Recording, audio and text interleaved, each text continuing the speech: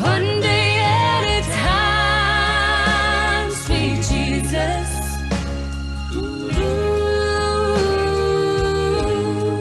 I'm only human. I'm just a woman. Help me believe what I could be and all that I am. Show me the stairway I have to climb. Lord, for my sake, teach me to take one day at a time.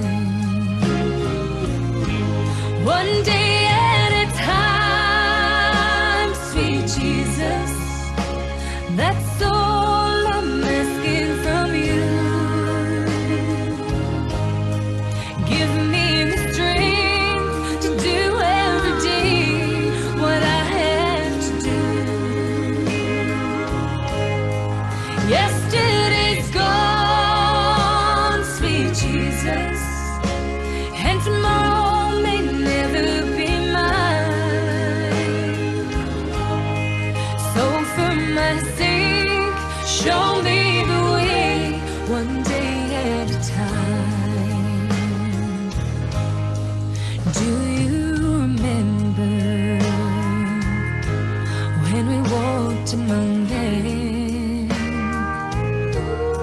Well, Jesus, you know, if you're looking below, it's worse now than then. Pushing and shoving, crowding my mind.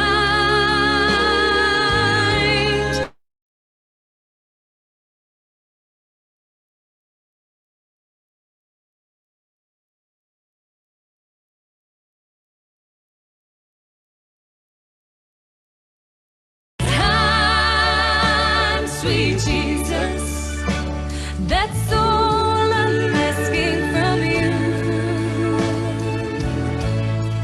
Give me the strength to do every day what I have to do. Yesterday's gone, sweet Jesus, and tomorrow may never be mine. So for my sake, show me the way, one day at a time.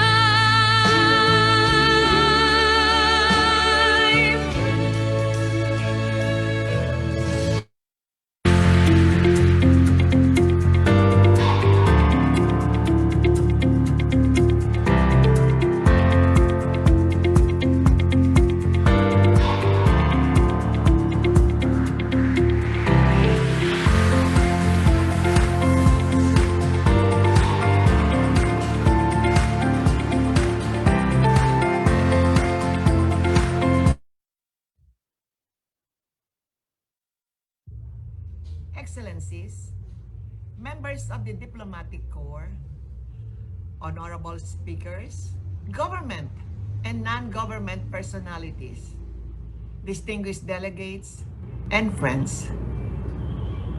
Talking to some friends yesterday, they confided the reasons in their joining this International Women's Summit. Excited to listen and learn from the expertise of the global women leaders, and also curious enough to know how their organizations and they themselves are addressing the challenges ahead, despite the setbacks brought on by this pandemic. We are living in a time which is full of uncertainties and challenges, demanding and requiring on refocusing our future plans. This is the very reason why we thought of hosting this 2021 International Women's Summit. We convened this summit as the Philippines is still reeling from the devastating impact of the two recent big typhoons. With the threat, more to come. To these disasters, along with this, in other parts of Asia and the Pacific region, and even in the United States, who were recently hit by the snowstorm, provided us the unique opportunity to draw our attention to the critical women's issues and concerns. Towards the development of innovative solutions under the International Women's Summit theme, Women Global Leaders Vision of Tomorrow, Challenges and Opportunities Amidst the Pandemic. Women now constitute at least 70% of the world's 1.3 absolute poor, who are more vulnerable to the negative effects of this pandemic, while we should also consider women's vulnerability can obscure the important fact that they are valuable, untapped resource. They have contributed to the creation of constantly evolving environment requiring radical changes, not only in the behavior of individuals, but also the organizations and institutions, especially our leaders, as vital players in creating innovations and proposing new ways of interventions with timely, relevant, and responsive action. We know the threat of this corona pandemic is not going to end soon. The present and emerging realities in this changing landscape need a well-crafted vision as to how we shall manage our realities. Inspired with Martin Luther King Jr. leadership advice to his people, which served as our guide in this event, he emphasized we should focus on these three leadership questions to have a clear view in addressing our action agenda. The first question, what have we done and where are we? The second, what have we done for others in alleviating human suffering and uplifting human dignity while rebuilding lives with compassion and love, which are what the world needs today. The third and last question is, where are we heading? We all have our own stories to tell, even our own history of possibilities. Now, harvesting the fruits of our labor are worth sharing.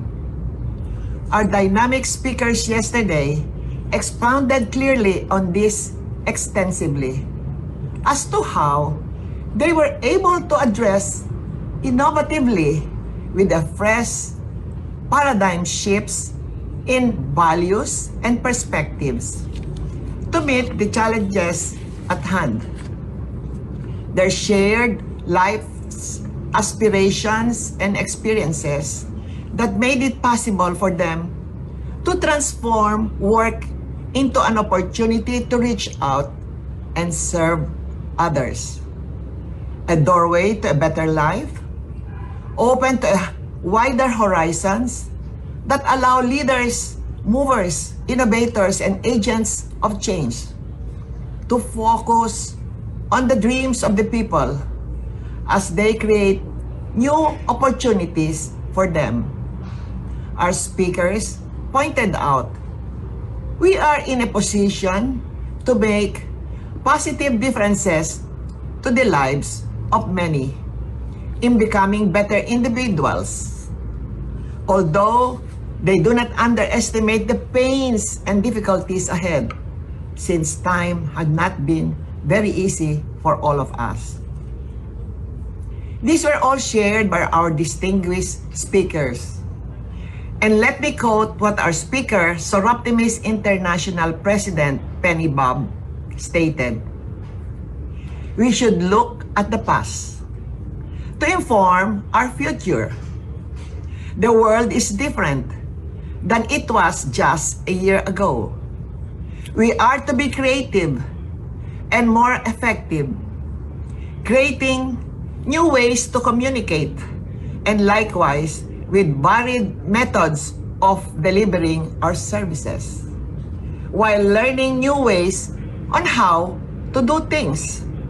We should not remain in the past, not even the recent past, and move on forward today and into our future. This afternoon, we have invited outstanding women leaders in their respective field of expertise to serve as resource speakers, to share their development perspectives, approaches, and experiences in relation to the United Nations Sustainable Development Goals on the topics assigned to them. By the end of this summit, we may be able to redefine our development strategies as we move on to make the difference in service to our respective organization and as partners in nation building. To our distinguished participants, your presence have enriched this International Women's Summit as a launching event in ushering the Women's March month-long celebration, because we believe the learning imparted to us and the experiences shared by our global leaders, our speakers, will help us craft our respective organizations' women's agenda. It will be our turn to speak out and be heard in the breakout rooms this afternoon. To the few brave men who came to join us, we wish to let you know this so-called struggle of women's empowerment can only be achieved if you, the men, fully realize our needs and agrees with us.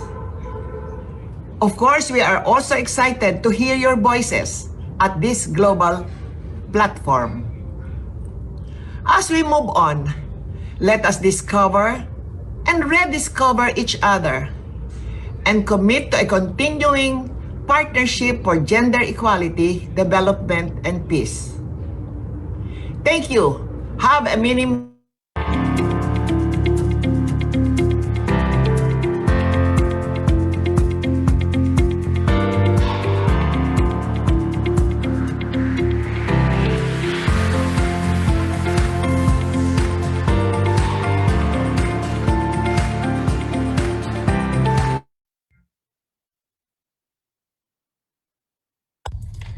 Dear heads of state, exceptional women leaders, policymakers, experts, colleagues, friends, ladies and gentlemen, a very good morning, good afternoon, and evening to all of you from Nairobi, Kenya.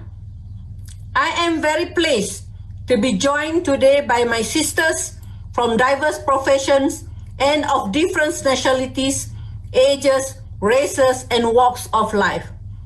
Thank you all for taking time to be with us at this very important event. Ladies and gentlemen, women's rights and gender equality are not mere slogans.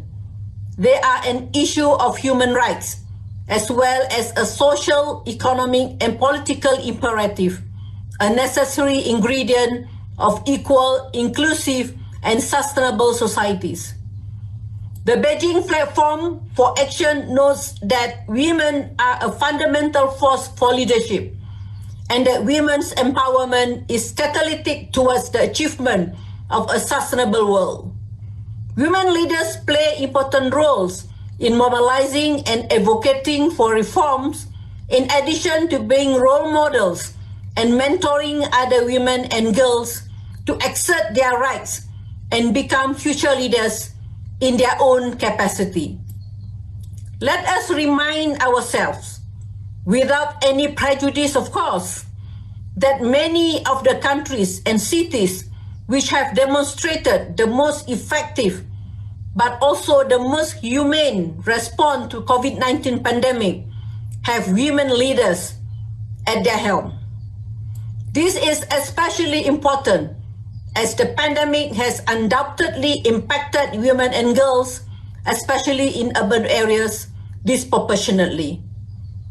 It has aggravated the exclusion and discrimination they suffer and exposed them to multiple social inequalities and a higher degree of marginalizations. As we aim for a just, fairer, and more inclusive post-pandemic world, let us work together, engaging with our peers and our networks to eliminate gender imbalances in decision-making, in policies, and in practice within our cities and communities. Allow me to highlight 3 key issues for your consideration. First, building inclusive cities means that the concerns of the most marginalized members of the community, such as women and girls, and especially women and girls with disabilities, as well as older women, are front and center of our strategies, policies, plans, and projects. UN Habitat supports this effort by providing policy guidance to city and community leaders, ensuring that we mainstream gender equality in the planning, design, and financing of sustainable urbanization. Second, realizing the Sustainable Development Goals and the new urban agenda requires that we collect, analyze, disseminate gender disaggregated data and report honestly and regularly how women are faring in their efforts. What we cannot measure, we cannot change. This is why the UN Habitat-led effort on developing a global urban monitoring framework for monitoring the SDGs and the new urban agenda at the local level insists on a gendered approach and lens. Third, in this decade of action, we are committed to mobilizing everyone everywhere. We are committed to scaling up collaborative partnership with women's organizations, especially those that work closely with communities. Through active participations of women's groups and individual women at the grassroots levels, women's and girls' human rights are enhanced and integrated as key components of all decision-making and governance processes. Dear friends and fellow leaders, as we celebrate International Women's Day on 8th of March, let us celebrate the resilience, strength, and determination of women and girls in our cities, communities, and all around the world. As women leaders, we can and must ensure we each leave a positive and lasting impact on the society and community, and most importantly, other women around us, and make a tangible contribution towards the attainment of gender equality. Let us join hands and work together to ensure no one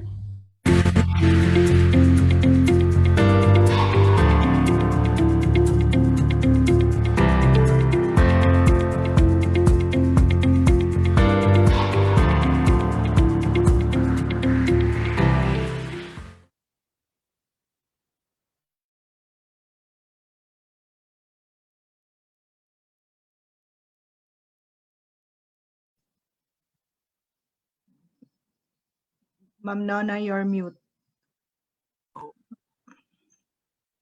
Okay. UN Habitat Executive Director Datu Maimuna Mod Sharif, we extend our appreciation and thanks to UN Habitat Advisory Council for Local Authorities, Mary Jane Ortega, for inviting you in our behalf to be our keynote speaker. We fully support your emphatic statement that women's rights and gender equality are not mere slogan. They are serious issues of human rights, as well as social, economic, and political imperatives that are necessary ingredients for equality and inclusive sustainable society, and that women's empowerment is catalytic towards the achievement of a sustainable world. Without prejudice, you also emphasize that many countries and cities which have demonstrated most effective and also with most humane response to COVID pandemic have women leaders. This was validated yesterday by former Health Secretary and Congresswoman Janet Garin when she stated the countries with women leaders have fared out well in this fight against COVID pandemic, like Taiwan, New Zealand, Germany, Iceland, Norway, Finland, and Denmark. These countries have suffered 6 times fewer confirmed deaths from COVID-19 than countries led by men. We are with you in your call for action to work together, mobilizing collaborative partnership in advocating policy guidance for gender equality, especially in eliminating multiple social inequalities among women and girls, which is considered a higher degree of marginalization.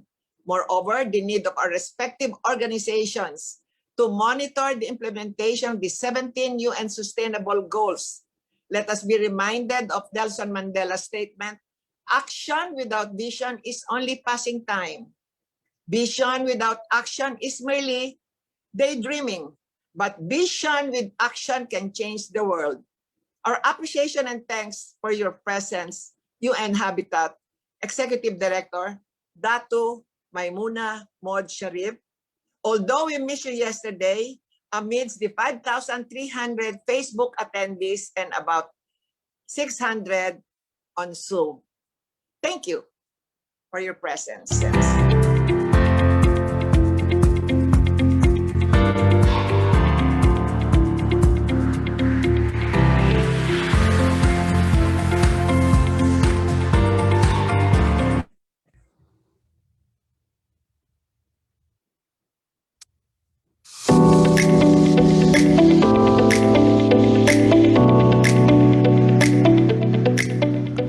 Magandang araw po sa ating lahat. A few days ago, a great milestone in Filipina empowerment once again made its way into the headlines. The Philippines retained its top spot in a global ranking that estimated the senior leadership roles held by women across 29 large economies. The survey, which is done annually by global consultancy firm Grant Thornton, showed that women held senior corporate positions have grown to 48% in 2020 from 43% in 2019 and more remarkably from 35% 10 years ago. At the Department of Agriculture, we likewise see women as critical catalysts in feeding a growing population and in ensuring the global competitiveness of our agribusiness. However, women's participation in the Philippine agri-fishery sector remains constrained. In Asia alone, women produce more than half of the food that is grown, contributing between 50% to 90% of work in rice fields alone. In the Philippines, women only make up 23% of the 10 million farmer workforce. The challenges that limit women's advancement in the sector are long-standing issues, such as lack of access to farm inputs, credit, market know-how, and land. The Philippine Commission on Women, or PCW, reported that 69% of certificates of land ownership agreements are named after men, while only 31% after women. The DA today has ongoing efforts to strengthen not only women participation, but also their leadership in the agri-fishery sector. Last year, we launched the Gender Equality and Social Inclusion, or GESI program, which institutionalizes the agency's goal of enabling all underrepresented sectors in society, persons with disability, indigenous peoples, and women to drive agricultural growth while giving them opportunities to independently achieve economic stability.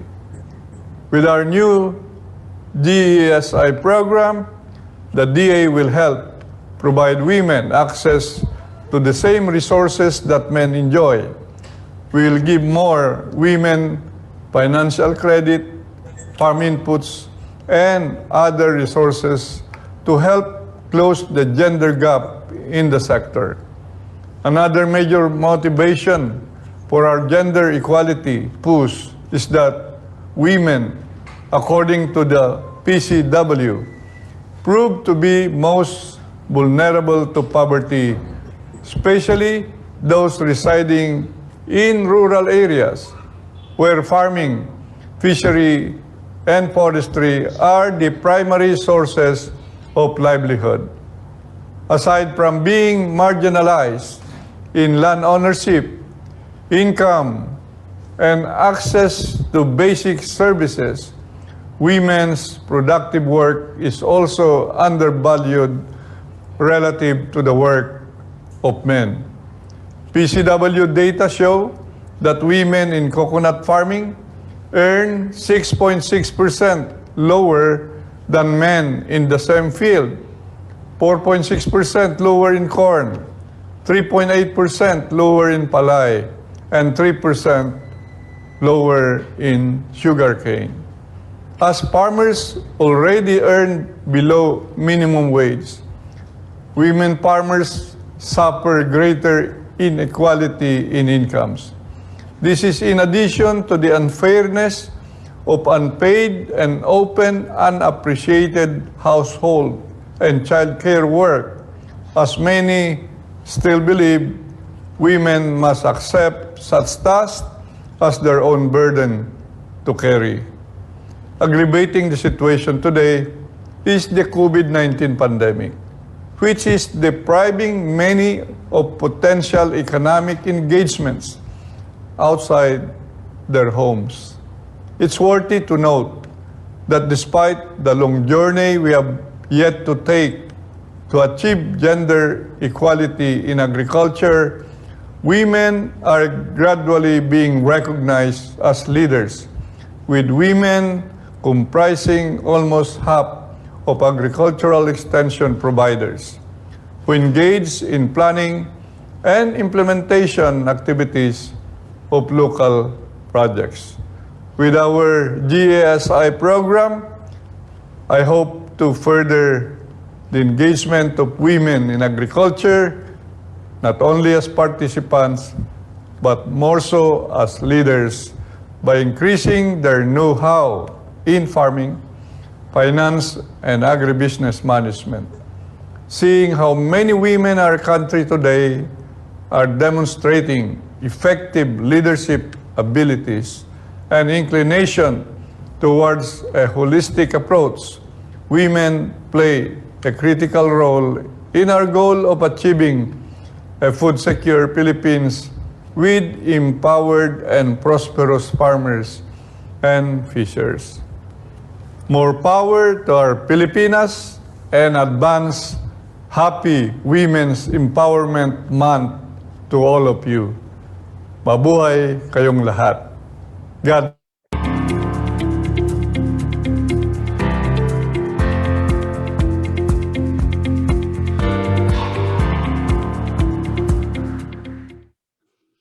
Honorable Agriculture Secretary William Dar, we wish to extend our great appreciation in your being with us. As the lone male distinguished speaker, as I expressed yesterday, amidst the 5,300 attendees on Facebook and about 600 on virtual Zoom, I addressed the brave men who came to join us and said, "We wish to let you know the so-called struggle for women's empowerment can only be achieved if the men fully realize our needs and agrees with us. And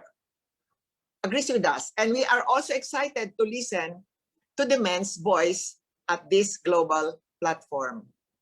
Honorable Secretary Dar, we have listened to your speeches in the different forums, of which the last one was at the JC TOEFL event. Impressed with your vision and action agenda, advocating for modernization and development in the countryside, using modern technology for our staple food, high-value crops, livestock, poultry, and fisheries, and especially finding ways to make small Filipino farmers and fishers more prosperous with the ultimate goal of doubling their income in 5 years. Yes, we are with you. The government cannot do this alone in putting food on the table for all. Without the concerted efforts and strong partnership with farmers, fisher folks, private sector, LGUs, academic and science community, and civil society organizations, including international funding agency, and of course, most important, the important role of women who owns more than half of the sky. We are elated with your report that Filipina empowerment has taken a great milestone again. Philippines retained its top spot position in the global ranking on senior leadership roles by women across 29 economies. And at the Department of Agriculture, women are seen as critical catalysts in feeding a growing population and ensuring global competitiveness in agribusiness. We admire your determination to provide the same opportunities and resources as that of men, not only strengthening women's participation, such as lack of access to farming technology, credit, market know-how, and land, to close the gender gap. Our deep appreciation for you joining us in this International Women's Summit. Your presence is our pride. Thank you, Honorable Secretary William Dar.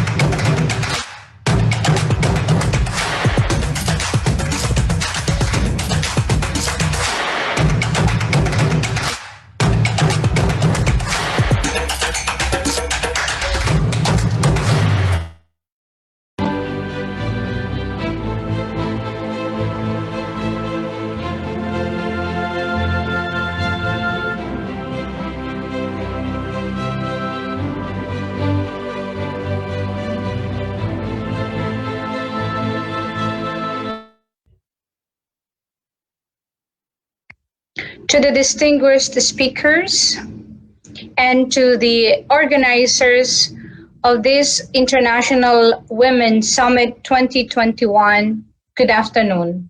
Dear participants, colleagues from the government sector and also from the private sector, learners and parents and stakeholders who are viewing us this afternoon and are actively participating, magandang hapon po. I'm pleased to share with you what the Department of Education and how we have been moving in support of girls and women, education of girls and women here in the Philippines. I have my slides with me, especially on that of women and girls education. So I'm Director Marge from the International Cooperation Office of the Department of Education Central Office. When we talk of women and girls education, we don't only talk of who these girls are or who these women are. With quality education, women and girls break the vicious cycle and shape the world according to their aspirations. They can make informed choices, improve the lives of their families and communities, and promote health and welfare of the next generation. According to UNESCO's statistics, there are around 132 million girls who are out of school. Of the 132 million girls that are out of school at this point of the pandemic, that includes 34.3 million of primary school age, 30 million of lower secondary school age, 67.4 million of upper secondary school age.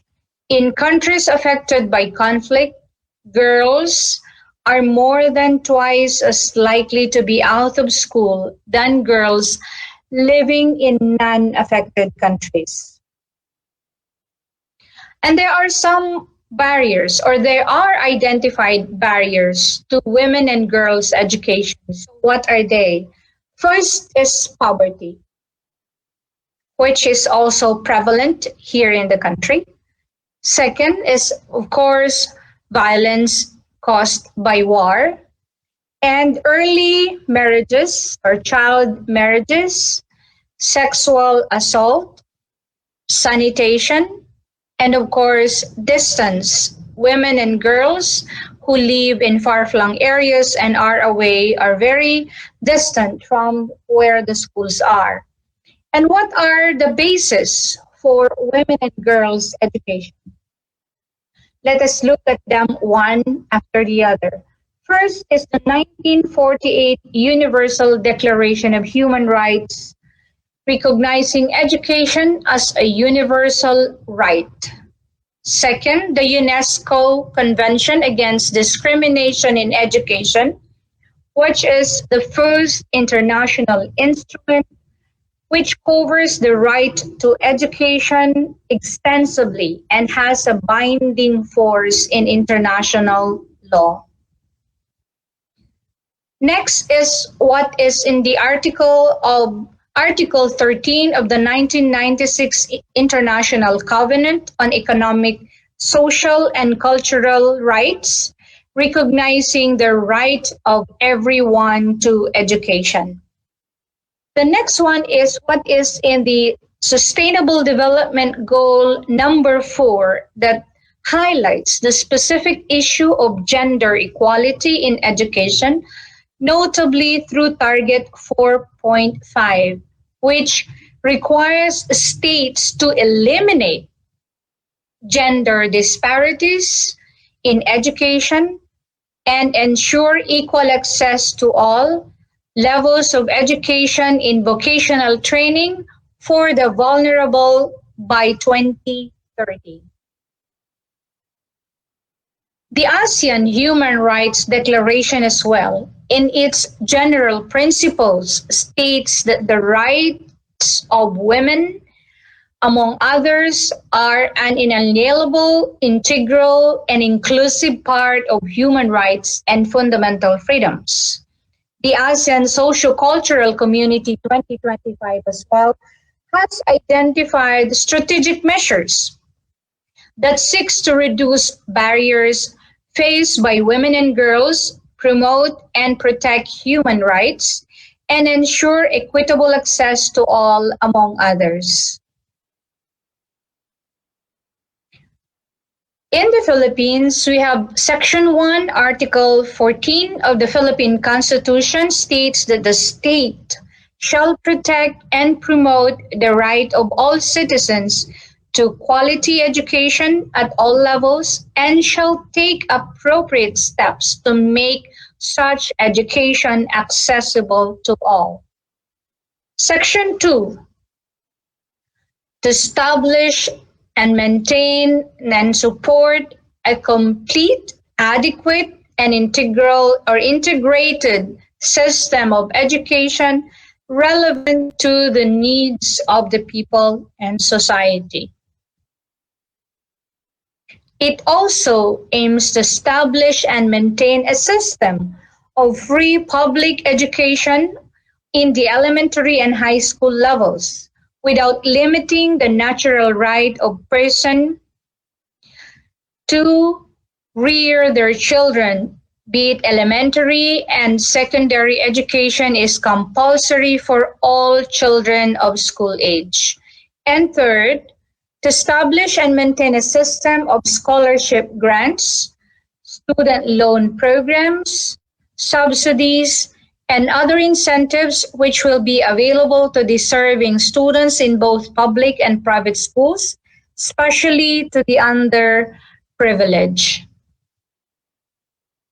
Fourth, encourage non-formal, informal, and indigenous learning systems as well as self-learning, independent, and out-of-school study programs, particularly those that respond to community needs, and last, to provide adult citizens, the disabled, and out-of-school youth with trainings in civics, vocational, efficiency, and other skills.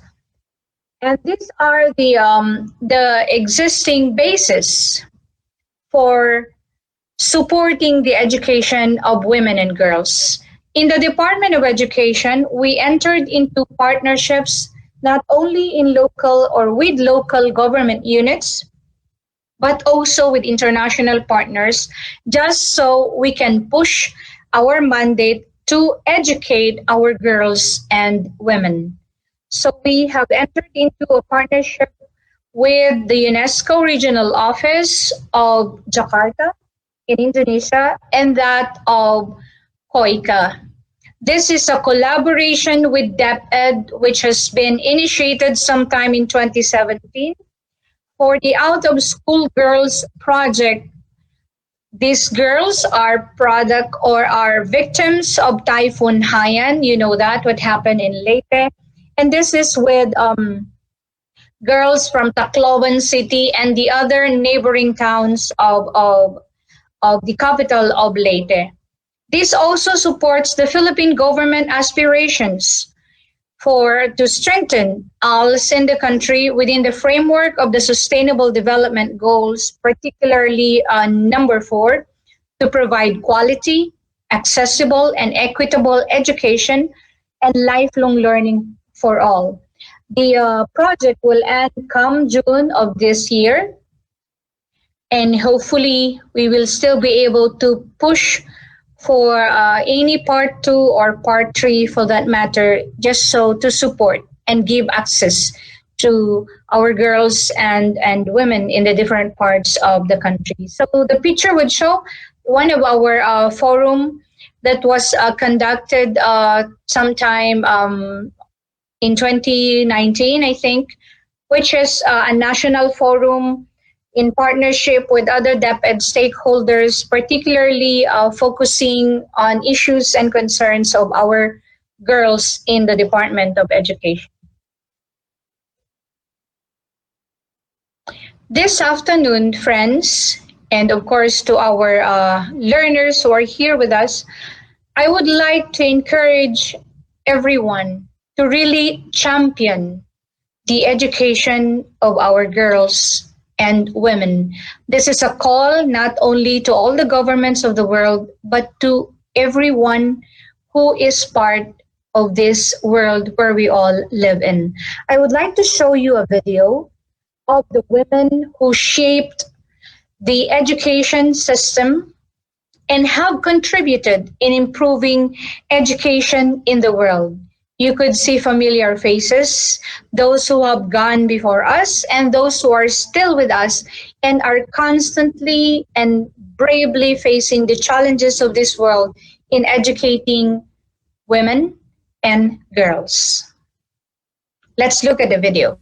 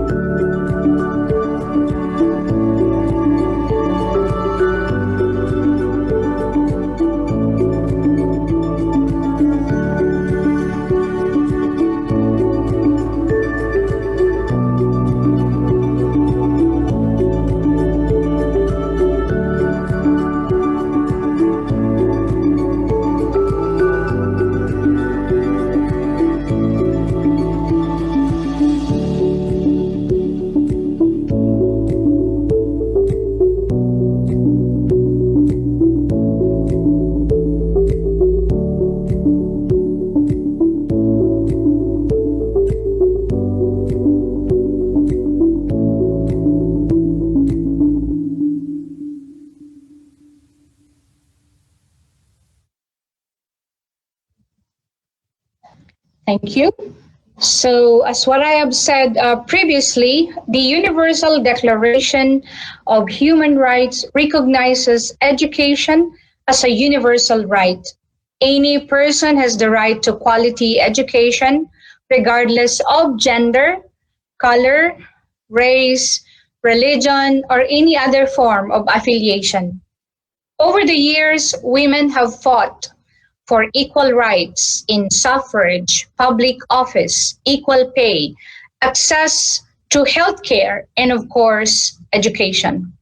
Women have gradually grown from their usual role as caregiver of the family to someone with educational background and a growing and promising career.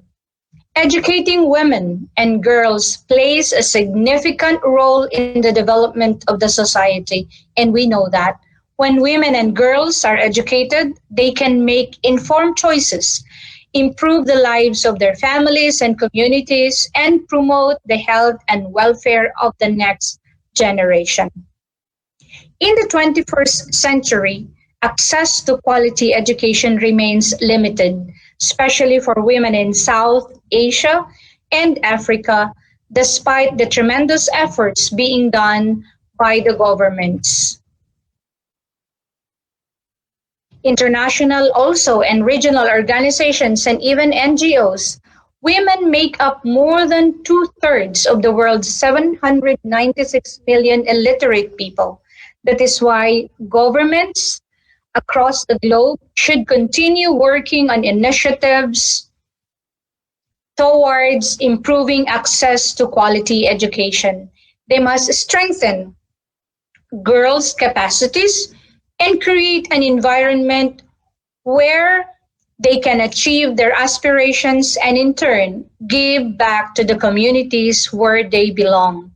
Empowering women and girls means empowering the entire society. It is through education, dear friends and colleagues in the education sector, that we can eliminate the existing inequalities and violence across the globe. It can also be a foundation for lasting peace and sustainable development. It is now more than ever that we need to establish educational systems that are free of negative gender norms and stereotypes. Equitable educational systems are not only beneficial for women, it also benefits men because it enables everyone to develop life skills that our young people need to succeed in life. In the Department of Education, we strive to make quality education accessible for all. Through the International Cooperation Office, we gather international partnerships and collaborations aimed at capacitating our learners, our educators, especially at this time of the pandemic. Our main priority is to equip students and teachers with skills and knowledge that will enable them to cope with this rapidly changing world. Friends, before I end my session this afternoon, I would like to remind everyone that when you educate a woman, when you educate a girl, you educate an entire generation.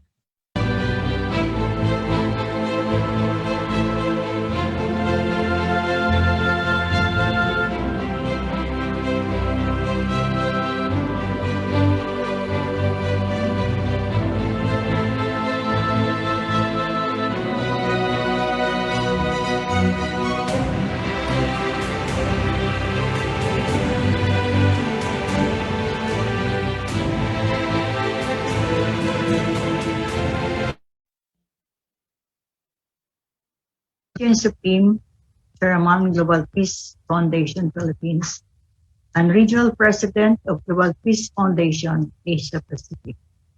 Mr. Aldrin Ituma, Director, Global Peace Foundation Philippines, Dr. Nona Ricafort, Over-all Convenor, Advisor of Global Peace Foundation Philippines, and member of the International Leadership Council of Global Peace Women International, and chairperson of Global Peace Women Philippines. Ms. Teresita Gonzalez, President, National Council of Women of the Philippines.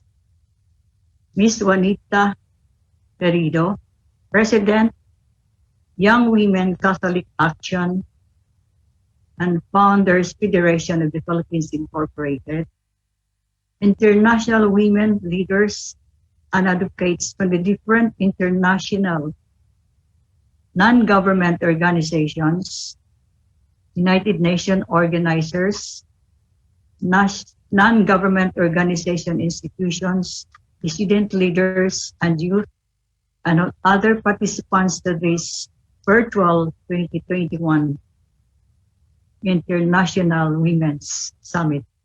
Greetings of love and peace. In 2015, the 193 member states of the United Nations officially adopted the historic 2030 Agenda for Sustainable Development with 17 Sustainable Development Goals.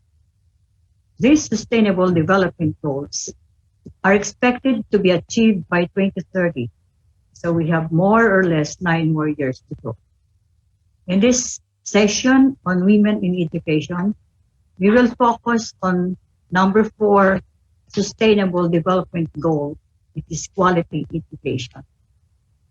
Quality education is a pedagogically and developmentally sound education that educates the learners in becoming an active and productive members of society. It is the kind of education that provides the outcomes needed for individuals, communities, and societies to prosper. But how can we provide quality education during this pandemic? When due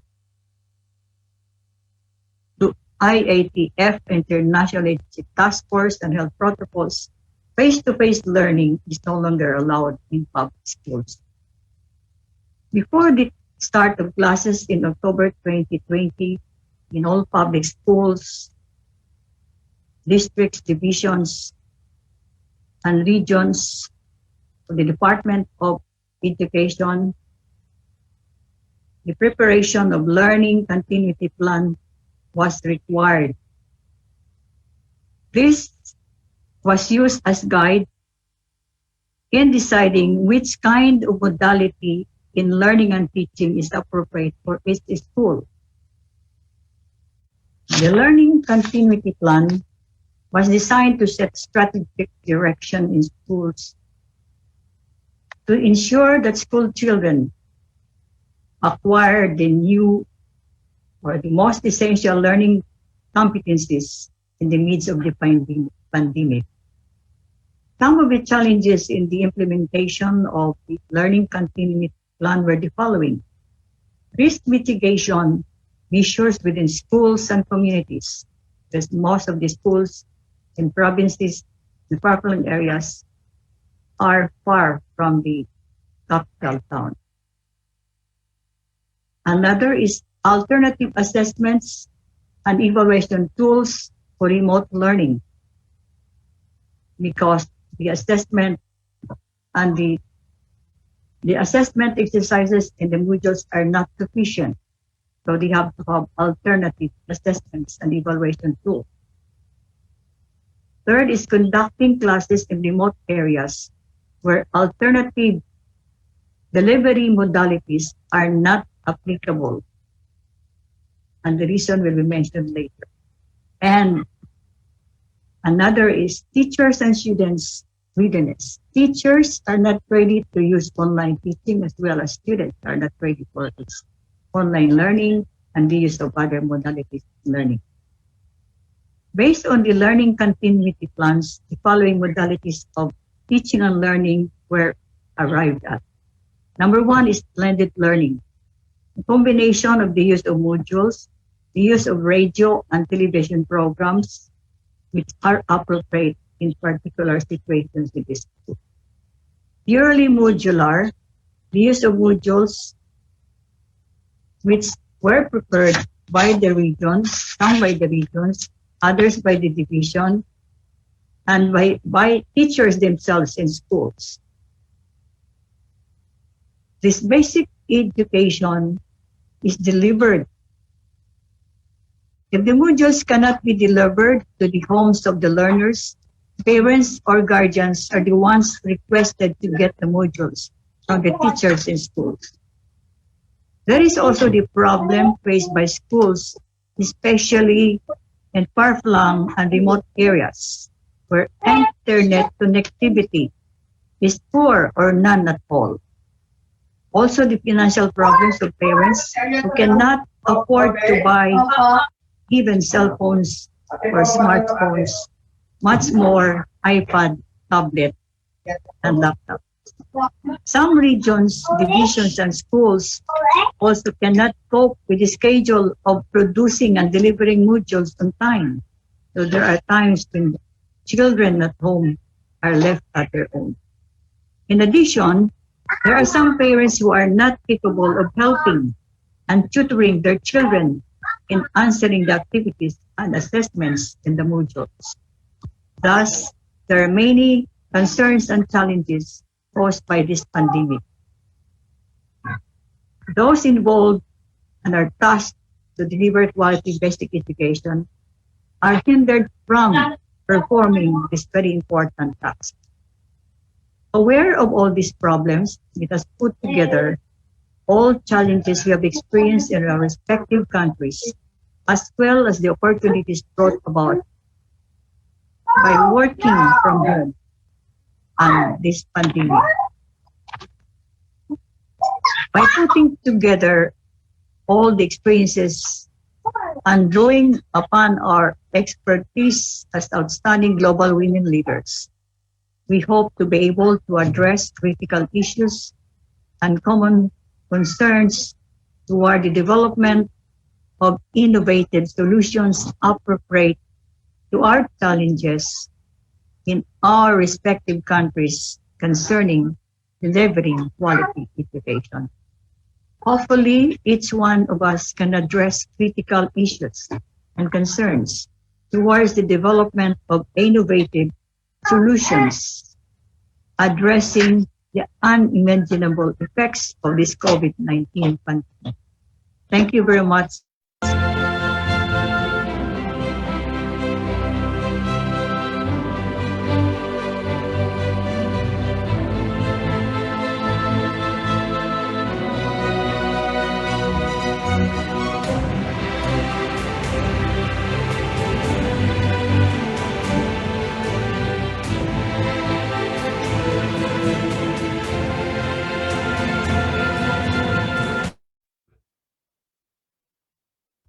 Magandang araw po sa inyong lahat. My name is Attorney Mia Castro. I'm with the Consuelo Zobel Alger Foundation. Binabati ko po kayong lahat. Thank you for all, and thank you and welcome to all of our participants in today's Women's Summit. And congratulations once again to Global Peace Foundation, our partner, for once again gathering a lot of young people talking about these very important matters. My topic would be about safe spaces for women. And this is such a nice topic, and I would like to thank you for inviting us to share some of our perspectives on this. So una sa lahat, sino po ba yung Consuelo Foundation? We are a private organization here in the Philippines and also present in Hawaii, founded by our benefactors, Dona Consuelo Zobel de Ayala Alger. So we have a lot of programs in the country on the prevention of child abuse and also intervention on behalf of survivors of child abuse, neglect, and exploitation. And of course, palaging kasama dyan yung ating mga programa, ating mga advocacies para sa mga women and girls. So today, we're here to talk about safe spaces for women. So first is, what do we mean when we talk about safe space? You know, this is a very common phrase already. when we say this is a safe space, or how do we create safe spaces for children and women. So maraming mga iba-ibang definition dyan. But basically, it is just a concept or a state of being or a place where violence, harassment, hatred, or discrimination are not tolerated. And of course, that really applies to women. Bakit natin masasabi na may mga ganong konsepto ng safe spaces for women? This is because, historically, women have been marginalized. We all know that in the history, di ba, ng mga iba't ibang mga bansa sa iba't ibang parte ng mundo, madalas, hindi pantay ang pagtingin sa mga kababaihan. Kailan lang yung iba, hanggang recently lang nagkaroon ng mga right to vote ang mga women sa mga ibang bansa. Very recent lang din na pinapayagan yung mga women na magmaneho, yung mga things like that. So historically, we know that men were always viewed in society to be, like the stronger sex, and they had many things they had many privileges that only later on were being granted to women. So because of that, there is marginalization. And kapag marginalized ang isang sektor, syempre, kailangan nito ng mas karagdagang protection, gaya rin ng mga kabataan. So, ano ibig dating sabihin ng safe spaces for women? So, definitely, ibig sabihin nito ay we want to make sure that women, wherever they go, feel free and feel protected from violence, from harassment, from discrimination, from hatred. And how will we do this? Siguro yung tanong dyan, posible ba ito? Or isa lang ba itong panaginip? And the answer to that is, of course, this is posible. In fact, these are tenets, or these are very, very guaranteed rights sa lahat ng women saan mang parte ng mundo. As early as 1979, there was a UN convention on this. It's called the UN CEDAW, or UN Convention on the Elimination of All Forms of Discrimination Against Women. We have the Magna Carta for Women. This is a national law applicable sa lahat dito sa Philippines, where precisely the principles and the provisions in the UN Convention that I mentioned earlier are embodied. What it means to have safe spaces for women, where that comes from, and this is really from the rights of women as equals to be protected from discrimination, protected from violence, protected from any form of harassment. And we have so many laws that guarantee this, global, international, national laws. And still, there are numerous cases of domestic violence, numerous cases of sex trafficking of women, numerous cases of harassment of women, or discrimination sa mga kababaihan. Nandiyan pa rin yan. Yes. What can I do? What can we do? Especially our listeners today, most of you, I think, are young people or young adults, and I'm sure you are so much more aware about these things. But at the same time, you're wondering, what can I do? Diba? Okay, so I listed 5 things that I suggest are practical things that you can do. Number 1, know your rights. Pangalawa, use this knowledge, use this information of what we are entitled to, use the knowledge of our rights to empower ourselves. I always tell, young people, children especially, that the best way to protect ourselves from any kind of abuse, any kind of, violence, is to be aware that these things happen, and to be aware that we are worthy, we are important, that we have the right to not, tolerate, the right to be protected from any form of abuse, violence, exploitation, whether physical, emotional, and all these things. Okay, pangatlo, what we can also do is to advocate and educate, no? So if we feel empowered, we also should feel free to be open and to voice out our opinion, especially if we did naman our reading or research, we know that may mga ganitong laws na verbal bastos law, we need to influence people, especially those in our circle.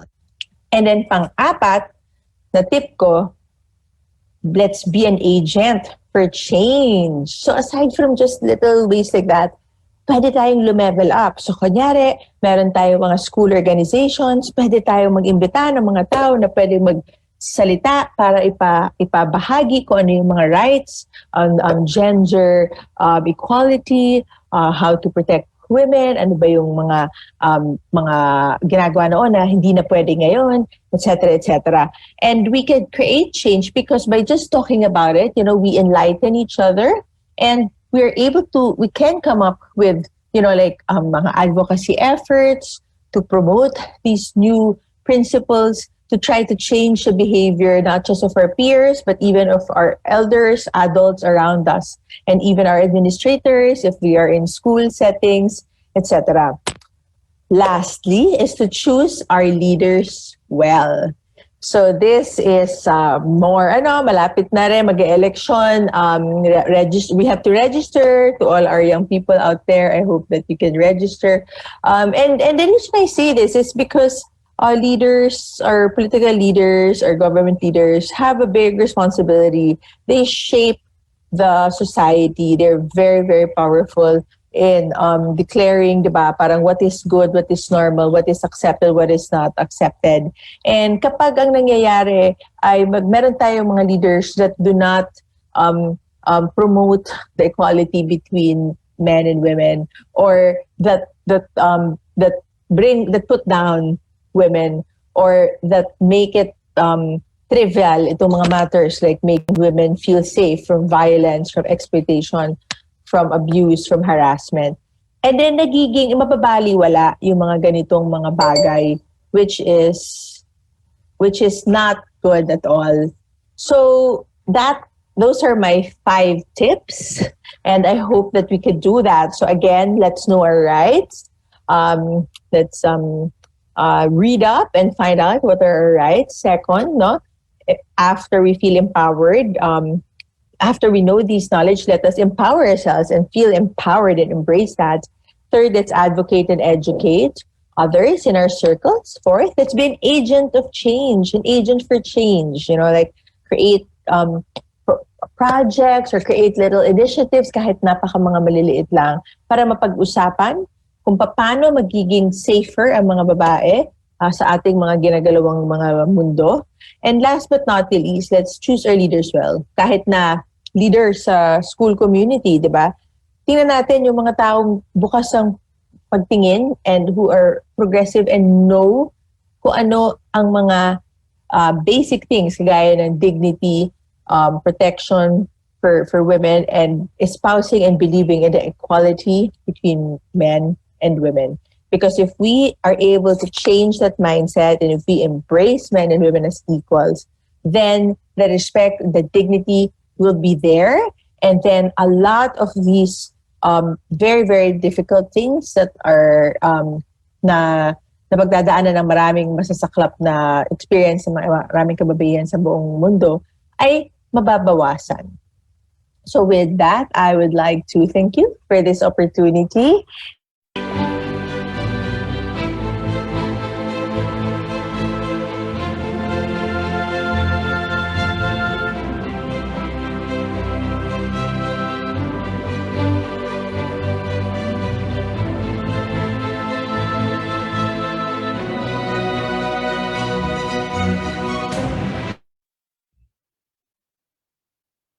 And security, and creating safe spaces for them triggers varied emotions.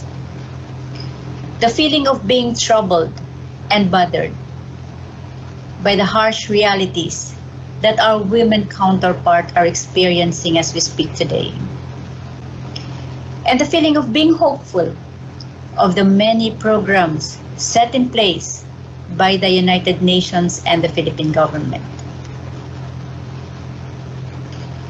Are women really vulnerable to abuse? Let's look at history. Where and in what life situation are women most affected or abused? According to this documentary, it is during armed conflicts that women are severely affected. In fact, they are often targeted directly. All over the world, most of those who have left their homes are women, and they have to bring their children with them.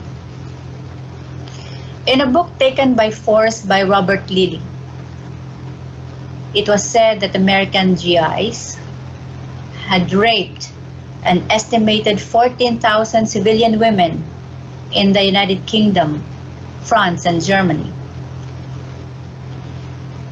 The Japanese army forced some 200,000 women into sexual slavery during World War II. And in the Philippines, they were known as comfort women. United Nations Human Rights once asked, is rape really a matter for the United Nations? The Security Council has answered a resounding yes, because sexual violence is a violence against human rights. Worse, rape was and is a weapon of war. Women and children, girls, for example, are targeted by the use of sexual violence with the mean tactic of humiliating, dominating, instilling fear, and forcibly relocating civilian members of the community or ethnic group. In the recent years, countries with alarming prevalence of rape are Balkans, Liberia, Sierra Leone, Sudan, Colombia, Burma, Iraq, Syria, and on Yazidi women. Democratic Republic of Congo is arguably the epicenter of sexual violence, with 40 incidents of rape reported daily. In South Kivu, out of 1,600 women interviewed, 92% of them said they have experienced sexual abuse. So where and in what life situation are women most affected or abused aside from war? Intimate partner violence and sexual violence, according to WHO in November 2017. They have reported 1 in 3 women worldwide have experienced either physical or sexual intimate partner violence or non-partner sexual violence in their lifetime. When we speak of non-partner sexual violence, we mean of random men committing sexual abuse or molesting women.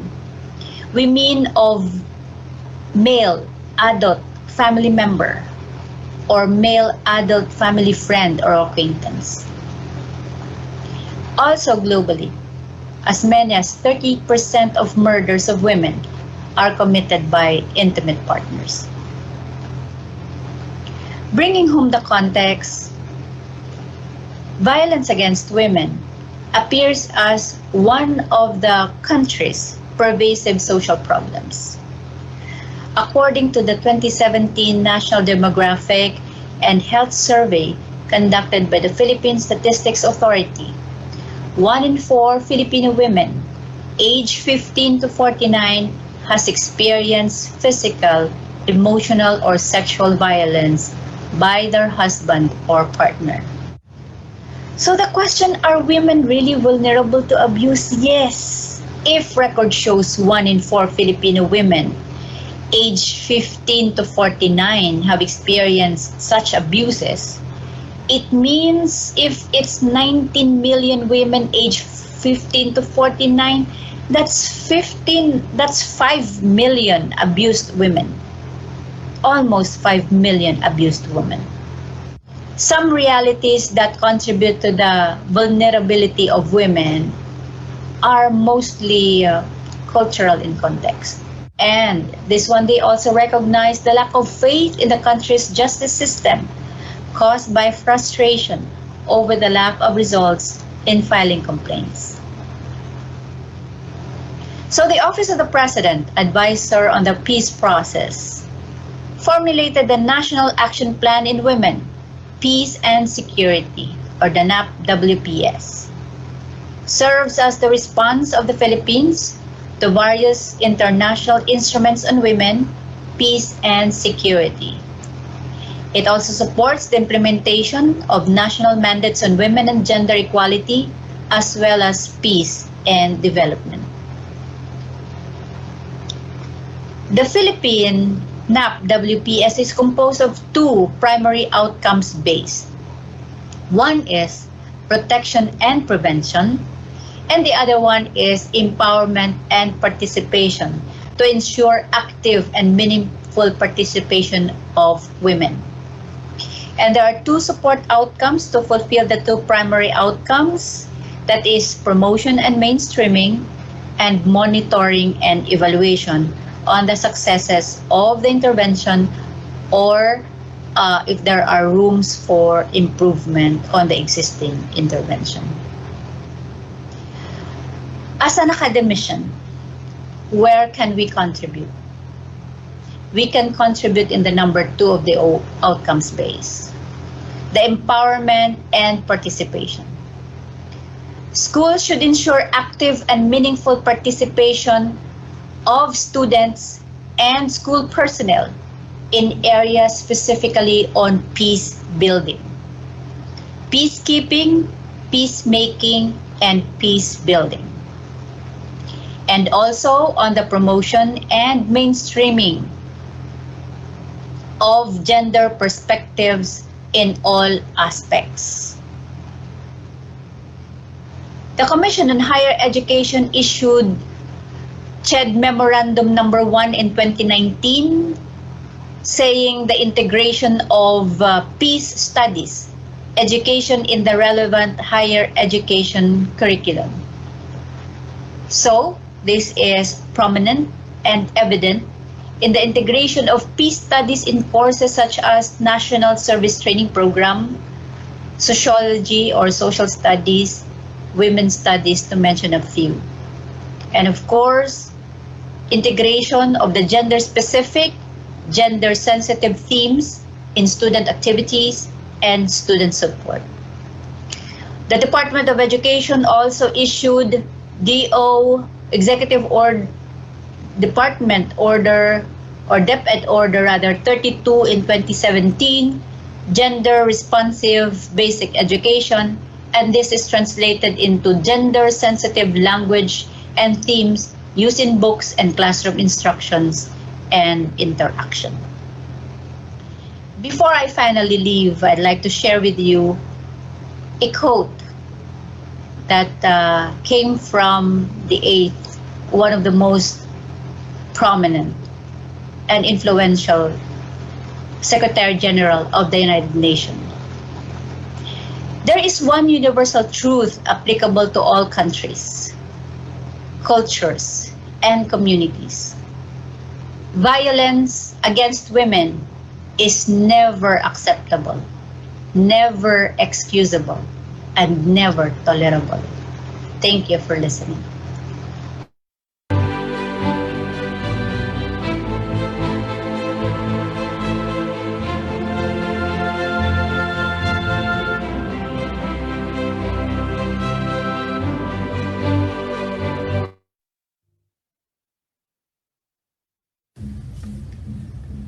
Happy International Women's Month again.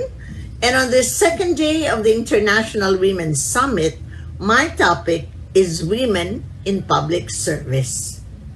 I used to say, be a politician? Never. But as the saying goes, never say never. My husband, being the eldest in a family of politicians and also a lawyer, was expected to follow the footsteps of his father and grandfather. But we agreed that only one in our nuclear family would enter the world of politics. However, in 1998, I was a last-minute substitute for mayor of the city of San Fernando, and this was about the month of February for the May elections. On my election day, I spoke of my vision for our city. Soon after, I was invited by the Deutsche Stiftung und Entwicklung to attend a 2-week seminar in Berlin, Germany, and our team was headed by the late Senator Aquilino Nene Pimentel. The first thing that I learned was that the vision of a city should not be made by only one person. It should be crafted and adopted by all the stakeholders of the city. And so when I came back, I ate humble pie. I called a meeting of the representatives of our stakeholders, and we came out with our vision, our mission, our strategy, and our goals. I'm sharing with you a copy of a PowerPoint presentation that tells you and gives you an idea of what we, not I, envisioned our city to be. To be a botanical garden city, because we had a 20-hectare botanical garden, which was a symbol of our commitment to the environment, for clean air, clean water, zero waste management. And we wanted to have a healthy city, not only physically, but emotionally and spiritually, and a springboard for regional progress. Our strategy was to develop a culture for quality life and work, bawal ang tamad, for skills, for jobs, magaling at mahusay, a magnet for economic investments. We came up with a credo because we studied that corporations that lasted for more than a century followed a credo, and we stated our commitment to our responsibility to our stakeholders, to our workers, to our management, our community, our country, our global community, and our Creator.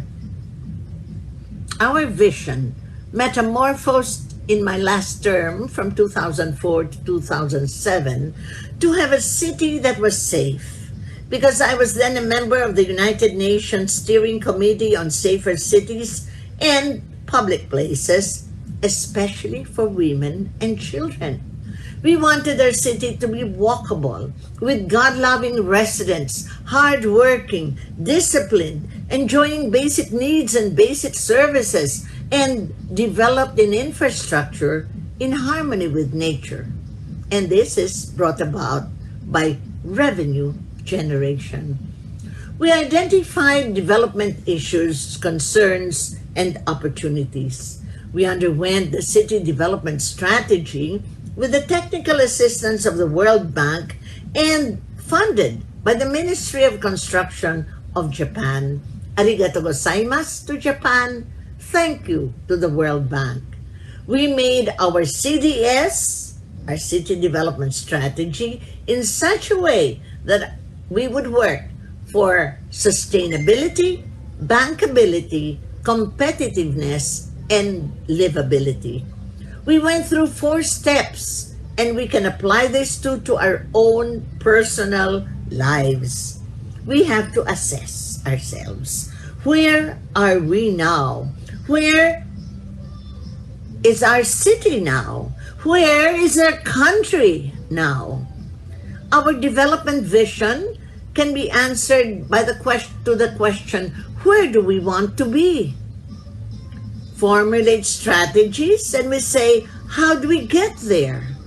And we have to come up with priorities and programs and projects. What actions need to be taken? We have to come up with a total package, implement, review, monitor, and we have to deepen our ownership and our commitment to this.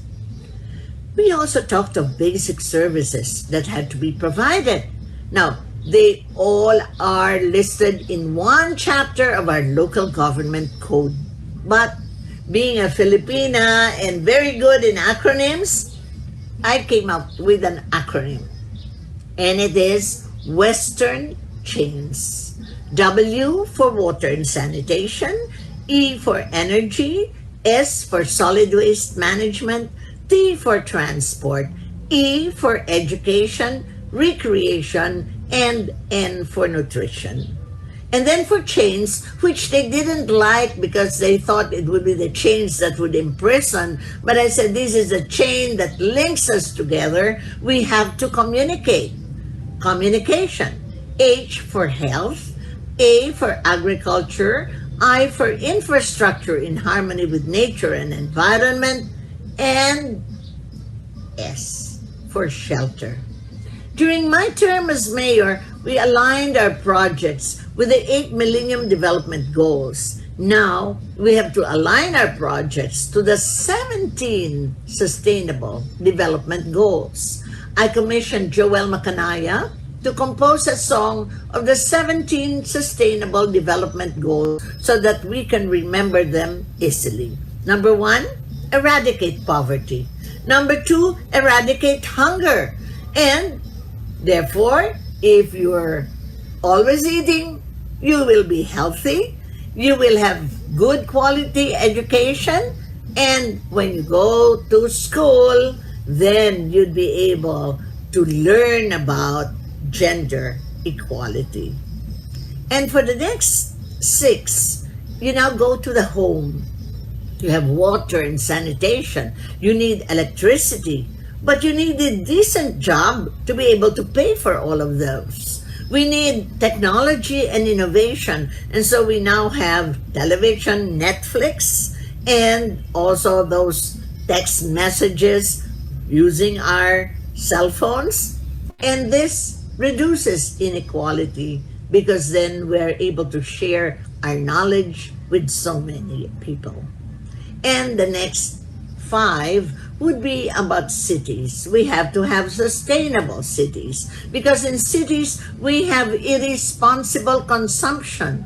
We have a lot of garbage. So we have to learn to reuse, reduce, recycle. And all of these problems contribute to climate change.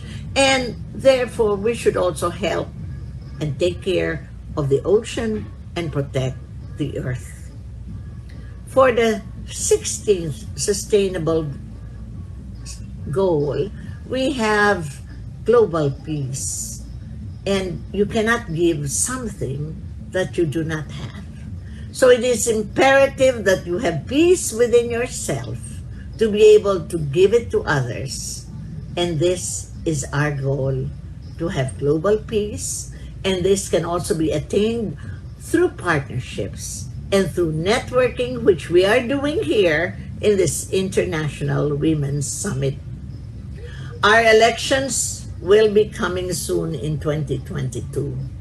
Let us elect public servants who will push for the 17 Sustainable Development Goals. Let us elect not only men, but also women who are capable and who are leaders and managers who hold the tenets of democracy in their hearts and minds, who will safeguard families and the development of its citizens, who will help the schools to educate our children so that they develop not only their intelligence quotient, which, by the way, we are now the laggards in Asia as far as education is concerned. So let us wake up and help our schools to do this. We should also encourage our children to develop their emotional quotient, to be able to be sociable and not to just be holding their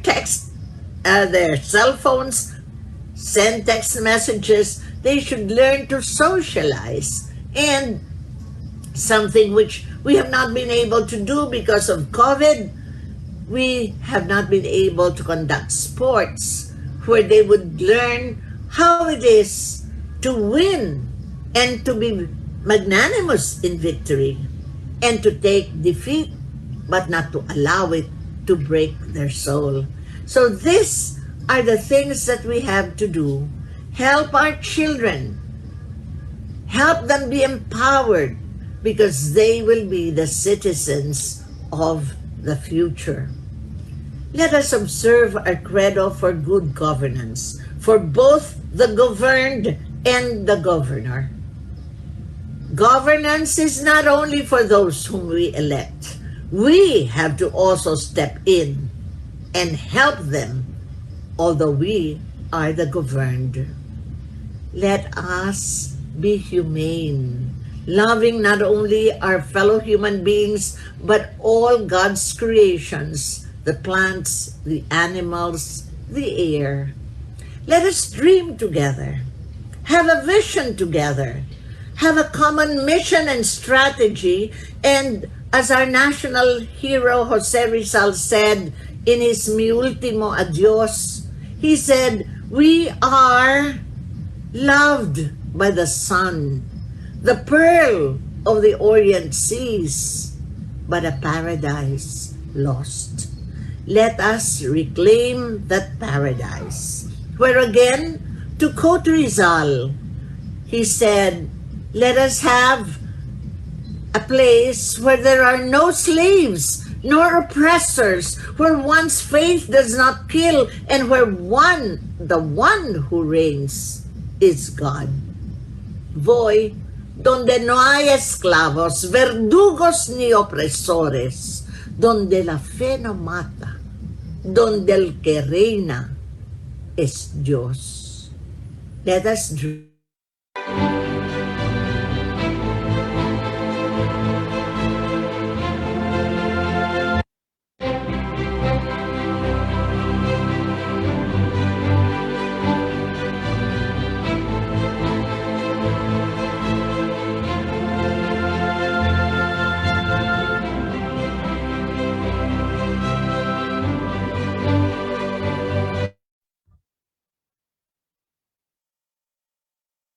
Assalamualaikum warahmatullahi wabarakatuh. Bismillahirrahmanirrahim.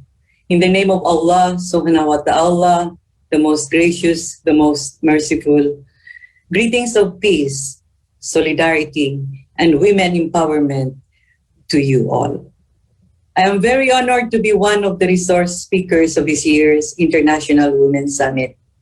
I would like to extend my sincere appreciation and gratitude to the hardworking organizers of the significant virtual event to celebrate women's strength, leadership, and power, and make meaningful change and development across the globe, particularly the dynamic woman at its helm, Dr. Nona Ricafort. Allow me to begin my speech by citing some timely and valuable reports highlighting the roles and undertakings of women undergoing current challenges and bottlenecks across various development sectors in our society. As a woman, I believe that we should always consider relevant facts and figures to concretize and pursue development efforts and advocacies in our organizations and communities. As we all know, the emergence of the COVID-19 pandemic have abruptly changed the world.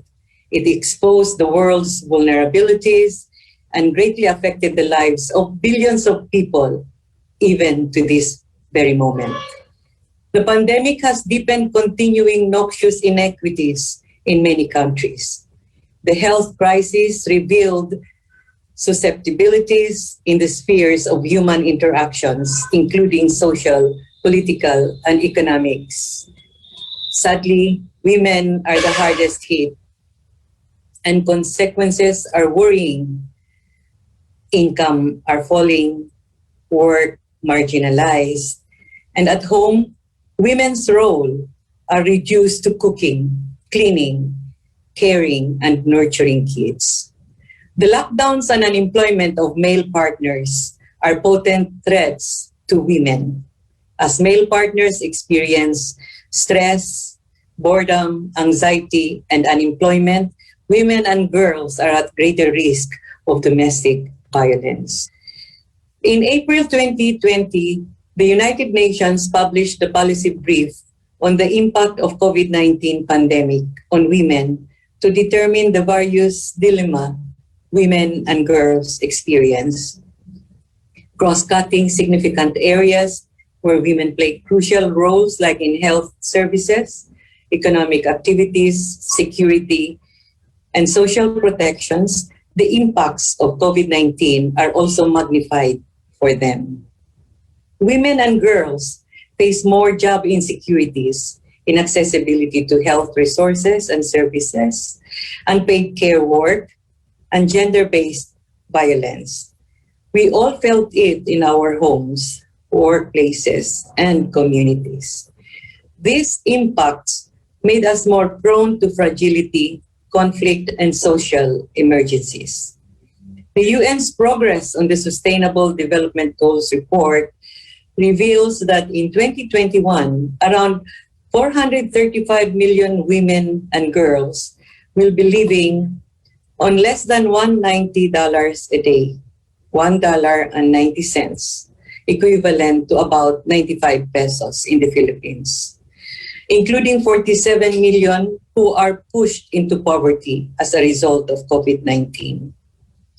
On the goal for good health and well-being, 72% of women are reported as infected healthcare workers. On gender equality, an estimated 243 million women and girls aged 15 to 49 were subjected to sexual and physical violence by an intimate partner in 2020. On quality education, more than 11 million girls from primary school to tertiary education are at risk of not returning to school. On decent work and economic growth, nearly 72% of domestic workers, most of whom are women, have suffered job losses or reduced working hours. On industry, innovations, infrastructure, women are more likely than men to be engaged in vulnerable employment and are more at risk of losing their jobs and their livelihoods. The COVID-19 has immensely paralyzed the Philippine tourism, trade, remittances, and the overall socio-economic impacts, which resulted in a considerable plunge in economic growth rate never before experienced in the last 3 decades. The overseas Filipino workers, which includes a multitude of women, are also severely hit by the COVID-19 pandemic. Approximately 85,000 OFWs returned to the Philippines. Another 300,000 workers are rendered jobless. The micro, small, and medium enterprises, where most owners are women, have been adversely affected likewise, particularly in the manufacturing and retailing subsectors. In Mindanao, the southern part of the Philippines, where most Muslim women like me live, we have personally witnessed the daily struggle and dependence of household women on the government's social support package to sustain their families' basic needs, a very painful and heartbreaking reality on the ground that reports and studies seldom capture. The United Nations says that to rectify the intensified inequalities and iniquities women face during this pandemic and build a more just, humane, and resilient world, there are 3 encompassing priorities that governments, civil societies, and critical players should prioritize. First, we must ensure women's equitable representation in all COVID-19 response planning and decision-making. For countries worldwide to collectively surpass and for women to mainly thrive amidst this pandemic, women must be allowed to speak, to listen, and participate in various economic planning and emergency response initiatives. Women and women organizations must be consulted both in the planning and decision-making stages, of any COVID-19 strategies to demonstrate equality and equity of the community's intervention process. Second, we must drive transformative change for equity by addressing the care economy, paid and unpaid. No matter where women are in the world, a woman who is part of the healthcare economy ensures better prioritization of welfare through just and appropriate compensation and incentive package for everyone, from teachers to nurses, local health volunteers to medical doctors. Women will never be in the backseat in terms of expertise and commitment to care for the infected, to ending the pandemic on a global scale. Acknowledging the women in the profession, dedication, and the risks that they have to face can be demonstrated in comprehensive, equitable, and sustainable compensation systems and programs. The restrictive gender norms and inequalities have no place to exist, for now more than ever, women health workers are foundational to the daily survival of many communities and economies worldwide. Lastly, we must target women and girls in all efforts to address the socioeconomic impacts of COVID-19. We have to remind our leaders to integrate gender-sensitive paradigms in crafting fiscal stimulus packages and social assistance programs to attain greater equality, opportunities, and social services protection that are accessible to all, particularly for the women. Thus, the need for more laws to be legislated to address women issues is relevant. There is difficulty developing jobs and opportunities for women as we are still fighting to overcome our current situation. However, where we are and what we have now offered us time to innovate, work for breakthroughs, and pursue strategies that allow us to survive and thrive. Albeit faced with limited resources, women's resourcefulness will ever be abundant. Finally, as we celebrate today the passion and the strength of every loving, hardworking, and strong woman in this International Women's Summit, I would like to salute women all over the world who, although hardest hit by the pandemic, still do not feel handicapped, worthless, or less human. They remain capable and able to ignite the transformative changes in their respective households and communities. The pandemic made us realize that we are not just the spine that supports our households, our families. We are also the backbone of recovery in our countries. We have immeasurable power and potentials to bounce back and bring our country to a better one than before.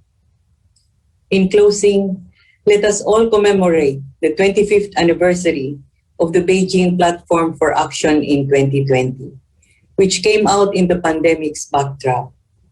The Accord and COVID-19 pandemic simultaneously affected our lives, while the former offered bolder, contemplative, and realistic goals and actions for every woman, the latter tried to keep us in our homes and limit us to traditional roles. The pandemic, however, failed to put us women down, for we have emerged stronger and wiser than ever. We can, and we will always make a difference in this world.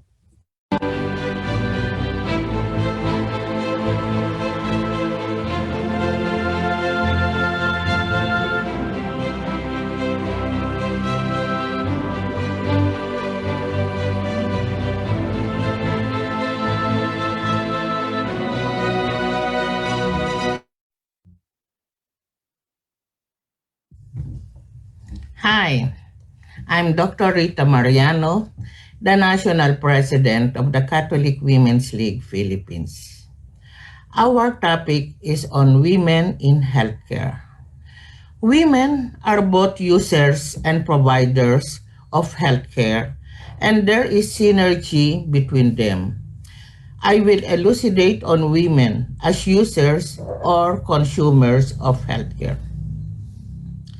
We envision a virtuous cycle that builds on the premise that women who are healthy throughout their lives experience gender equality and are enabled, empowered, and valued in their societies, are well prepared to achieve their potentials and make substantial contributions to their own health and well-being, to that of their families and communities, and ultimately to sustainable development.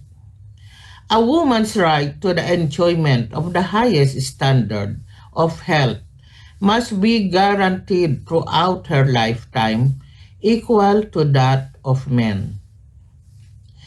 Each phase of life has age-specific and gender-specific health risks, needing different interventions to reduce morbidity and promote survival. The early years, fetal, infant, and child stages, are pivotal periods during which people receive several social, biological, and behavioral imprints that affect vulnerability throughout childhood, the reproductive years, and later in life.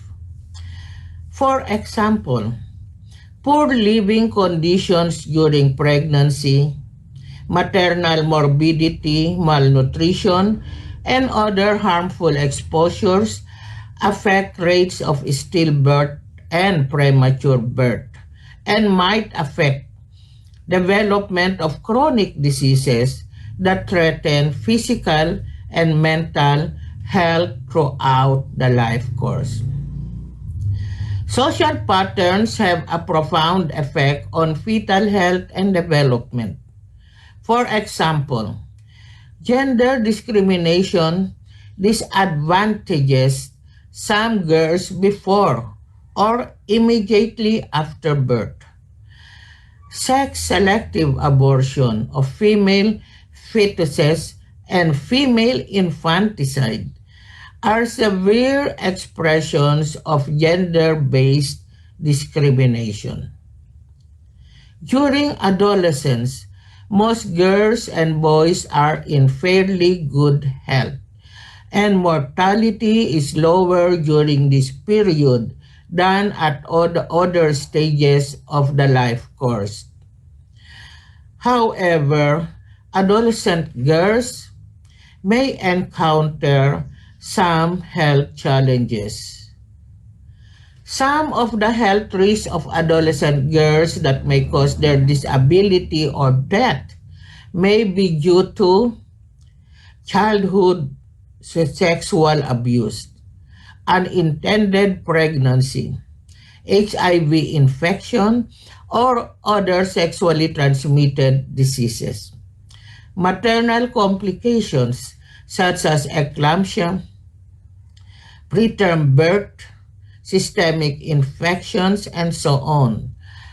Iron deficiency anemia, intimate partner violence or domestic violence, alcohol use, major depressive disorders, including self-harm and anxiety.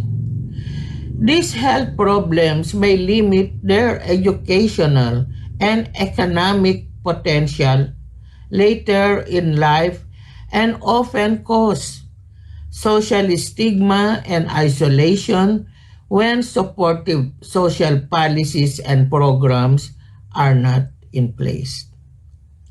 Many of the harmful behaviors and risk factors that contribute to development of chronic debilitating diseases such as tobacco, alcohol, and substance abuse begin and become patterned during adolescence.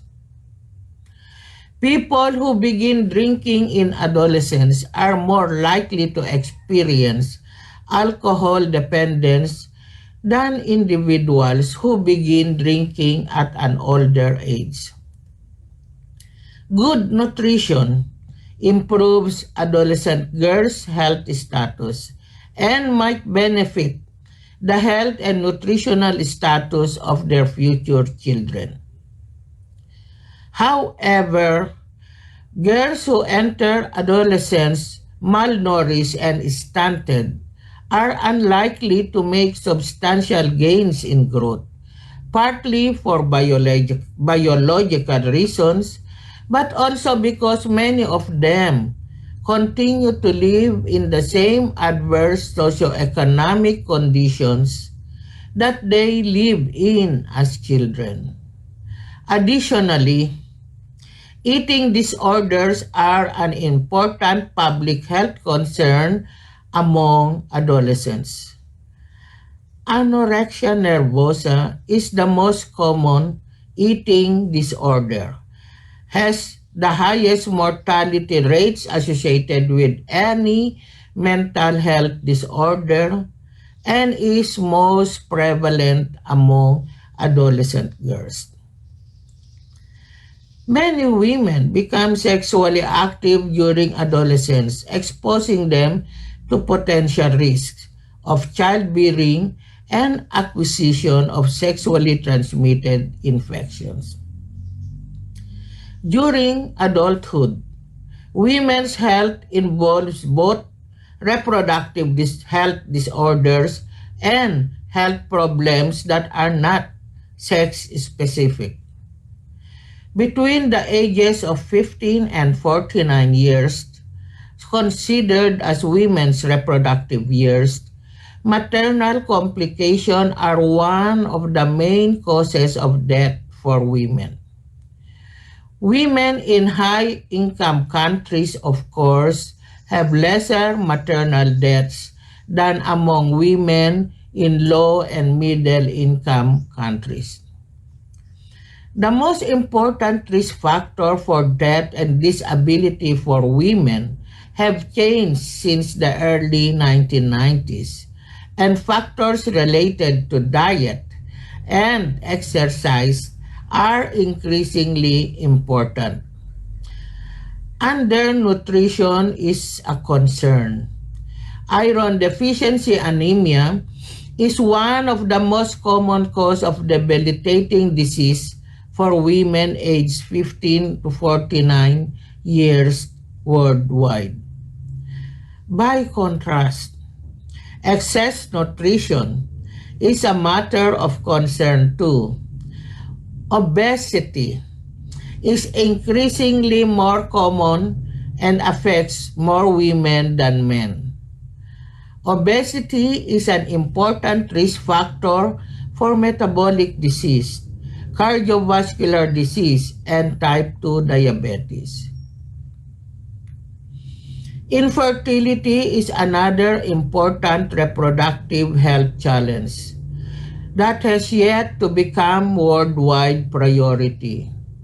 In countries with limited access to health services, common causes of infertility include postpartum and post-abortion infections, tuberculosis, and untreated sexually transmitted infections. Additionally, female genital mutilation can cause infertility.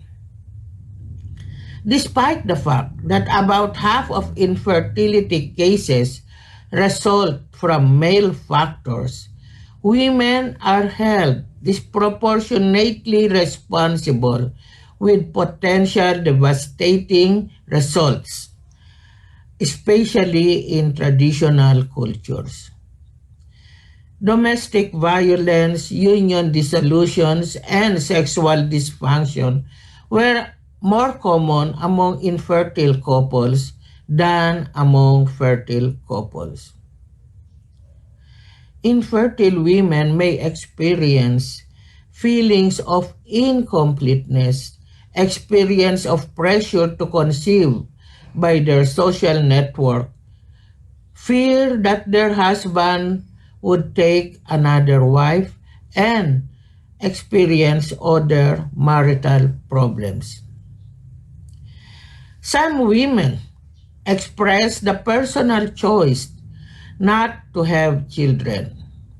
For these women, their decisions might be motivated by a desire to focus on professional goals and aspirations, concern about economic effects of having a child, or other personal reasons.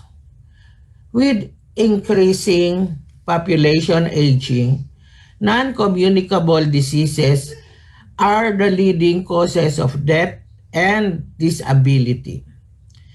Chronic debilitating ailments such as cardiac, circulatory, and respiratory diseases, stroke, diabetes, breast cancer, osteoporosis, low back pains, genital tract infections, pelvic organ prolapse, fecal or urinary incontinence, and or major depressive disorders are some of the maladies experienced by women of late adulthood. Although mental health problems exist throughout the life course, dementia, mostly seen in individuals 80 years of age and older, are more common in women than in men. Increased attention to pain management and palliative care for women with chronic disorders are also necessary. The major causes of pain include cancer, arthritis, surgeries, injuries, and spinal problems, all of which are important causes of death and disability among women worldwide. Interventions to address women's burden of disease need to take place both within and outside the health sector. Effective social and policy measures to reduce gender inequality and eliminate gender discrimination against females are essential. Likewise, there must be a focus on provision of information, education, and communication to girls and women about how to lead healthy lifestyles, improvement of their practical skills, and construction of an enabling social, legal, and regulatory environment that responds to their health needs and protect their rights. A balance of preventive and treatment intervention, ensuring full access to the complete range of comprehensive health services needed throughout the life course is a crucial priority for women's health. Indeed, improvement of girls' and women's health status is an essential strategy to value, empower, and enable them to be agents of change and advance sustainable development.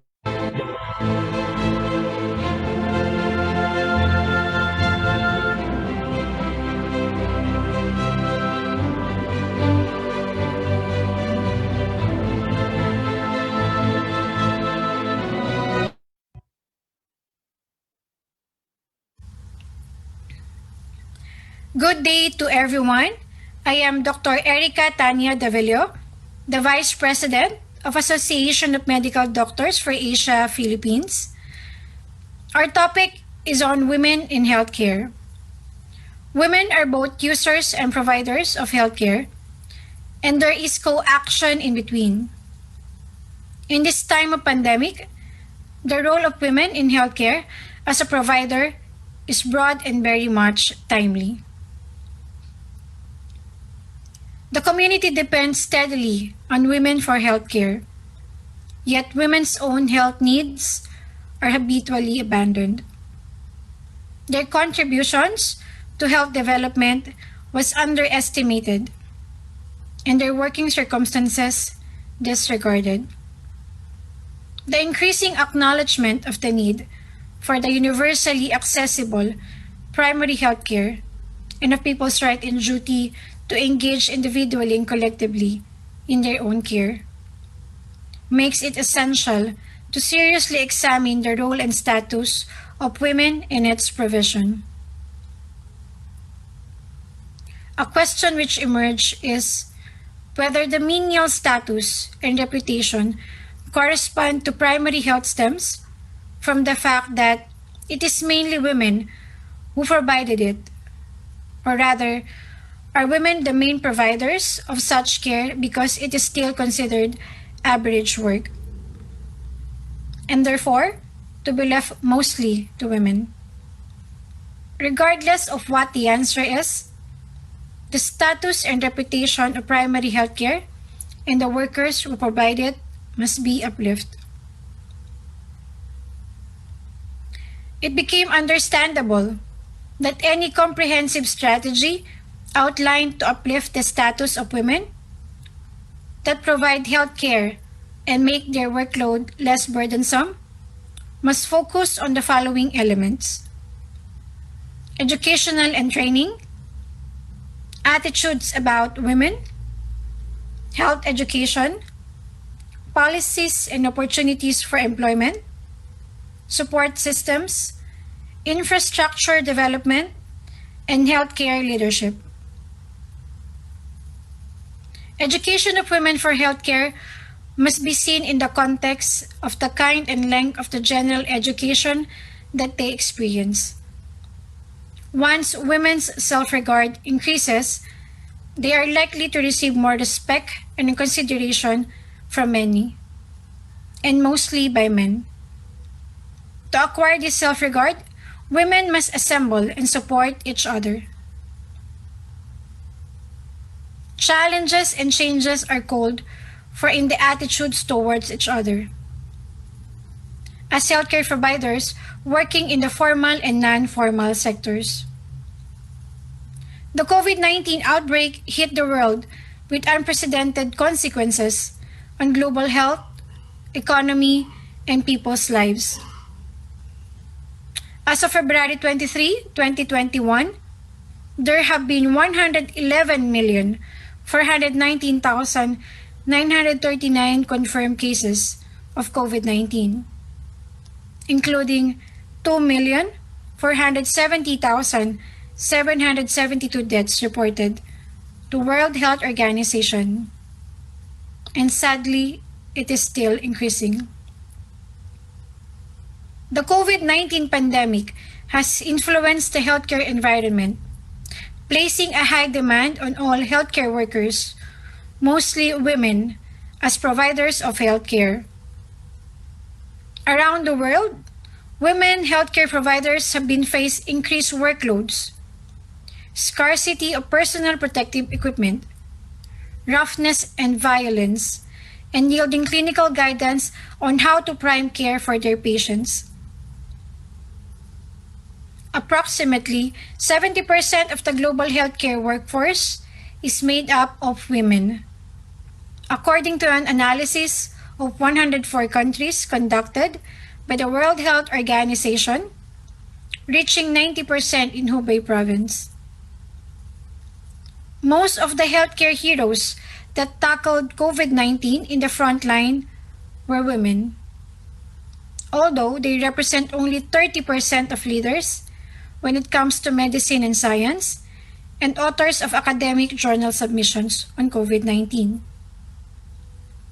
Moreover, a higher proportion of female healthcare workers were infected in Italy, Spain, and USA. A possible reason for that, besides potential biological mechanism, is that personal protective equipment has been designed to fit males, and even the smallest size is too big for some women. Interestingly, the countries that performed better against COVID-19 were guided by women. Even if only 24% of females were involved in the national government's task force, which is dedicated to the pandemic. Notably, in Italy, the pandemic highlighted the lack of female representation in the government scientific committee and hospital organization leadership. Therefore, women were not involved in the decision-making of the pandemic response. This represents the social paradox, considering that, like nothing in this era, women who are involved in health work showed the best skills in management. Over the years, global organizations have made incredible efforts to improve gender-related policies. But COVID-19 has proved that it is still not enough. Today, man and woman have equal standing in the battle against this COVID-19. But the virus imposed an extra burden on female healthcare workers, highlighting a silent gender difference. Work life has changed dramatically for healthcare providers, with the high physical demand imposed by wearing the protective equipment for the entire shift. Fighting against the fear of contagion and bringing home the virus to relatives.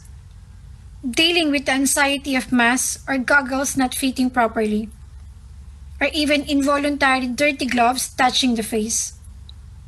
Moreover, they feel discouraged by the extreme challenges of caring for COVID-19 patients, coping with the emotional tasks of difficulty in communicating with patients and their relatives, dealing with people suffering and dying alone, and sometimes facing the difficult decision of prioritizing care. In relation to this, gender-related behavioral differences in communication to patients among physicians, with females engaged in a more empathic approach compared to their male colleagues. And this may explain the higher prevalence and burnout among female frontline workers. On the other hand, life outside work has been incredibly demanding, especially for female workers, since women predominantly assume the role of family caregiver. Pandemic lockdowns and restrictions disproportionately impacted female workforces, especially those who also have domestic responsibilities and caregiving duties, which affecting most of the services that help them find a work-life balance, overloading them more than ever with a permanent, challenging, and invincible extra shift work. The mental load of planning, scheduling, coordinating, prioritizing, and problem solving. But still, in this era, the women of today are ready to face global scenario. The strength and the passion to continue serving people in this time of pandemic. Women as healthcare providers, we, women as global leaders, were very much positioned for challenges and opportunities to promote sustainable development. Thank you.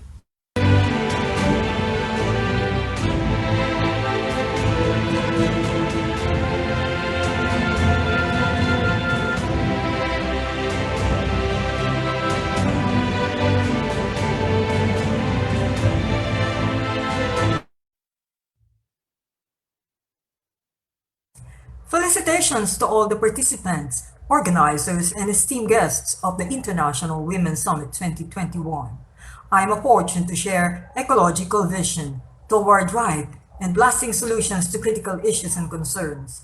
Ecological cooperation is a holistic stewardship cooperation-driven blueprint of integral ecological paradigms toward sustainable life and living and sustainable development.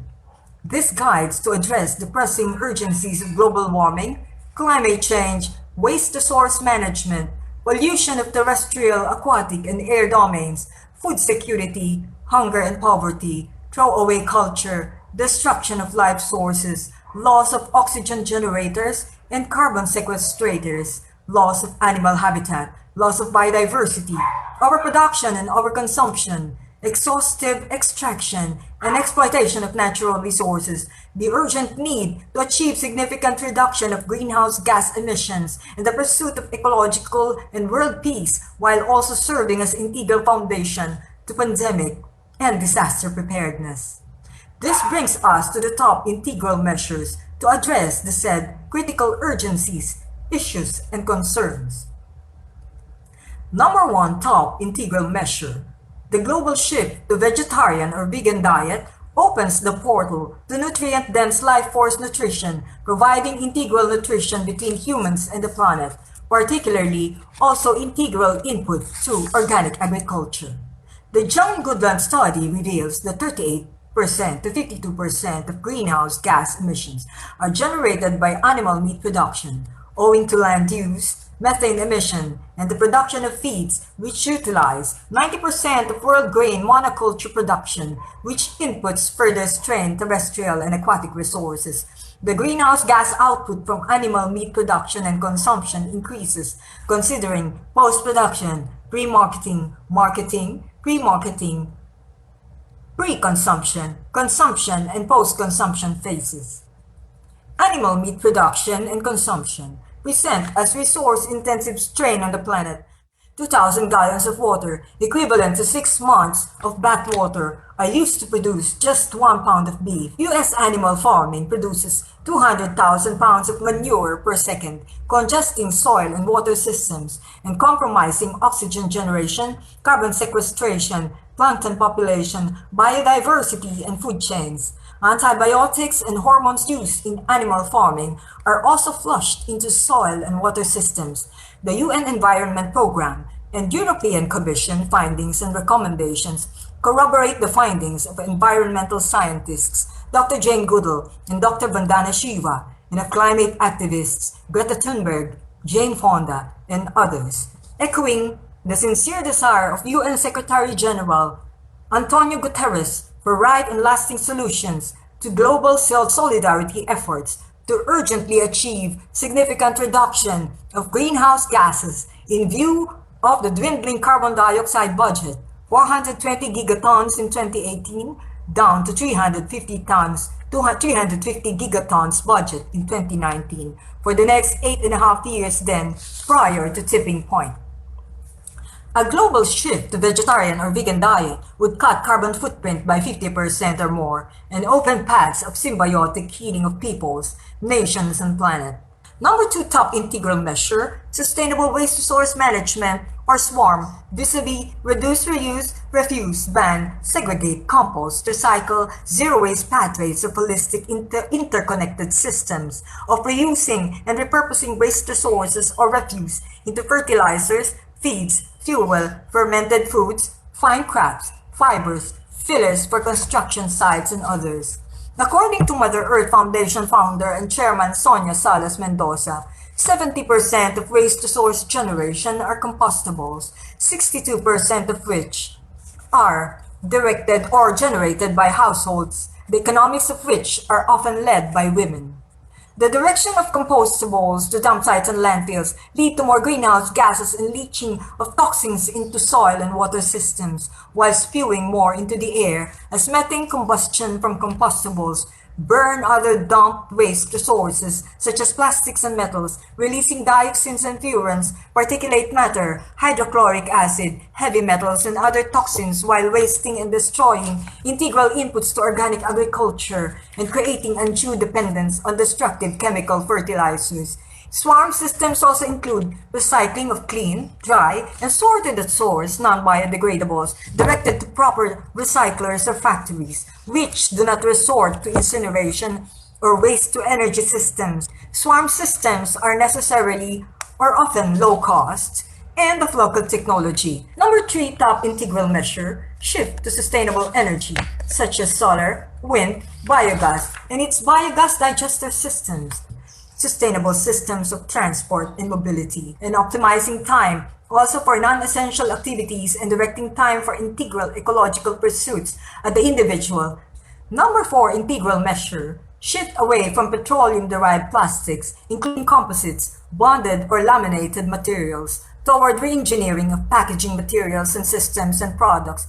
Simple ways include bringing our own reusable cloth grocery bags, water bottles, buying from bulk stores while bringing our own containers, focusing on essentials, home cooking and dining, avoidance of processed edibles and monocultures. Number 5 integral measure, shift away from chemical fertilizer, pesticide, fungicide, and herbicide use, the adoption of indigenous organic paradigms of soil conditioning and enrichment, also redound to revitalization and sustenance of aquatic systems. Or number 6 top integral measure, direction of viable food resources normally destroyed by retailers and food industry after store hours and directed to dump site and landfill in order to avoid wastage. Number 7 top measure, continuing application of the 6 E's total ecosystem conservation, zero waste principles, eco-education in all school levels and courses, eco-engineering or crafting of systems carrying forth ecological cooperation blueprint applications, eco-entrepreneurship where products and services are attuned to the biogeochemical cycles of nature, eco-enthusiasm and spirituality exercises toward integral transformation, and the willingness to carry forward cooperators' stewardship roles, and eco-evaluation as assessment of systems and results toward improvement and further eco-engineering and re-engineering. Women, in their multifarious roles as homemakers, co-heads of families, community leaders, government servants, and entrepreneurs, decision makers, workplace participants, game changers, and cooperators stewards with the planet have the shared responsibility with the menfolk to ensure the application of these integral measures as a sustained covenant with the host planet Earth. These integral measures, also in view of the UN Sustainable Development Goals 2030, aim to re-establish friendship with planet Earth by restoring it to homeostatic, peristaltic, and biogeochemical freedom, and engendering ecological justice and peace, world peace, and the individual and collective well-being and security of peoples and nations, while promoting gender equality through blossoming of the nurturing feminine psyche toward a new age of integral transformation and ecological cooperation. To achieve peace on Earth, we must first make peace with the Earth. Thank you, and God bless.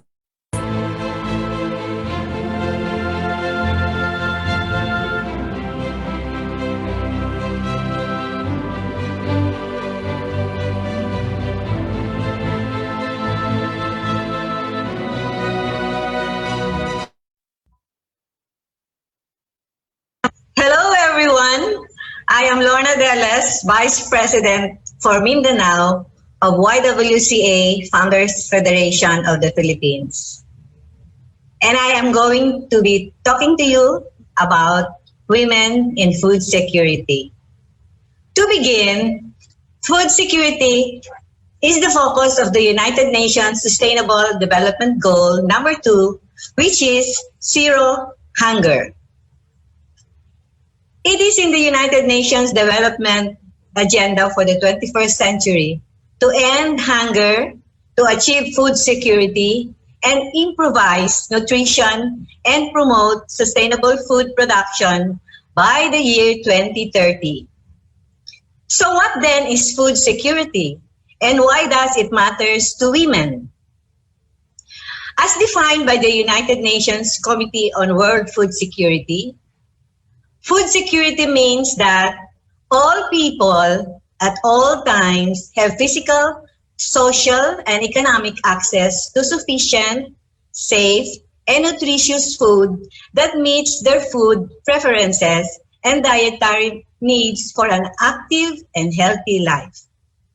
But for women, especially for the mothers and managers of every household, it simply means having enough food to eat, having enough food on the family table, and having enough 3 nutritious meals every day with no fear of hunger. There are 3 components to access food recognized by by the United Nations Declaration of Human Rights, and these are, number 1, food availability by having enough food present in a region to feed everyone. Second, food accessibility by having enough money to buy food.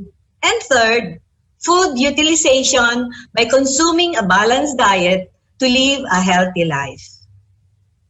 But since the onset of the COVID-19 pandemic, food insecurity has increased all over the world. The Food and Agricultural Organization, or FAO, through their 2020 Family Farming Knowledge Platform, has reported that the COVID-19 pandemic is a health and human crisis, threatening the food security and nutrition of millions of people around the world. And though hundreds of millions of people were already suffering from hunger and malnutrition before the virus hit us, there is now serious concerns that unless immediate action is taken, we could see a global food emergency or food shortage. It is a global challenge that needs to be met with the development of better food production system, education, and other impactful world hunger solutions to avoid food insecurity. So let's take a closer look on what is food insecurity, because it affects over 820 million people all over the world, and no region is exempt from it. While food insecurity is simply defined as lack of consistent access to enough food to enjoy a healthy life, it may also mean that somehow there isn't enough food produced, or that people don't have enough money to buy food, or people don't have access to markets where food is sold because of short food supplies due to poor food production or problems in the deliveries from farm gate to market. Or it can be due to panic buying or hoarding. What then are the factors that affects food insecurity? Though there are many factors, but let me just cite to you 6 factors based on a study of the World Health Organization. Number 1, it's our children.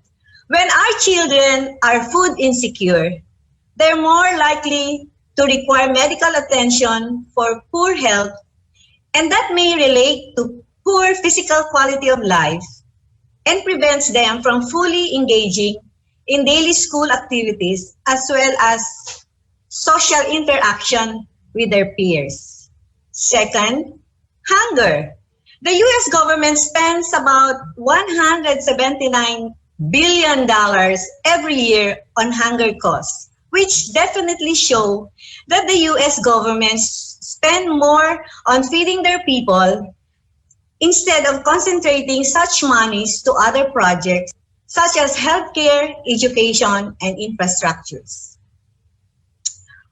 How about price increases? Because when there is shortage of food commodities, the price goes up, making the available food expensive to purchase, and will result in related items being more expensive, and as a consequence, people access to food and healthcare may also be affected. Unemployment. Losing one's job is a loss of wages, and losses of income will be prevalent, and the economy will slow down. Health problems. It can trigger a rise in health-related problems because the higher rate of food insecurity, the higher the risk of developing chronic illnesses such as heart diseases or even mental health problems caused by stress. In a study by the United States COVID Watch in April 2020, food insecure households spent about $6,000 on medical care as compared to $4,000 for food secured households, which is a 45% increase in cost, and the burden is therefore placed on the healthcare system. Violent conflicts. Why does violent conflicts can be a matter that affects food insecurity? A rise in food prices is a threat and can result in violent conflict. It might not be only the cause, but coupled with other factors like losing a job, no means of income, queuing in food lines, panic buying, food hoardings could be factors that determines whether and when violent conflicts erupt. So how should we women be a partner to food security and be responsible for a food secure future?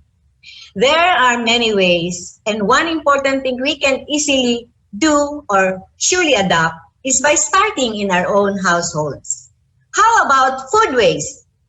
According to FAO, each year, the food wasted globally is about 1.3 billion tons. So how do we reduce the food waste in our homes? By avoiding buying too much food.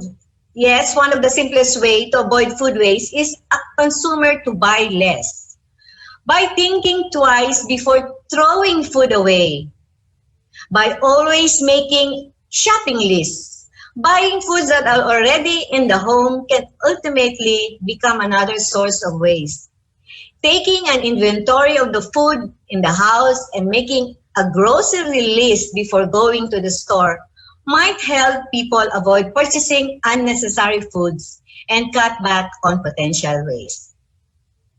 Or by organizing your kitchen with FIFO, first in, first out, can help you track what you have at home and will help you identify foods that are ready to eat. And many restaurants and grocery stores use this system to reduce weight. And by storing food correctly and keeping the refrigerator below 5 degrees centigrade or 41 degrees Fahrenheit. And by eating leftovers. And also by understanding the dates on food, because manufacturers put different labels on foods such as used by or best before, and the Food and Drug Administration or FDA estimate that up to 20% of food waste comes from confusion over these dates. While each individual can help with this process, government and corporations and farmers will need to make their own significant changes to reduce their waste to achieve these goals. While the average consumer is not the greatest threat to the environment, it is still crucial that people take steps to reduce their environment impact. And finding ways to reduce food waste can have a strong individual impact and help to create a healthier food, secure future for all. The United Nations' second goal for food security is promoting a sustainable agriculture. How does agriculture contribute to food security? And what is the role of women in agriculture? FAO reported that agriculture is a key to food security with 4 main components: availability, access, utilization, and stability. And women play key roles in maintaining all the 4 pillars of food security as food producers and agricultural entrepreneurs. Alongside the role as gatekeepers, they dedicate their own time, income, and decision-making to maintain food and the nutritional security of their households and communities, as they are managers of the stability of food supplies in times of economic hardship. Women in agriculture produce 60 to 80% of the food in most developing countries and are responsible for half the world's food production, and yet their key role as food producers and providers and their critical contribution to food insecurity is only recently becoming recognized. Current data indicate that about 45% of the world's population depends on agriculture, forestry, fishing, and the likes, and that worldwide women constitute 43% of the agricultural labor force, producing a large portion of the world's food crop. Women's roles ranges from cultivators faced with discrimination in rural labor with low wages, or laborers without remuneration in their own family farms, alongside their parental and child-rearing roles and responsibilities as mothers and caretakers of their family. Thus, the challenge for the future will be to pursue a concrete attainment of equity in access to resources by women who are also frontrunners in the agricultural sectors. And we can attain this by, number one, ensuring that women have equal opportunities with men to own land and access to agricultural services, tailoring such services to their needs. Number two, providing women in agriculture with better employment, with equal pays with men, and other income earning opportunities, and free women's time for producing activities that will enhance their knowledge in agricultural skills. Number three, allowing women organizations in agriculture and or other related concerns. Number four, and last, to review and reorient government policies to ensure that the problems that constrains the role of women in food security are addressed. In my many years of working in an agricultural farm, 35% consisted of women who work as laborers in the farm fields, packers and quality inspectors in processing plants, chemists in laboratories, clerks in farm offices, and many other positions. We were proud women in the labor force who were in a farming business of feeding thousands and thousands of people by planting bananas along the value chain from production to harvesting to processing to marketing that ultimately ends in the many family dining tables all over the world. We have proven ourselves in our respective fields of interest, and thus we have attained to reduce the gap between the women and men by participating equally with men as their co-workers, as decision makers in shaping work policies, and we have equal access to decent wages and benefits commensurate to our field of expertise. And the capabilities alongside are the work promotions, because we fought for it, we fought for our rights, we fought discrimination.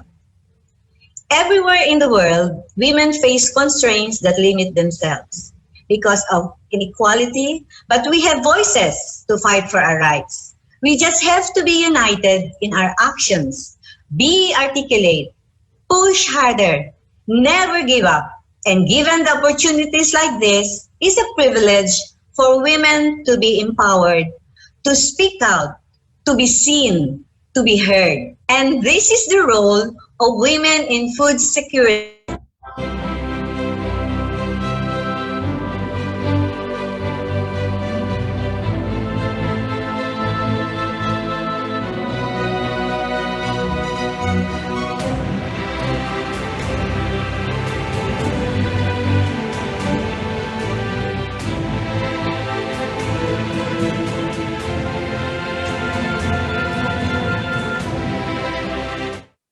Okay, good afternoon, everyone.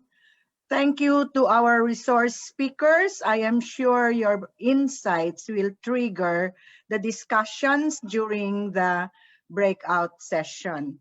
But before proceeding with our program, let us first have our picture taking. So may I request our technical staff, Zam, please, to give us the directions on how this picture taking will be done. Thank you. Ma'am. Thank you very much, Ma'am Francisco. And at this point, we'd like to cherish and treasure this historic event. So please, we would like to request our distinguished guests, speakers, panelists, and participants to please turn on your cameras and show us your brightest smiles for our photo op. We'll just wait for the other guests to have their videos on, and I'll be taking several shots, actually 9 shots, for this photo op. Please do understand that we might take a while to take our shots since we are around 384 participants in the room. With that, may I request you to please keep wearing your smiles as I take the pictures. Thank you. For our first shot, ma'am, on my count, 1, 2, 3, smile. Another one, please keep smiling po. 1, 2, 3, and smile. Third shot. 1, 2, 3, for a while po. And for our third shot, 1, 2, 3. Just keep smiling po. For our fourth shot, 1, 2, and 3. Another one. 1, 2, 3. This will take a while po. Another one. 1, 2, and 3. Give me another more minute. 1, 2, 3. For our last 2 shots po. 1, 2, 3.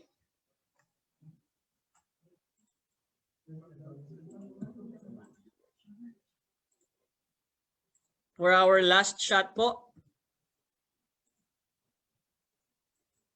1, 2, 3.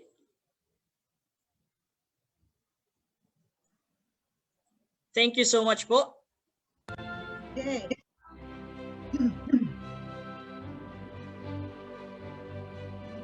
Thank you, Zam. I just would like to announce to everyone that a certificate of attendance will be given to all participants by the respective host organization.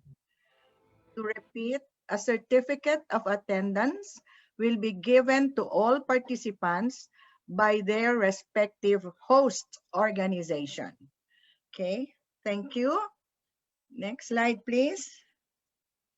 All right, I would like to give you the breakout room reminders, because from here on, you will all go to your respective breakout rooms. Now, if you have chosen a topic during registration, you will automatically be transferred to the designated breakout room. If you have not chosen a topic, you will be automatically assigned to a breakout room. Okay, next. In the breakout rooms, you may ask questions to the resource speakers if they are around, clarify concerns, and share your ideas. Discussions will be facilitated by the moderators in order to gather inputs and comments for the draft declaration and commitment of the assigned topic. At the end of the focus group discussion, the draft of the declaration and commitment will be presented by the moderator. The moderator will read the draft declaration and commitment of their assigned topic during the plenary session. After the plenary, the members of the organizing committee, the moderators, and rapporteurs will meet in a separate breakout room to finalize the declaration and commitment. The final draft of the declaration and commitment will be presented to the participants for approval later on. Okay. Next slide. Here are the breakout room assignments.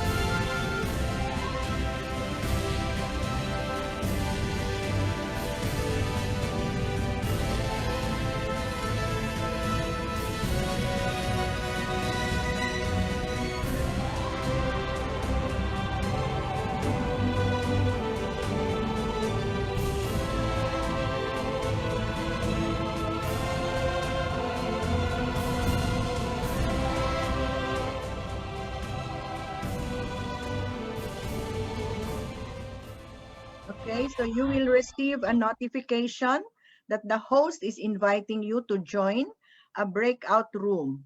Please click join. But please give us a few minutes to organize this because we are 360 in the room. Thank you, and please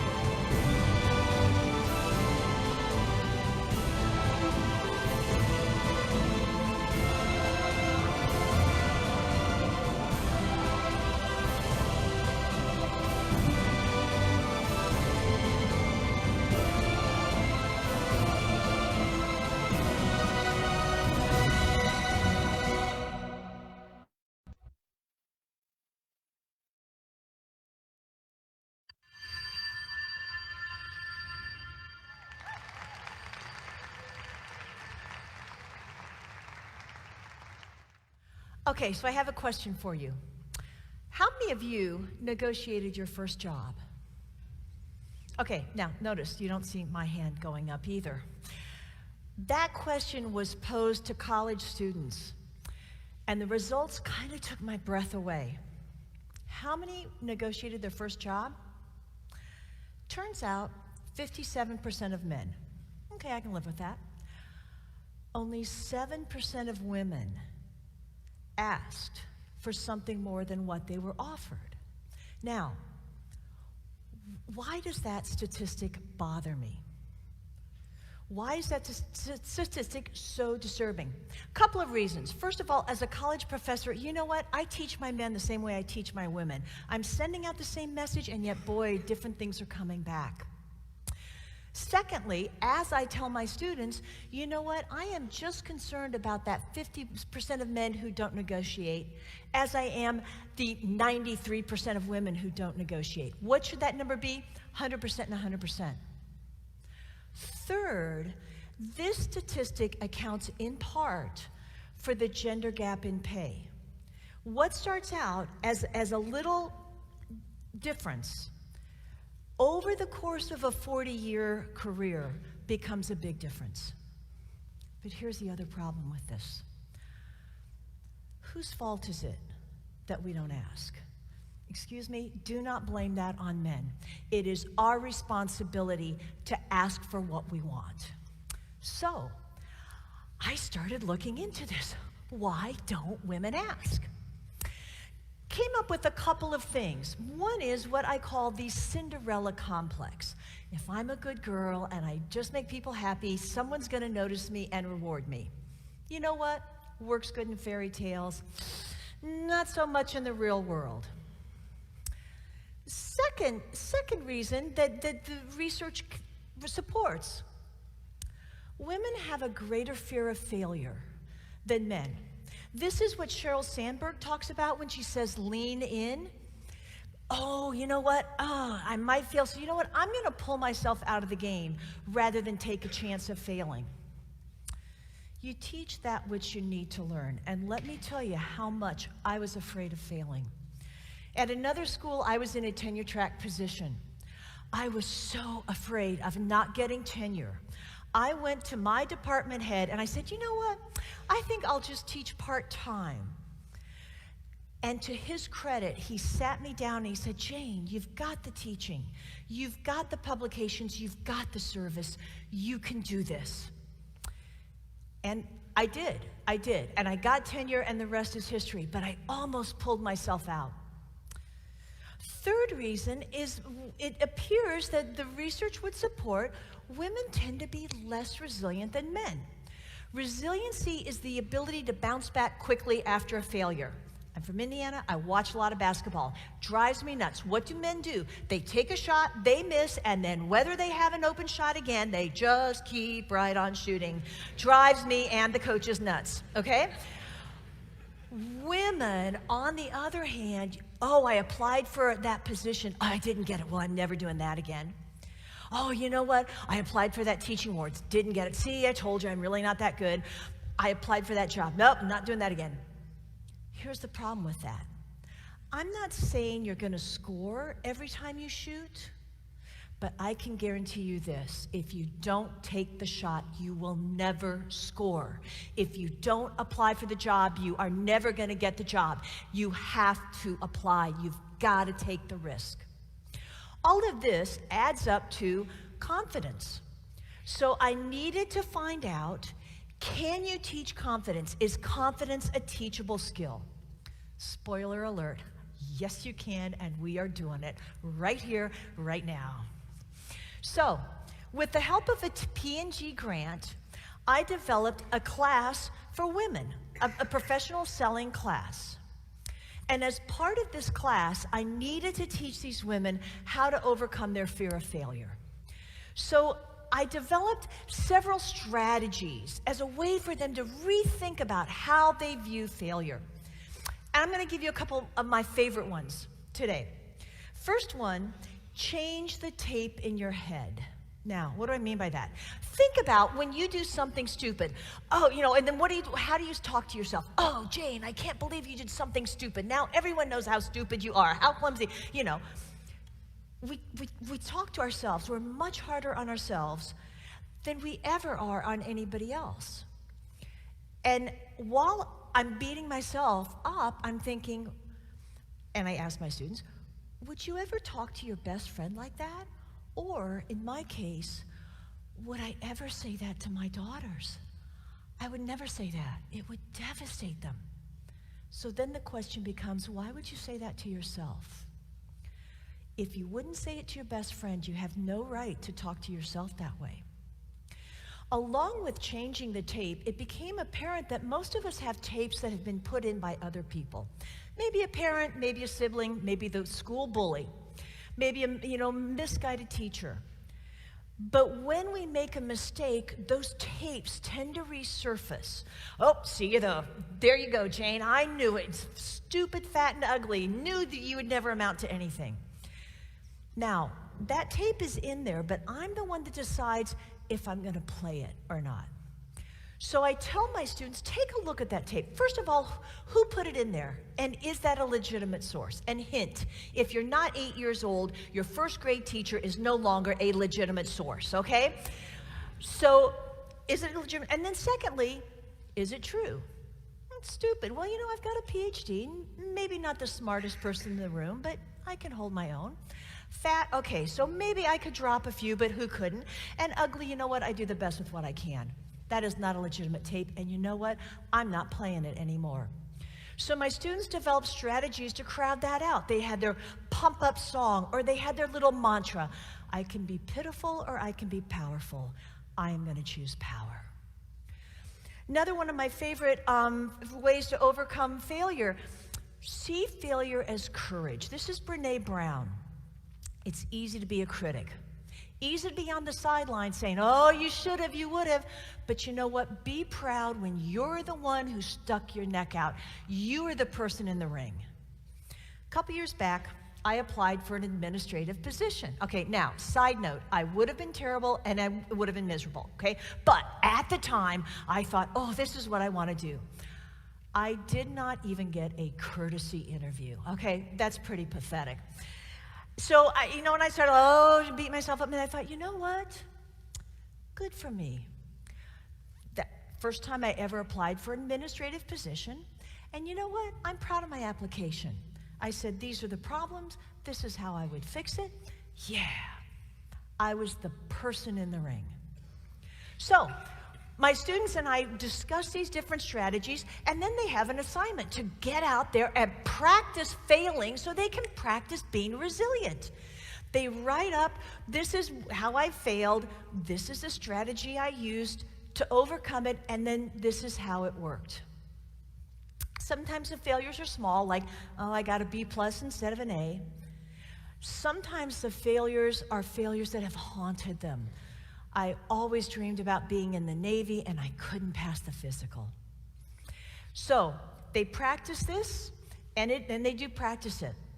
And then we decide, okay, does it work? Oh yeah, it worked. What we found at the end of this class, we reduced their fear of failure statistically significant. In other words, it was not by accident. Something's going on. Levels of resiliency, my women rose to levels of resiliency equivalent to men. We closed the gender gap on resiliency. And then, in terms of confidence, turned out the women coming out of that female sales class had greater confidence in their ability to sell than the men.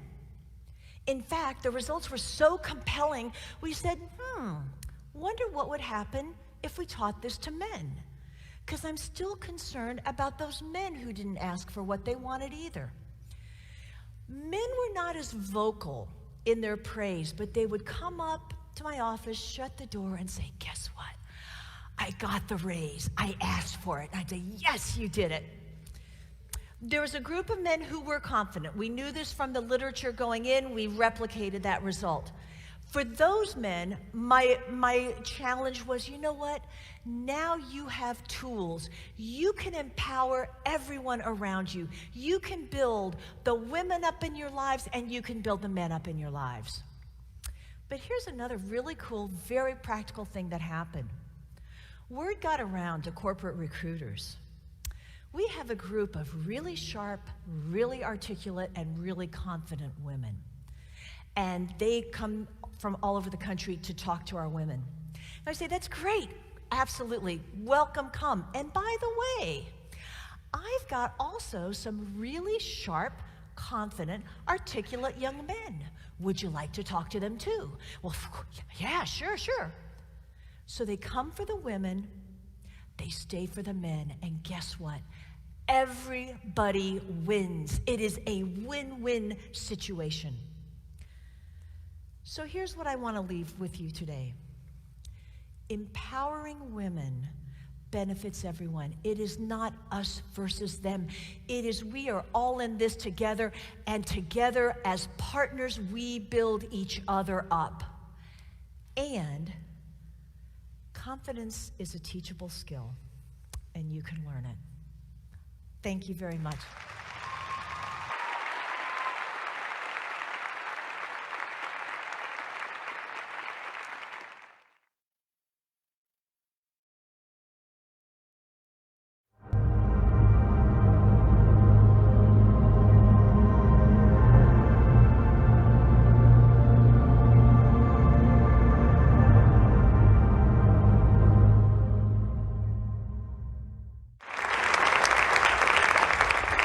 Hello, I'm Maria Bello, and I'm here with you today to share my vision of a new global women's movement. Now, traveling all over the world for the last 27 years, I have met so many women from so many different cultures, and I found three common threads that seem to connect us all, among others, that are usually the main themes of the conversation. They are our children, our love lives, and fashion. I'm going to give you an example. Here I am today. I come in for a conference, Women in Darfur Against Genocide. I've worked with these women for many years. I haven't seen my friend Nima Damati for about a year. Here's how the conversation went as soon as we saw each other. Oh my God, you look so great. I love your hair that way. How's Jackson? Is he good? Oh my gosh, you got so big. Is your husband still in Darfur? I'm so sorry he's stuck there. How's your life, Maria? How's your love life? Horrible.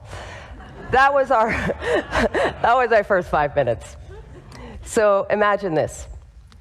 I was traveling in Kenya last June with 5 women friends that ranged in age from 22 to 62. We sat down with 7 Maasai women who dressed in traditional garb and lived in mud huts, had earlobes down to here, and shaved heads.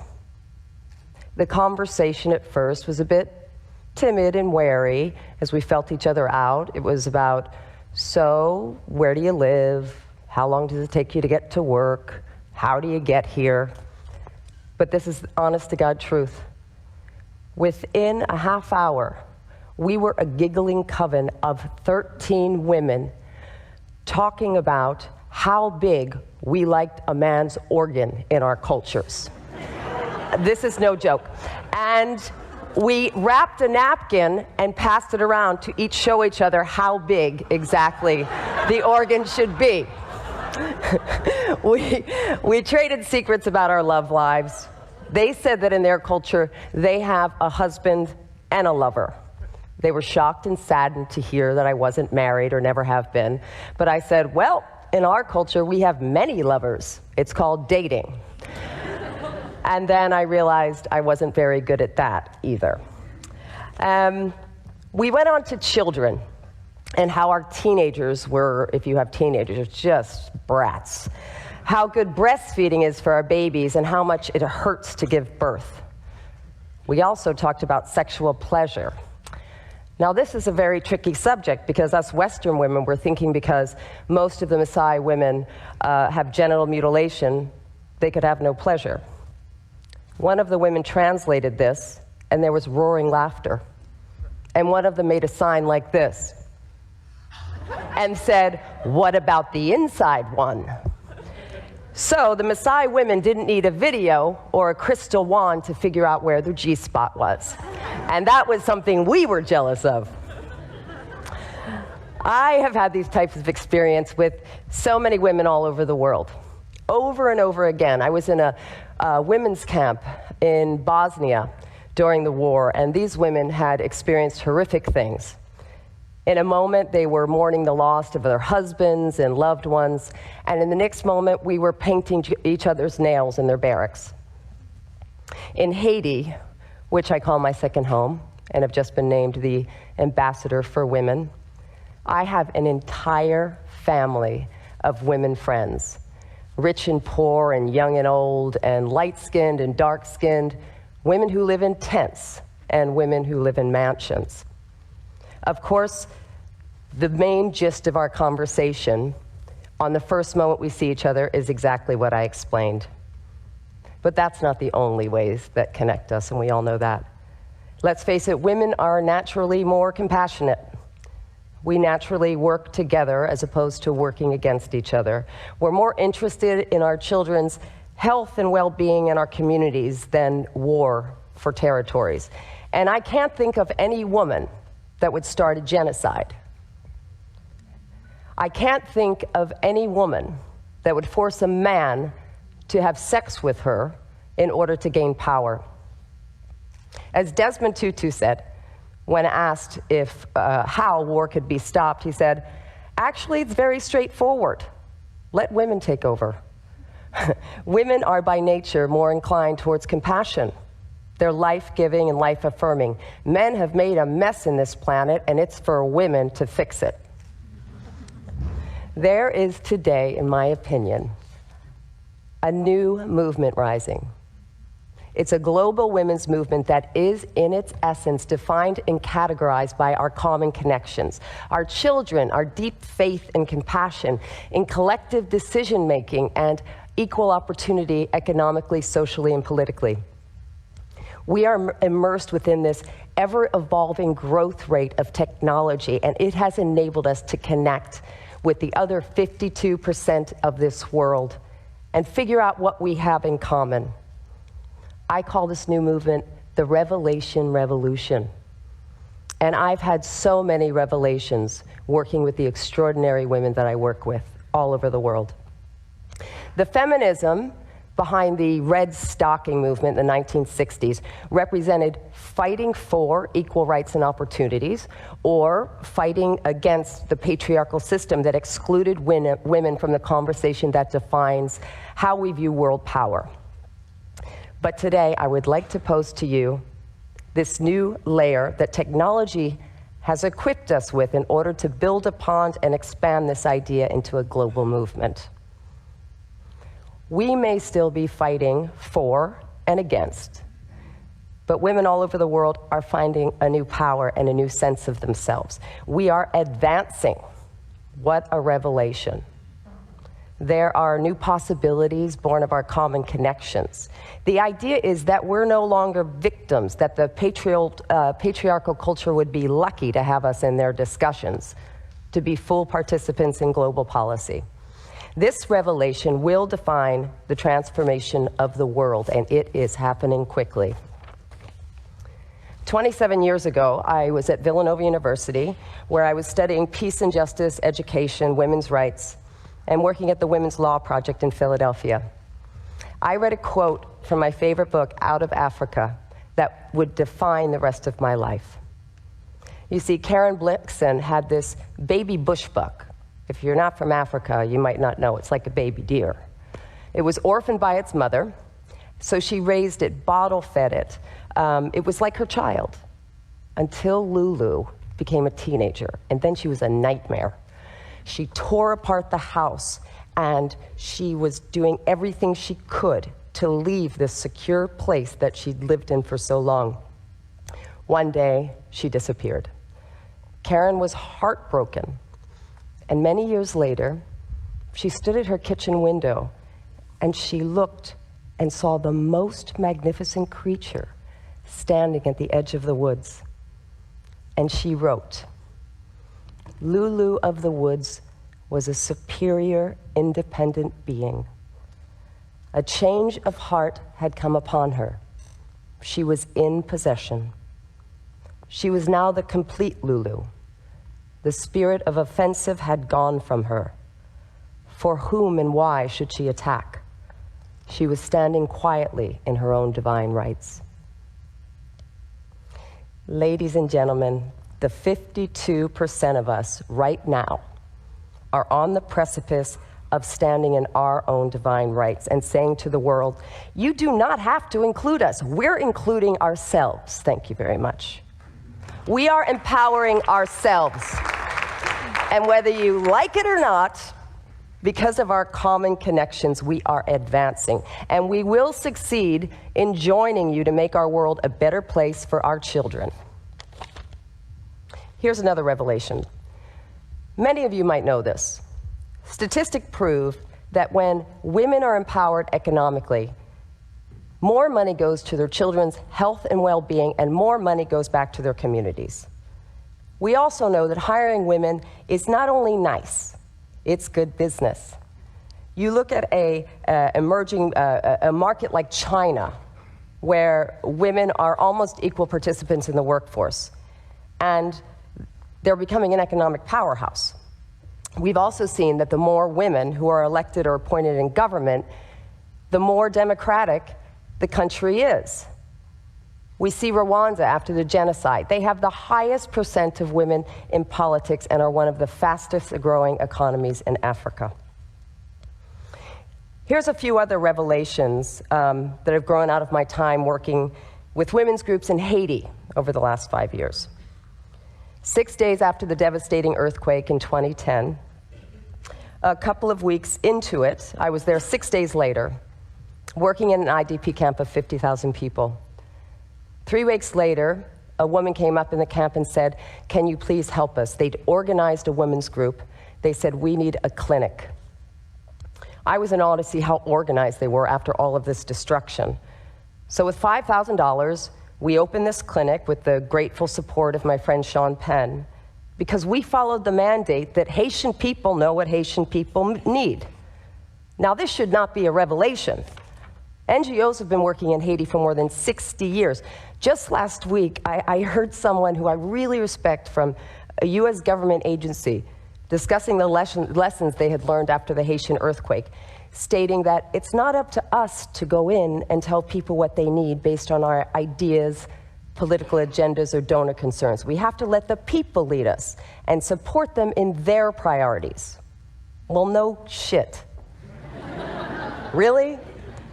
Let's face it, the old idea of aid is dead. We can no longer go to a country and define people's priorities and implement our own ideas. Haitian people know what Haitians need, Darfuri people know what Darfur people need, and most local communities know what they need. It's our job to listen, support, and help implement. When I went to with my Haitian colleagues to other larger NGOs that were getting tons of cash after the earthquake and said, hey, we only need $5,000 to start a clinic in every camp, they said the same thing. Well, we need proposals. It would take months to get through. You have to work through the bureaucracy. So my Haitian friends and I organized and created an organization called We Advance with the intention of empowering women throughout Haiti to stand in their own divine rights. We called our organization We Advance, and we say we started it because basically we were pissed off. We Advance understands the power of technology to connect women throughout the world. That's why we started just recently We Advance University. It's an online educational digital site that gives women access to services throughout Haiti that they wouldn't necessarily have had, that connects the networks of these incredible women's groups throughout Haiti and gives them educational videos and training tools to promote social justice and health. We also have a women's radio station where through mobile, they can access the radio station and get training sessions through their mobile phones. This technology is quickly gaining momentum and helping the new global women's movement. And lastly, I would pose this question to you. How do you measure a movement, right? This is a global women's movement. There is such a small percentage of funding that is allocated by governments or NGOs to women's health, education, and well-being. Many women are not publicly counted in the workforce. They bring services to their communities but get no recognition for it. In developing countries particularly, they have no idea what a proposal is or how to write one. I don't even know how to write one. The term that NGOs and foundations like to use is deliverables. I've come to detest that word. They run on a bunch of numbers and statistics on how many people have been fed or how many buildings have been built. Things you can see with your eyes and touch with your hands. But let me ask you this question. Would you, any of these organizations, have given a grant to Gandhi or Martin Luther King, the regular citizen who has started movements which have changed the world? Probably not without a good proposal. Now, I understand accountability as I run my own NGO, but we need to find a new deliverable. And I believe that deliverable is storytelling, not only deliverables based on Western thinking. Right now, over half the world can tell their stories through a videotape or a blog, or express it in any way, like Malala from Pakistan, for instance. Here she is, this young, ambitious girl, 14 years old. She started a movement of her own and was punished for it. And yet through the media, her cause is gaining more recognition and attention than ever. Would you have funded her without a proposal? Don't you wish you had? To all you good-hearted NGOs and investors out there, I ask you to consider the idea of collecting real stories of what's happening with women's groups on the ground, to support those projects, like my friend Rosany, who has a group of 4,000 women in southern Haiti. They started a fishing collective, and just in the hurricane 2 days ago, they lost all of their boats and 90 fishing nets. Now, I know a big NGO that lives nearby has 10 trucks that they haven't used for a year, each one costing to $30,000 or $40,000. I know with half the money they spent on one truck, this business could come back and employ 20 women and feed an entire village. Technology is certainly the biggest revelation. But please, all you men out there, don't think I'm excluding you. You men who are smart and compassionate. I believe that the new feminine has no gender. The new feminism is an energy. It's a principle that men and women both possess. It's a trait that's defined by gentleness and compassion and heart. We're stronger together than we are alone, and we are moving into an age where these values can and must take the lead in all of our discussions. I'm very happy to say, after 45 years, I am standing in my own divine rights, finally. I have gone recently from being a teenager, I'm a little old for the transformation, but into an adult woman. I am finally in possession of myself. And I know that many women in the world are joining me on this path every day. I'm grateful to be a part of this revolution, and I ask you to join me. Not Fonse, which in Creole is we advance. Or I found this today, Italian, abbiamo anticipato. Or in Shona, pamberi. Or in Swahili, awali. So whatever language you speak, there's a way to name this revolution, we advance. Thank you very much. Thank you.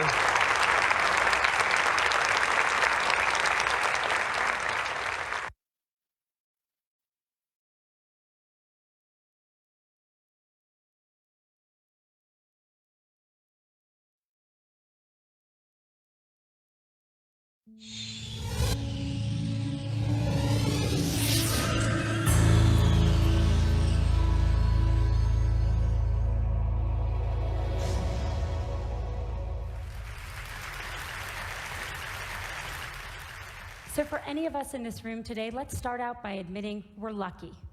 We don't live in the world our mothers lived in, our grandmothers lived in, where career choices for women were so limited. And if you're in this room today, most of us grew up in a world where we have basic civil rights. And amazingly, we still live in a world where some women don't have them. But all that aside, we still have a problem, and it's a real problem. And the problem is this: women are not making it to the top of any profession anywhere in the world. The numbers tell the story quite clearly. 190 heads of state, 9 are women.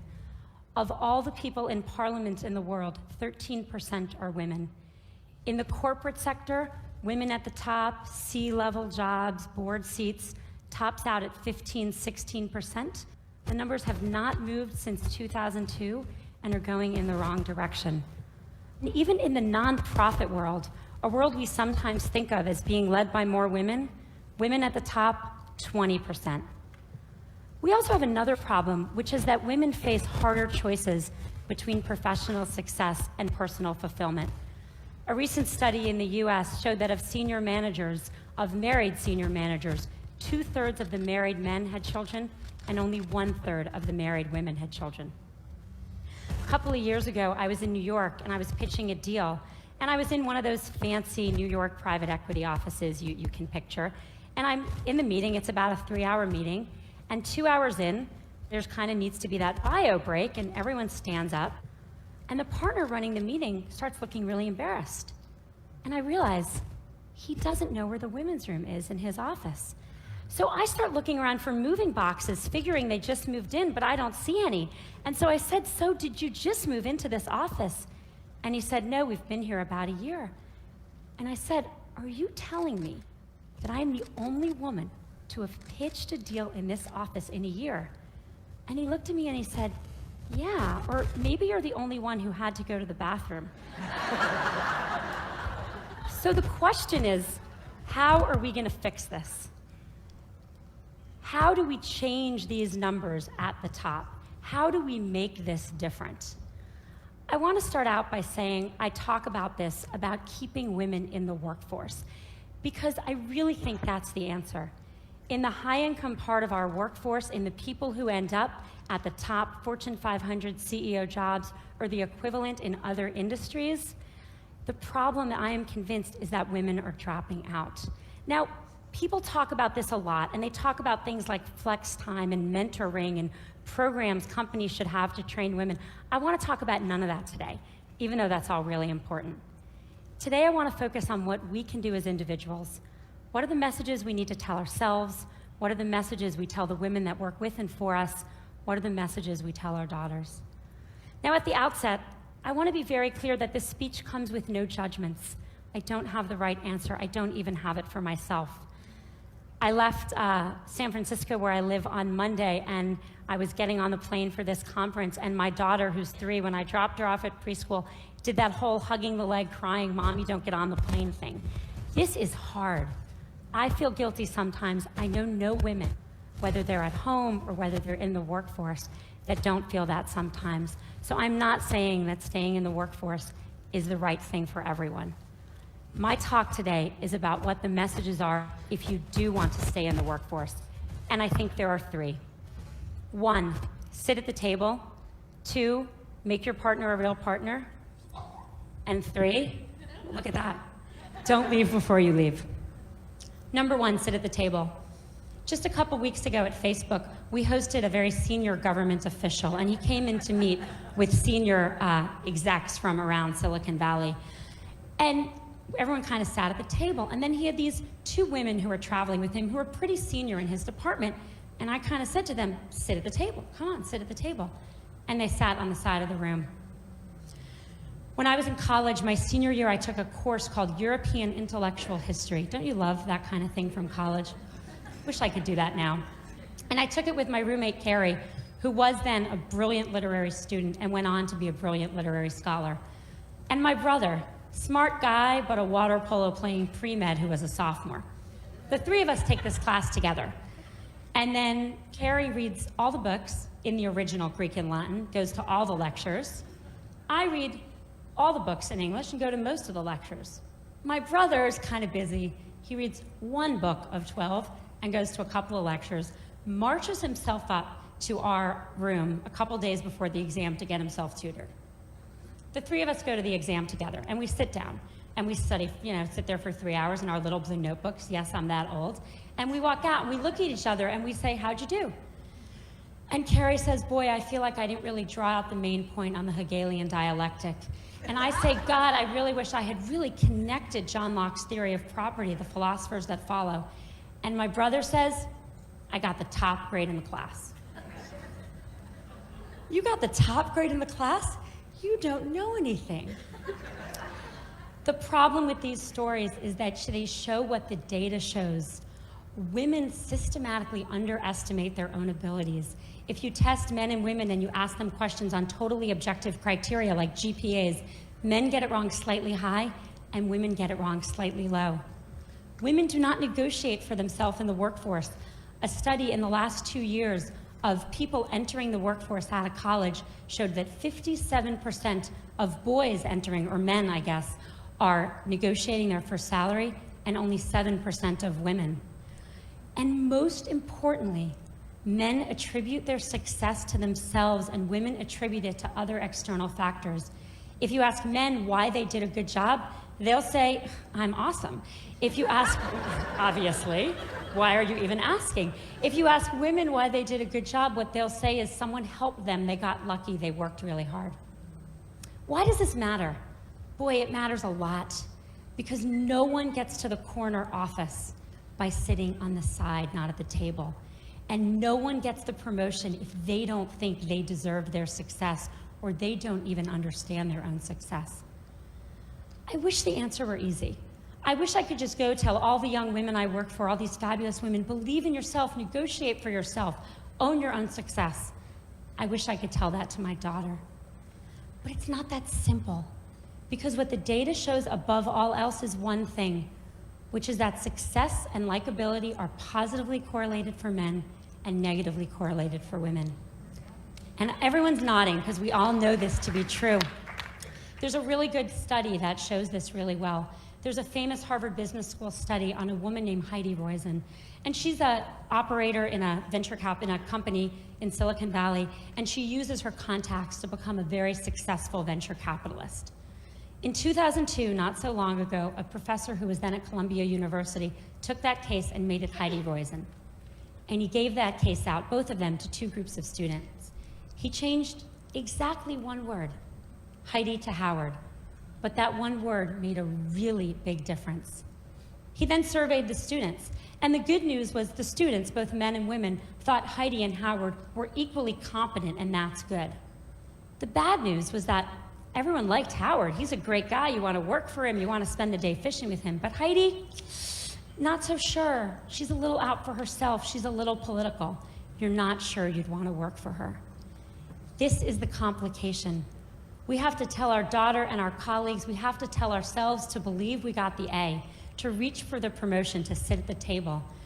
And we have to do it in a world where for them there are sacrifices they will make for that, even though for their brothers there will not. The saddest thing about all of this is that it's really hard to remember this, and I'm about to tell a story which is truly embarrassing for me, but I think important. I gave this talk at Facebook not so long ago to about 100 employees. And a couple hours later, there was a young woman who works there sitting kind of outside my little desk, and she wanted to talk to me. And I said, okay, and she sat down and we talked, and she said, I learned something today. I learned that I need to keep my hand up. I said, what do you mean? She said, well, you're giving this talk, and then you said you're going to take 2 more questions, and I had my hand up with lots of other people, and then you took 2 more questions, and I put my hand down, and I noticed all the women put their hand down, and then you took more questions. Only from the men. And I thought to myself, wow, if it's me, who cares about this, obviously, giving this talk, during this talk, I can't even notice that the men's hands are still raised and the women's hands are still raised. How good are we as managers of our companies and our organizations at seeing that the men are reaching for opportunities more than women? We've got to get women to sit at the table. Message number 2, make your partner a real partner. I've become convinced that we've made more progress in the workforce than we have in the home. The data shows this very clearly. If a woman and a man work full-time and have a child, The woman does twice the amount of housework the man does, and the woman does 3 times the amount of childcare the man does. So she's got 3 jobs or 2 jobs, and he's got 1. Who do you think drops out when someone needs to be home more?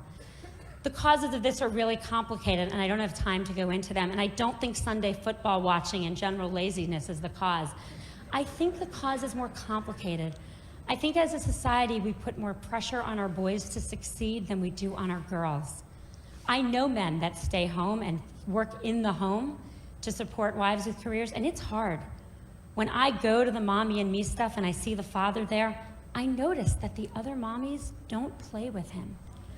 And that's a problem, because we have to make it as important a job, because it's the hardest job in the world, to work inside the home for people of both genders, if we're going to even things out and let women stay in the workforce. Studies show that households with equal earning and equal responsibility also have half the divorce rate. And if that wasn't good enough motivation for everyone out there, they also have more, how shall I say this on this stage? They know each other more in the biblical sense as well. Message number 3, don't leave before you leave. I think there's a really deep irony to the fact that actions women are taking, and I see this all the time, with the objective of staying in the workforce actually lead to their eventually leaving. Here's what happens. We're all busy, everyone's busy, a woman's busy, and she starts thinking about having a child. And from the moment she starts thinking about having a child, she starts thinking about making room for that child. How am I going to fit this into everything else I'm doing? And literally from that moment, she doesn't raise her hand anymore. She doesn't look for a promotion. She doesn't take on the new project. She doesn't say, me, I want to do that. She starts leaning back. The problem is that, let's say she got pregnant that day, 9 months of pregnancy, 3 months of maternity leave, 6 months to catch her breath. Fast forward 2 years, more often, and as I've seen it, women start thinking about this way earlier. When they get engaged, when they get married, when they start thinking about trying to have a child, which can take a long time. One woman came to see me about this, and I kind of looked at her, she looked a little young, and I said, so are you and your husband thinking about having a baby? And she said, oh no, I'm not married. She didn't even have a boyfriend. I said, you're thinking about this just way too early. But the point is that what happens once you start kind of quietly leaning back? Everyone who's been through this, and I'm here to tell you, once you have a child at home, your job better be really good to go back, because it's hard to leave that kid at home. Your job needs to be challenging. It needs to be rewarding. You need to feel like you're making a difference. And if 2 years ago, you didn't take a promotion and some guy next to you did, if 3 years ago you stopped looking for new opportunities, you're going to be bored because you should have kept your foot on the gas pedal. Don't leave before you leave. Stay in. Keep your foot on the gas pedal until the very day you need to leave to take a break for a child, and then make your decisions. Don't make decisions too far in advance, particularly ones you're not even conscious you're making. My generation, really sadly, is not going to change the numbers at the top. They're just not moving. We are not going to get to, we're 50% of the population. In my generation, there will not be 50% of people at the top of any industry. But I'm hopeful that future generations can. I think a world that was run where half of our countries and half of our companies were run by women would be a better world. And it's not just because people would know where the women's bathroom are, even though that would be very helpful. I think it would be a better world. I have 2 children. I have a 5-year-old son and a 2-year-old daughter. I want my son to have a choice to contribute fully in the workforce or at home. And I want my daughter to have the choice to not just succeed, but to be liked for her accomplishments. Thank you.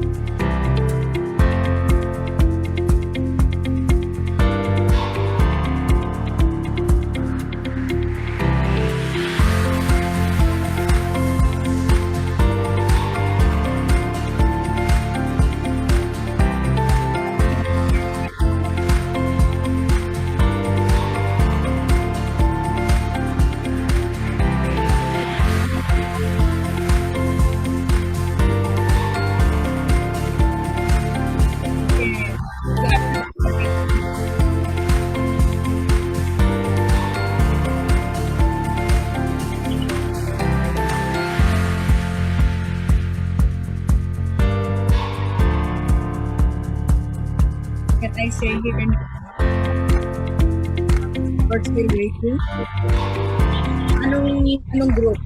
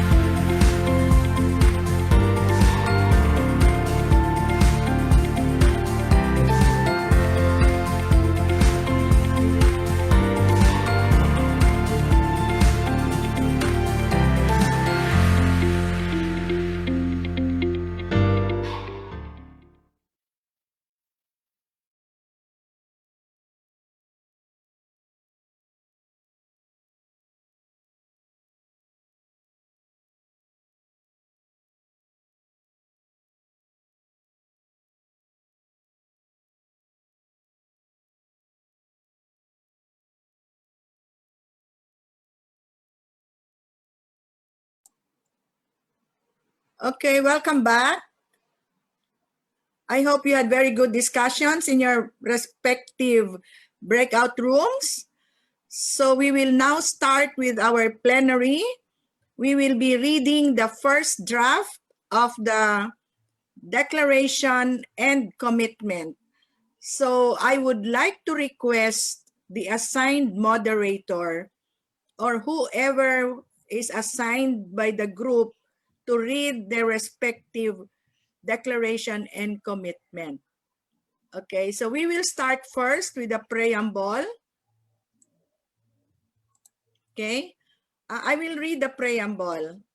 We, the participants of the International Women's Summit Manila 2021, collectively and unanimously agreed that gender equality is a right and that the fulfillment of this right is the best chance we have in meeting the most pressing challenges of our times, from economic crisis, lack of health care, climate change, violence against women, escalating conflicts, poverty, food security, and poor access to quality education, as referred under UN Women 2020. We believe that achieving gender equality and women's empowerment are integral to each of the 17 goals of the Sustainable Development Goals, or SDG, of the United Nations.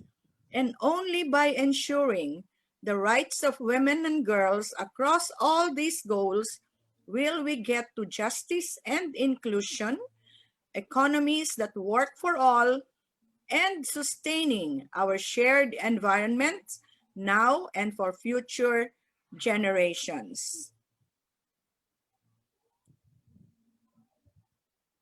We therefore, as women leaders and advocates, dedicate ourselves without any reservations to create and implement programs and activities, to call for government support and action, and to actively involve ourselves in these endeavors for the advancement and empowerment of women all over the world, with strong determination, utmost cooperation, and solidarity.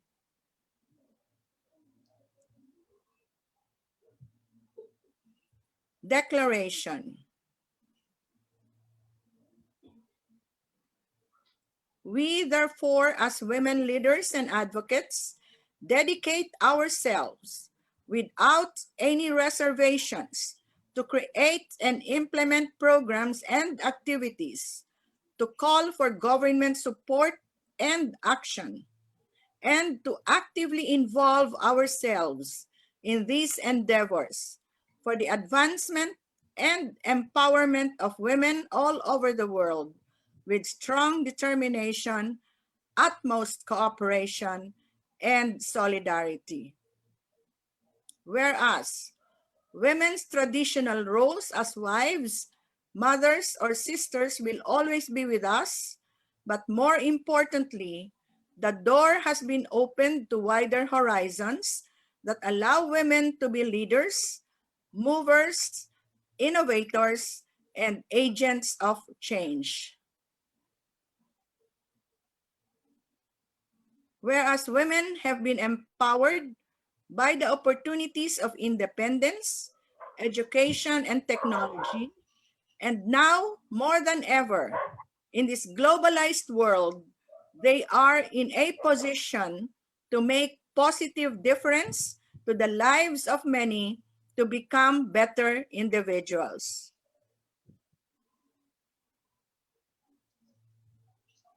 Whereas women and children suffer the most from the effects the COVID-19, exacerbating the existing inequalities, accentuated by the widening digital divide, calling for a need to digital access that is efficient, inclusive, and sustainable in order to survive and thrive.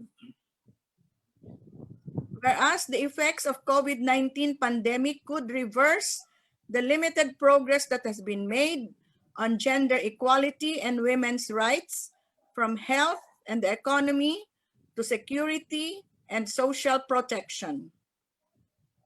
Whereas women play a vital role in creating innovative multi-sectoral partnership and providing the leadership toward achieving the UN 2030 Sustainable Development Goals, despite the setbacks brought about by the COVID-19 global pandemic. Whereas all the women of the world should rise above these challenges and create opportunities amidst the COVID-19 pandemic.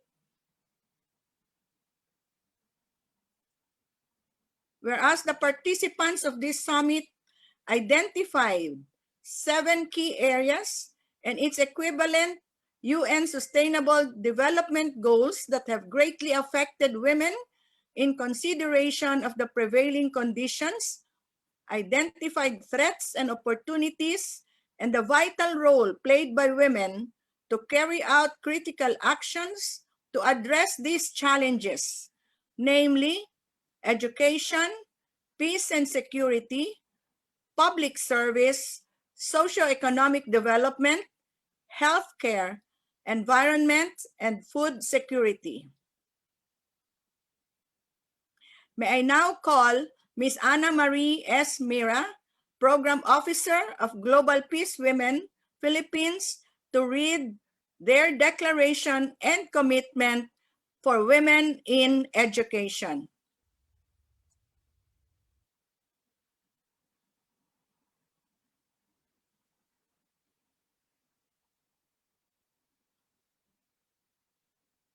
Ana Mira.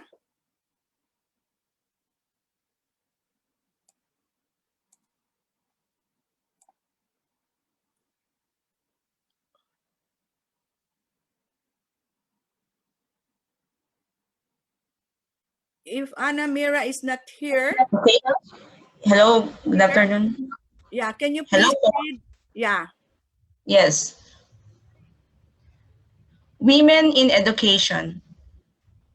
Whereas women are instinctively teachers in nature, for us, humans, learning starts as soon as they are born, and mothers are their first teachers.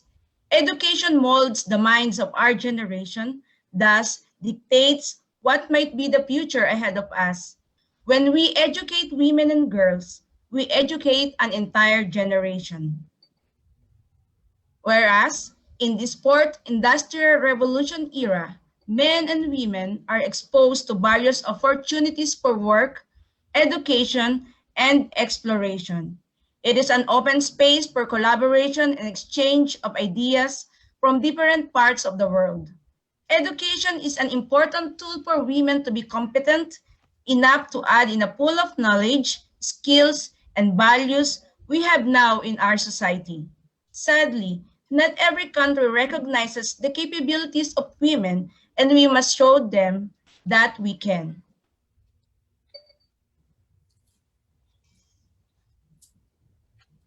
Whereas, we must empower our women, especially those in the education sector, to be able to develop themselves and excel in their fields through various support systems. Thus, we commit to, for the government, number one, to help develop a system that would help capacitate teachers with relevant knowledge, skills, and values, which should be able to improve their overall well-being by providing projects and programs to maintain the good mental, physical, and spiritual health of women educators.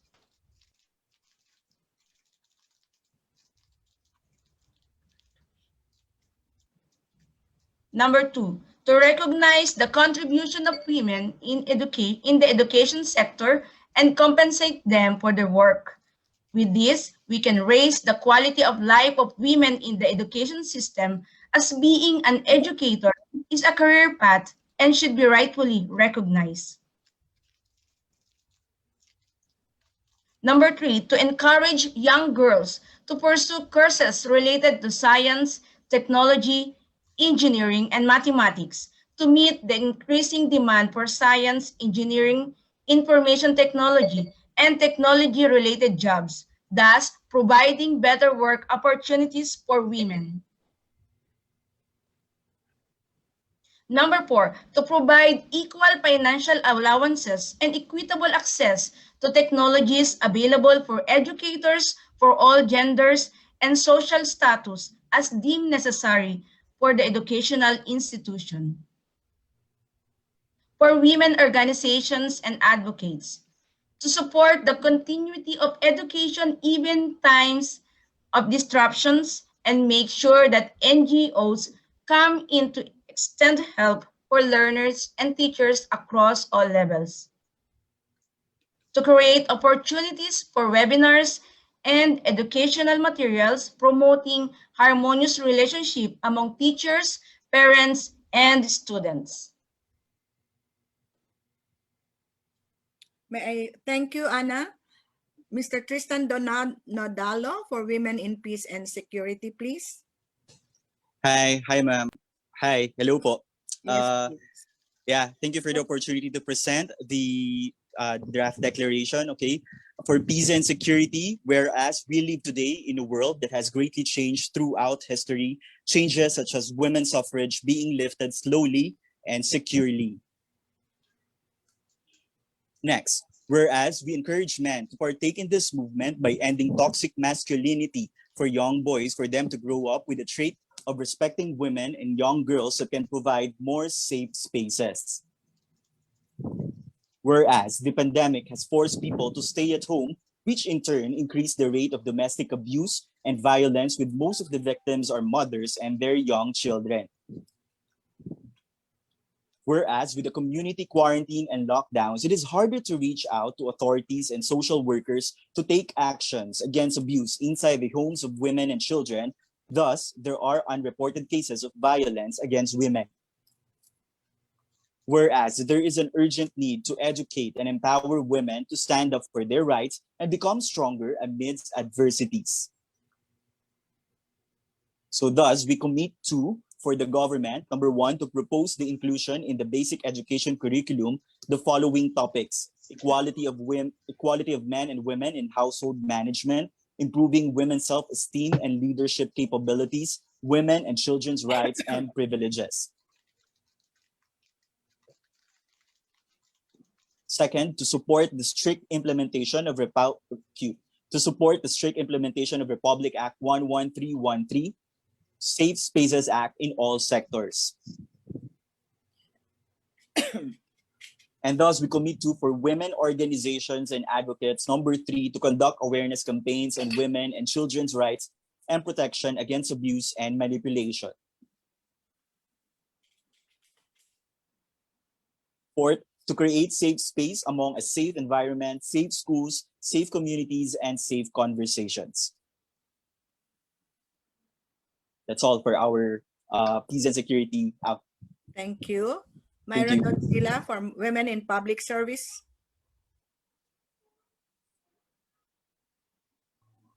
Women in public service. Whereas women's full, equal, and meaningful participation will be crucial as the world rebuilds from the pandemic.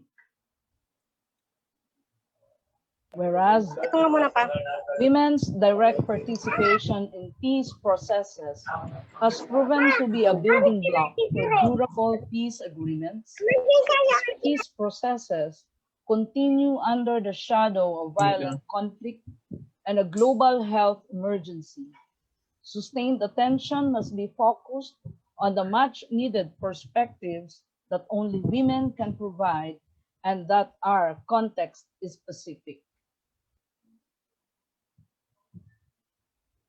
Whereas, globally, women are underrepresented in various political offices, with only 21 out of 119 countries having had a female head of state or government, and nations failing to cross the barrier of women constituting only 25% of parliamentary seats.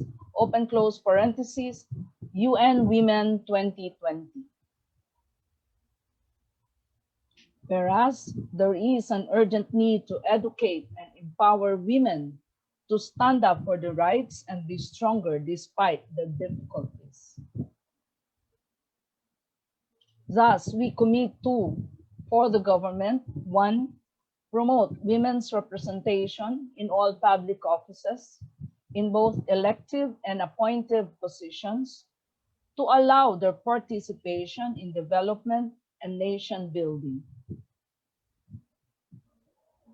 Number 2, ensure that governance leads to equal access to resources, developments, results, and outcomes for both men and women, girls and boys, inclusive of all sectors of society.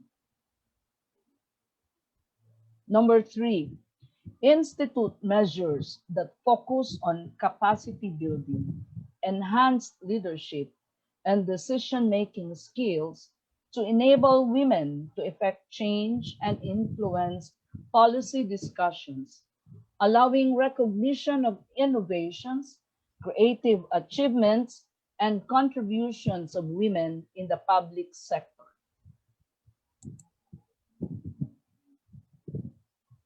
Fourth, for women, organization, and advocates, encourage partnerships not only among the women and youth sectors, but also between and among global peace players in the education sector, including the church and faith groups.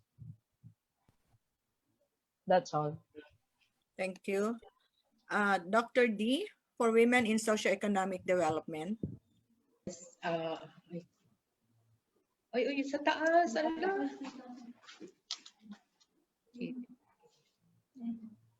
The ultimate objective of socioeconomic development is sustained improvement in the well-being of individuals and the community. When women are at the heart of decision-making, it brings long-term social change as our thoughts and value systems lead to the development of a good family, good society, and ultimately a good nation. Thus, the women leaders from the Socioeconomic Development Group strategically work together in coming up with this declaration. For us, the 25-year-old Women Beijing Platform for Action and Sustainable Development Goals provide relevant roadmaps for women. The COVID-19 pandemic could reverse decades of progress as gender poverty gaps for worsen by 2030. It is more crucial than ever to pursue and uphold our fought gains in the eradication of poverty and inequity. Whereas women contribute 37% of the global GDP. All types of women's care work, including unpaid work, generate $11 trillion globally. Deploying women's full potential is critical to economic recovery. Whereas, during the pandemic, women have lost their jobs at a faster rate than men have, as they are more likely to be employed in the sectors hardest hit by long lockdowns. 527 million women work in these sectors unsuitable for remote working, accommodation and food services, real estate, business and administrative activities, manufacturing, and wholesale retail trade.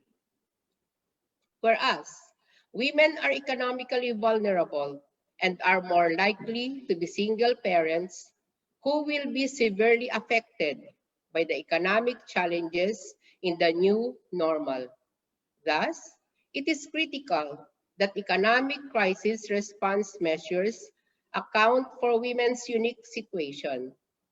In conflict zones and other areas where gender equality receives short shrift, women and girls stand at risk of being excluded from decision-making processes. Whereas women ignite transformative changes in the communities and turn adversities to growth. We have the immeasurable power and potential to bounce back better and stronger, not only as the spine that supports the household, but the backbone of recovery in our communities, country, and the world. Thus, we commit for the government, number one, to develop gender-responsive social and economic policies and programs that are inclusive and transformative in addressing women's leadership and labor, both outside and within their homes. Gender equality strategies should target women and girls in all effort to address gender-specific socio-economic impact. Number two, to collaborate with the designated government agencies and develop programs that will increase women's enrollment in non-traditional skills training, vocational and tertiary levels, and mechanisms for assessment and monitoring of compliance. Number three, to develop and support programs that preserve and generate new, decent, and environmentally sustainable jobs for women, both in private and social infrastructures. And number four, institutionalized fiscal stimulus packages and social assistance programs that are internationally gender lens designed. For women organizations and advocates, we commit to champion for women's and women organizations' active participation and leadership in COVID-19 response programs and commit to mobilizing meaningful cooperation and partnership. And lastly, to promote the preservation of women's micro, small, medium enterprises and ensure their sustainability via access to technology, training, markets, and innovative institutional finance. May I leave these words of inspiration from a fellow champion of gender equality and women empowerment, the late Ruth Bader Ginsburg. She said, "Women belong in all places where decisions are being made." Thank you very much, and mabuhay tayong lahat. Thank you, Dr. Cecil D. Thank you, ma'am. Next, Ms. Connie Hermono for Women in Healthcare.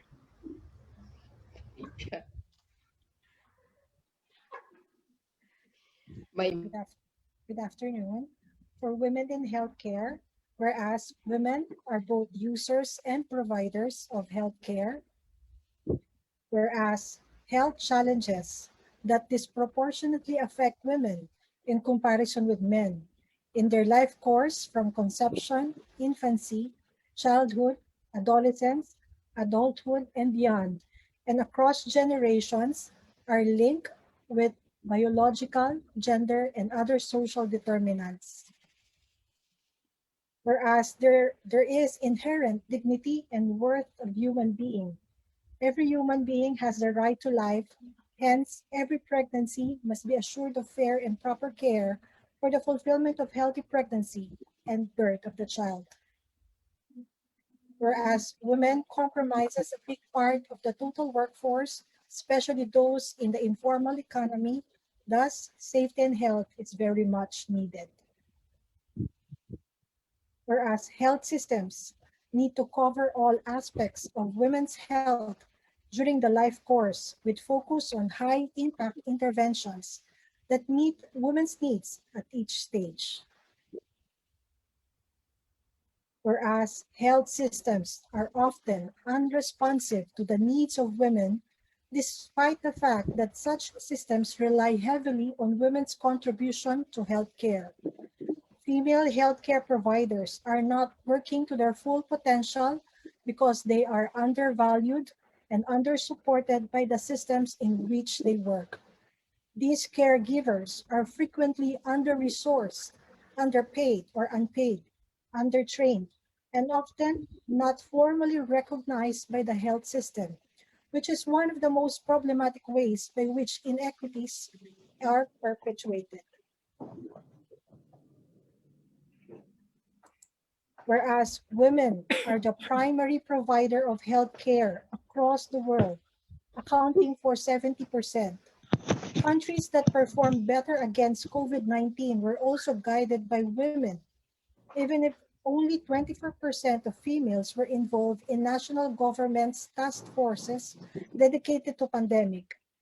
However, inequalities in terms of opportunities and leadership roles both in the government and private institutions exist, favoring men over women, health workers, and professionals.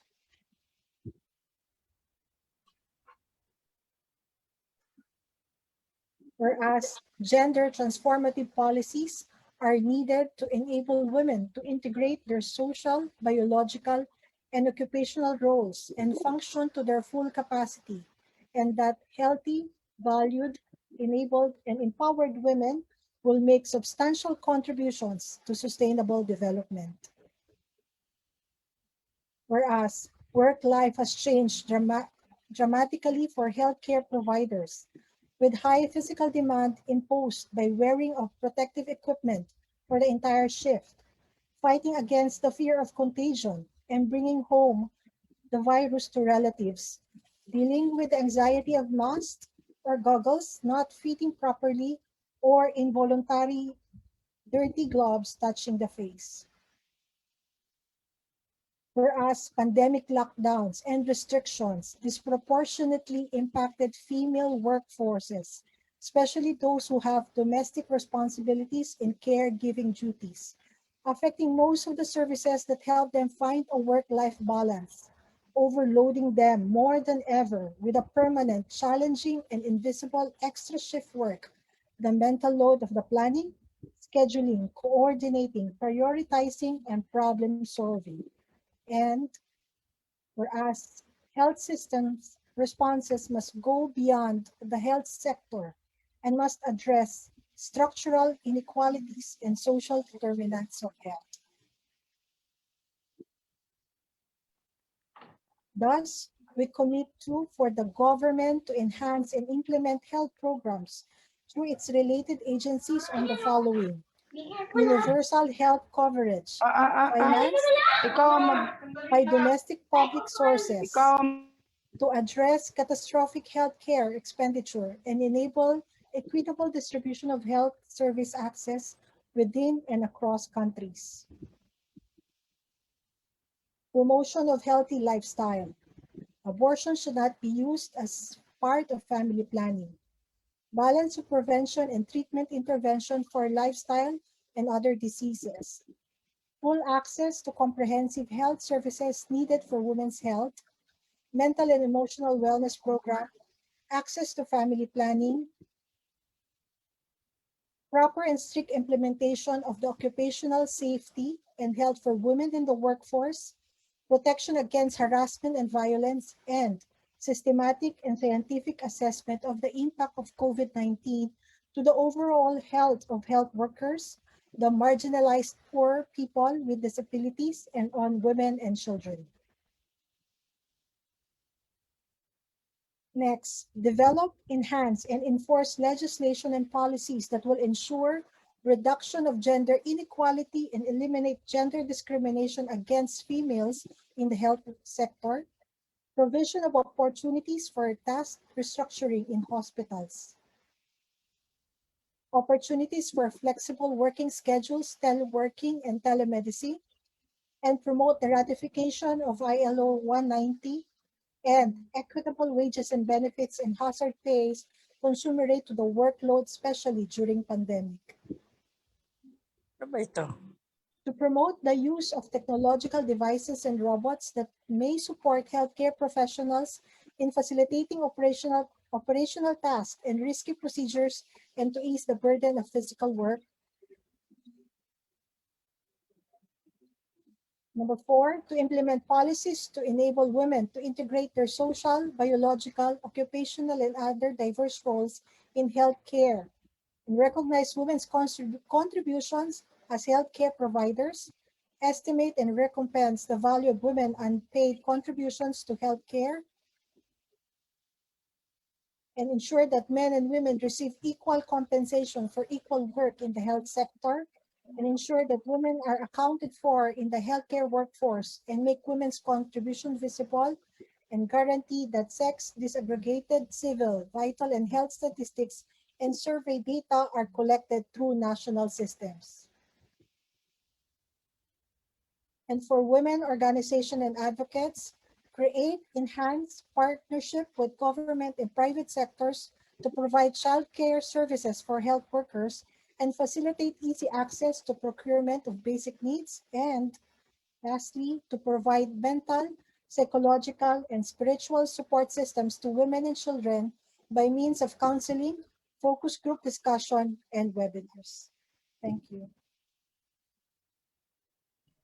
Good afternoon, everyone.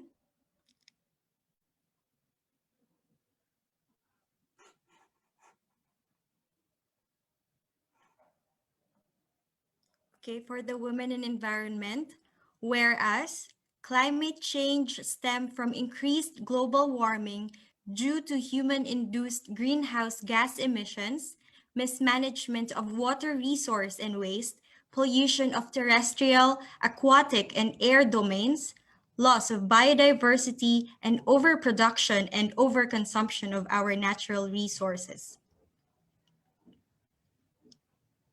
Whereas the link between gender-based violence and the environment is established on a knowledge base showing that gender-based violence can both be driven by and impact power imbalances in control over land and natural resources. This creates barriers to effective sustainable development and livelihood, as this exacerbates gender inequality detrimental to conservation goals, community well-being, and human rights. Whereas the poor are the most vulnerable to the impact of climate change, then women, as a disproportionate percentage of the poor, are particularly vulnerable. 40% of the poorest urban households are headed by women, and with climate change, the responsibility to put up household water supply and food security becomes a great challenge, resulting for women to be more vulnerable. Whereas women only make up 13.8% of landholders globally, less than 25% of all national parliamentarians around the world, and hold only 12% of top ministerial positions in environment sectors. This showed that women are forced to have limited access to and control of environmental goods and services, and negligible participation in decision-making. With no exposure, women are less able to confront climate change. Whereas, during extreme natural calamities or human-induced events such as droughts and floods, women and children are 14 times more likely to die or be injured, which equates to loss or reduction of economic opportunities and increased household workloads. This leaves less time for women to access training and education, develop skills, or earn income. Whereas women are also active and effective agents and promoters of adaptation and mitigation, having historically developed knowledge and skills related to water harvesting and storage, food preservation, rationing, natural resources management, and community building. This knowledge and experience that has passed from one generation to another will be able to contribute effectively to enhancing local adaptive capacity of women worldwide, particularly in developing countries. Thus, we commit to, for the government, to create programs in support of legislations that will identify and address gender-specific impacts of climate change, particularly in areas related to water, food security, sustainable agriculture, sustainable urbanization, energy, health, hazard and risk management, and conflict. Provide gender-sensitive investments in programs for adaptation, mitigation, technology transfer, and capacity building, including allocation of resource for climate change initiatives. Protect women from conflict-related sexual and gender-based violence through sustainable resource management, including investments in energy conservation technologies and access to clean water. Thus, we commit to, for the government, to ensure that environmental and climate-related security risks are appropriately integrated into the policy framework for women, peace, and security to include indicators on climate change and other environmental factors into the indicator framework for the monitoring of the implementation of UNSCR 1325 and related resolutions. Support ecological cooperation by focusing on the integral measures through global shift to vegetarian or vegan diet, sustainable water resource and waste management, shift to sustainable energy, re-engineering of packaging materials, and shift away from petroleum-derived plastics like composites, bonded or laminated materials. Shift away from chemical fertilizer, pesticide, fungicide, and herbicide, and the banning of usage of all kinds of materials that would cause harm to the environment. Proper management of food resources to avoid wastage, amendment of the zero waste laws to come up with more stringent policies in joint cooperation with the enforcing agencies, and the continuing application of 6Es, or the Total Ecosystem Conservation Zero Waste Principles. Thus, we commit to, for the women organizations and advocates, to collaborate with funding organizations and donors to introduce technologies related to climate change adaptation and remove the economic, social, and cultural barriers that could constrain women from benefiting and making use of them. Sponsor awareness programs that will help women build their capacity in negotiation, dialogue, and the resolution of natural resource-related disputes affecting their communities, and enhance women's contributions to post-conflict economic recovery by investing in climate-resilient sustainable livelihoods. Thank you.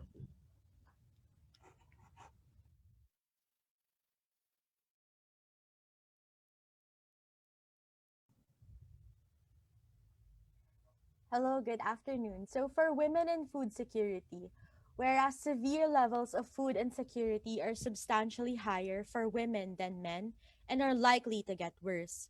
According to the World Food Program, 60% of people around the world considered to be mal or undernourished are women and girls.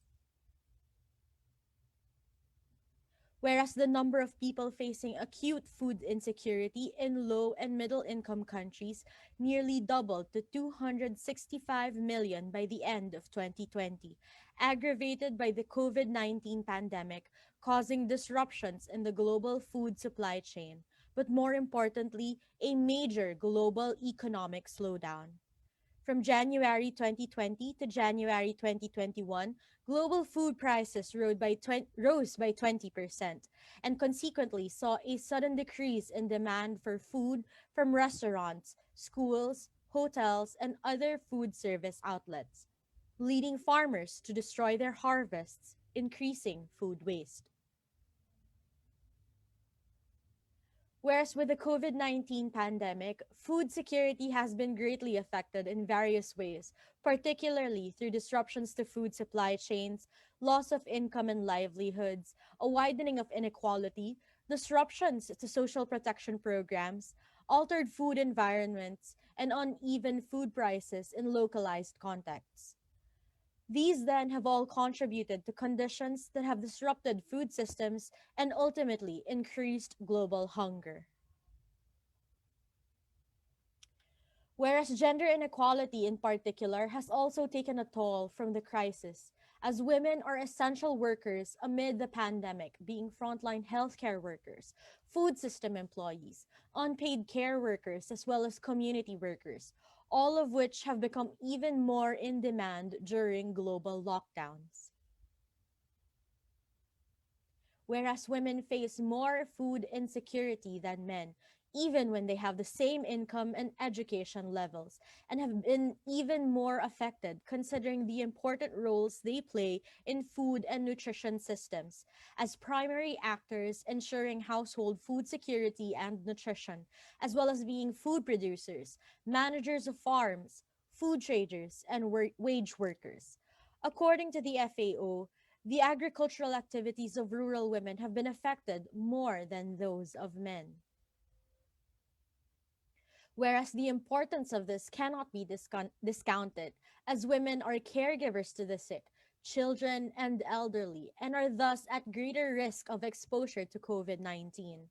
This causes a trickle-down effect of food production, processing, trade, and ultimately security, given their important roles in these aspects of society. The following are the four pillars of food security. Food availability, which is the availability of sufficient quantities of food of appropriate quality supplied through domestic production or imports, including food aid. Food access, which is the access by individuals to adequate resources entitlements for acquiring appropriate foods for a nutritious diet. Food utilization, which is the utilization of food through adequate diet, clean water, sanitation, and healthcare to reach a state of nutritional well-being where all physiological needs are met. And food stability, which is access to adequate food at all times. We commit for food availability to minimizing hoarding practices when purchasing food in order to allow others the opportunity to purchase food after us. For food accessibility, we commit to growing our own food within our own households, promote the distribution of seeds, and sharing our own personal bountiful harvests with our neighbors and communities in order to readily supply our family's food and nutrition needs. We commit to buying from local farmers as much as possible in order to help encourage, empower, and increase their economic activity and allowing for the sustainability of local agricultural industries. We commit to exploring ways where we can work with our local government units to develop ways to provide better credit and access to financial assistance to women in the food and agricultural industry, as well as monitor prices of food in our markets. for food utilization, we commit to educating ourselves in the appreciation of food and nutrition in order to maximize the health benefits of the food we consume. We commit to learning about food safety, including the proper handling, cooking, serving, and storage of food to ensure the safety of our families. And finally, for food stability, we commit to educating the youth and community women in the appreciation of planting and growing your own food in order to encourage the next generation to care more about food security and sustainability. Thank you.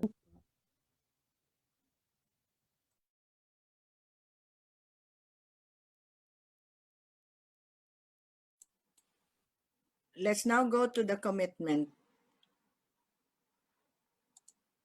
Now, therefore, we, the participants of the International Women's Summit Manila 2021, do hereby faithfully commit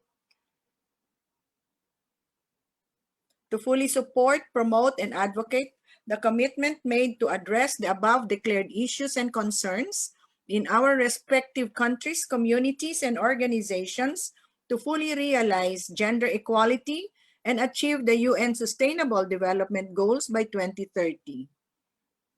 Establish a collaborative partnership with the government, private sector, and various non-government organizations imbued with the common goal of achieving an inclusive, equal, harmonious, and peaceful world across all gender, race, and age. To support the writing of her story as global women leaders who believe that we have the power to change the world, to make it a better place in recognition of our role in the family, community, the nation, and the global society. To translate these commitments to action for the participants of this summit to move forward and implement this with our utmost passion and capabilities. We commit that we involve ourselves in the above call to action. We shall acknowledge, include, empower, and support the youth, especially young women and girls, as we greatly believe in the powerful change and hope they can bring for the future generations. We commit further, we shall at all times act with integrity, passion, commitment, and dedication towards achieving a better world for all women and girls with faith and the grace of God. So this commitment will be confirmed and attested by the participants of the International Women's Summit Manila 2021. So from this reading of this declaration and commitments, I would like to request the following. For the final review and the draft of the declaration and commitment in a special breakout room. And this will be the convener, Dr. Nona Ricafort, the chairman of the Declaration and Commitment Committee, the presidents of the host organizations, Global Peace, National Commission of Women in the Philippines, YWCA-FFPI, the lead moderators, and the lead rapporteurs. Okay, shall we now go to our special breakout room to just confirm finally the draft that has been read? Meantime, the other participants, please stay at the plenary hall for some International Women's Day video. Thank you very much for your kind cooperation, and we will get back to you soon. Thank you.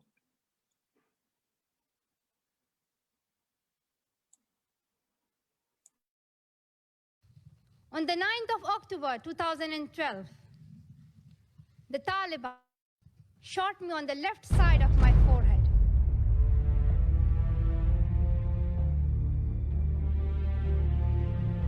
They thought that the bullet would silence us,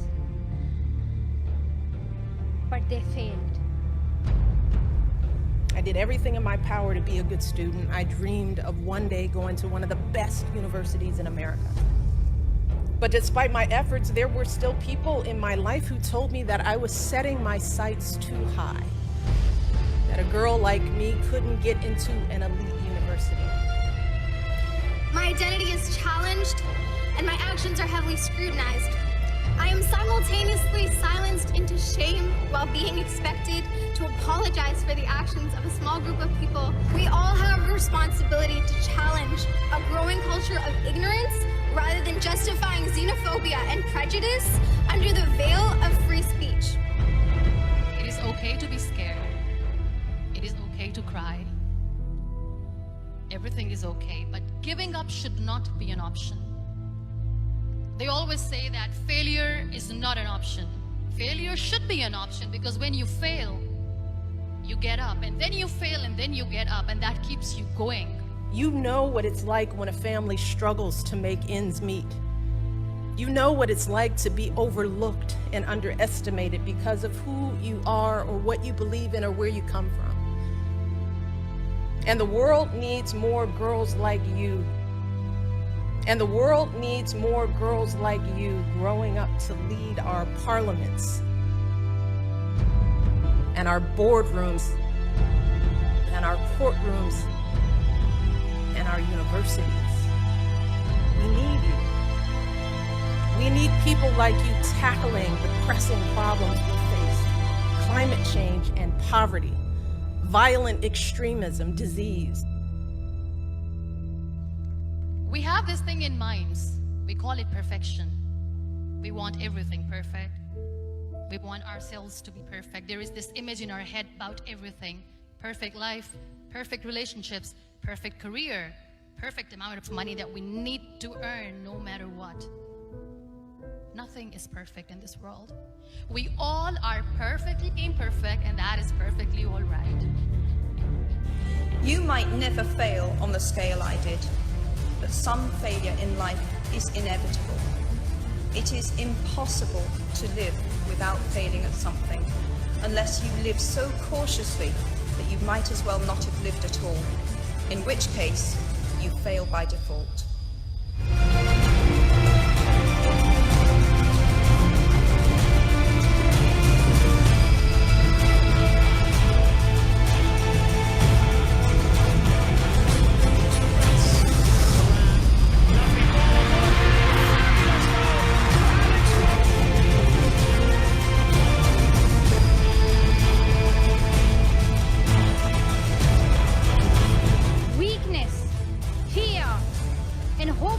Died. Strength, power, and courage was born.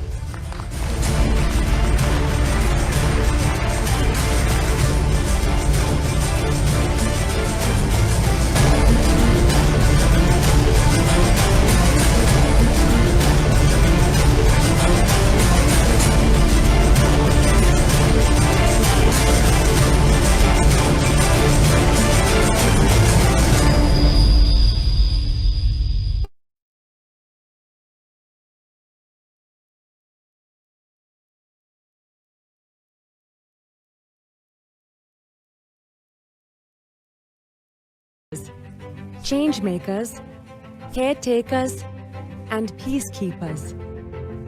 But while they have an empowered role in our societies, to this day, women and girls are still forced to fight for their rights. How much progress have we achieved, and how much work remains? How can you carry on the fight for equal rights? Women's struggle for equal rights is centuries old. But 1848 marked a watershed moment for women's rights with the Seneca Falls Convention, where women activists publicly petitioned for their civil, social, political, and religious rights. In 1893, New Zealand sent a message to other activists across the world that equal voting rights were achievable through advocacy. Entering the 20th century, women around the world are mobilizing in ever greater numbers to campaign for gender equality. Just as women's role in the labor force is rapidly evolving by opening up options beyond caretaking roles. In 1945, the United Nations is formed in response to the destructive toll of 2 world wars, and Eleanor Roosevelt oversees the drafting of the Universal Declaration of Human Rights. For all the world to hear, she and other advocates underline the place of women's rights within. This sets a foundation for women's rights norms and standards at the international level. In the subsequent decades, just as women are taking historic leadership positions in government, women activists at the grassroots level dovetail with the worldwide momentum by becoming powerful symbols of feminist resistance and social change. This momentum reaches a climax in 1995 when the Beijing Declaration and Platform for Action presents a visionary global agenda for women and girls' rights. But in spite of all the progress, as we enter the 21st century, patriarchal stigmas persist and exemplary leaders arise to resist them. With the rise of the digital age, social media emerges as a crucial tool to galvanize populations in the fight against injustice. A single woman's voice is now louder than ever. Grassroots activists trigger social movements online and offline, from cities to villages, inspiring future generations of women and girl leaders. After relentless campaigning, these movements generate changes in policy that signal a true shift in international attitudes and practice towards equal rights. Where are we now? A quarter century after the Beijing Declaration, women and men must mobilize together to overcome the remaining obstacles to gender equality.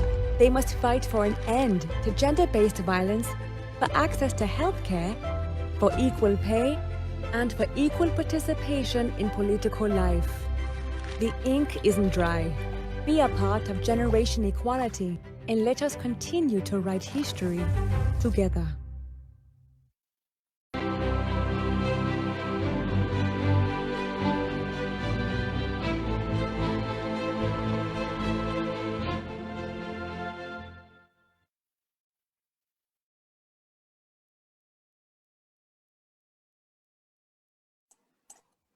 Okay, thank you. We are back. The draft declaration and commitment has been presented once again to the different heads of the organizations sponsoring the summit, together with the moderators and the rapporteurs, to confirm whether what has been read are correct and shall already be submitted to the plenary for formal approval. May I request our secretariat to please flash on the screen again the entire declaration.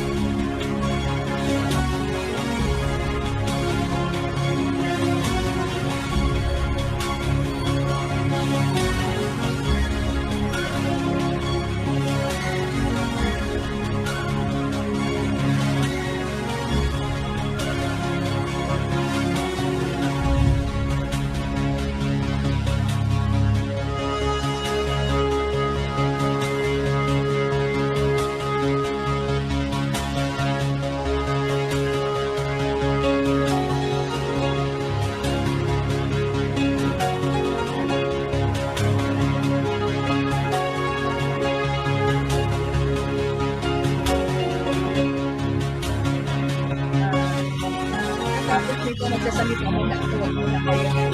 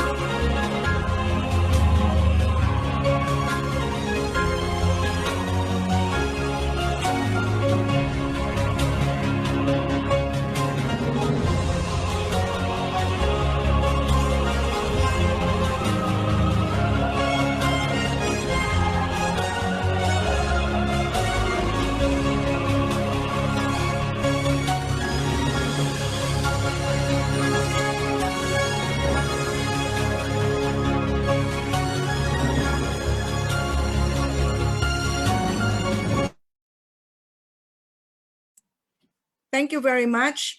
This declaration and commitment will be submitted to the respective governments as well as related agencies of the United Nations and the different social civic organizations as well as women organizations across the globe. In this connection, I would like to present this to the body. Do I hear any motion to approve this declaration and commitment? Madam Chairperson, I would like to respectfully... May I know who is this, please? This Can you is please Weng... identify yourself? Good evening, Madam Chair. This is Weng Pangangaray from YWCA FI. Okay. Would like to be recognized. Yes, you are recognized. Yes, Madam Chair, I would like to respectfully move for the approval of the Women's Declaration and Commitment in its entirety. Thank you, Ms. Pangangaray. Do I hear any motion to second? Do I hear from the host organizations from Global Peace? Second the motion. Please Olivia identify yourself, please. Olivia Villafuerte, NCWP. Thank you, Ms. Villafuerte from NCWP, ma'am. Thank you. How about from Global Peace?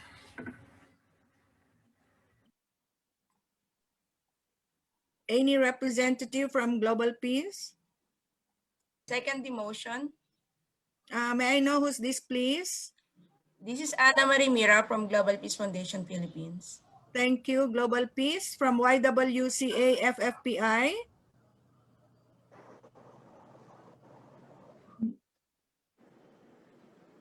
You're on mute, Ma'am Nitz. Ma'am Nitz Ferido? You're on mute. Yes, ma'am.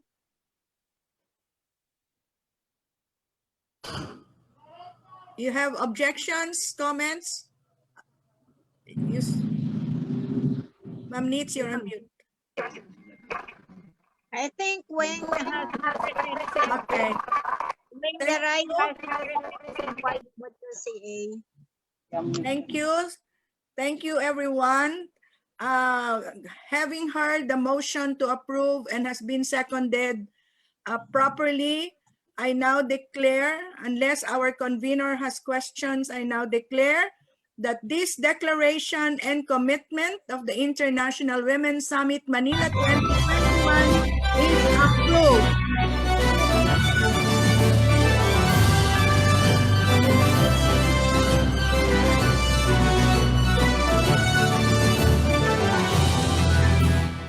Thank you very much. May I now request our convener, Dr. Nona Ricafort, for her closing message.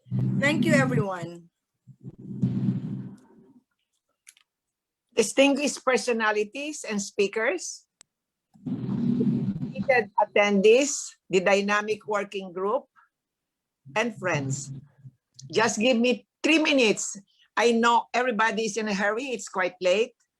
To say thank you to all of you.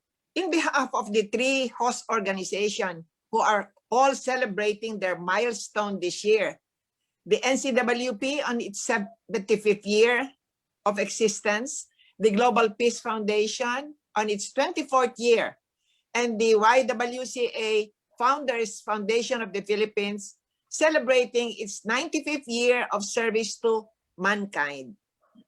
We dreamt together, we worked together, and with our fragile hands and hearts, we did the best we can in leading this 2021 International Women Summit organizing team, the unique first ever summit via virtual Zoom and Facebook to success, gathering about 6,000 attendees in both FB and Zoom.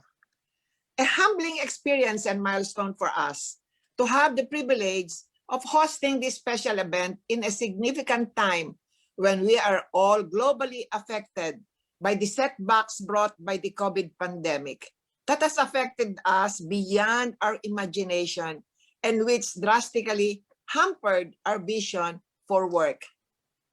Expression of admiration and thanks to our 15 distinguished speakers, the visionary global leaders of the different organizations and institutions, as vital players in creating innovation approaches and proposing new ways of intervention with timely, relevant, and responsive action agenda embodied in the Women's Commitment and Declaration.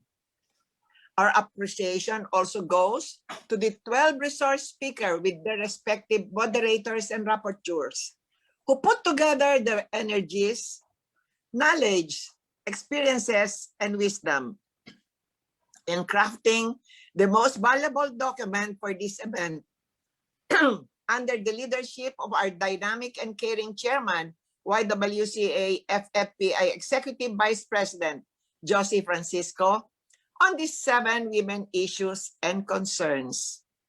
She definitely did not leave any stone unturned to ensure that the International Women's Summit Manila 2021 Women's Commitment and Declaration were drafted comprehensively based on the 15 distinguished speakers' sharings and recommendations, the 12 resource speakers of the 7 breakout sessions, who meticulously validated all these innovative proposals with the UN 17 Sustainable Development Goals. Indeed, with great pride, we have worked with empowered and an experienced team full of exemplars and dedicated dynamic ladies who selflessly continued to deliver the best result in meeting our target goals. They had sleepless nights just to meet our targets. Words are not enough to express our appreciation and thanks for your thoughtful, warm, and touching greetings, your selflessness in friendship, most especially your cooperation, assistance, and kind patience were most precious in achieving our goals and delivering our commitment. With our sincere heart, mind, and spirit, reach out, touch the hearts of our distinguished attendees. We hope their expectations were met. Honestly, all of you attendees made this event a reality. Together, we succeeded in our quest to spread care, compassion, and love in uplifting human dignity and alleviating human suffering, especially elevating the status of women. As we finalize and approve our women agenda, now our work begins.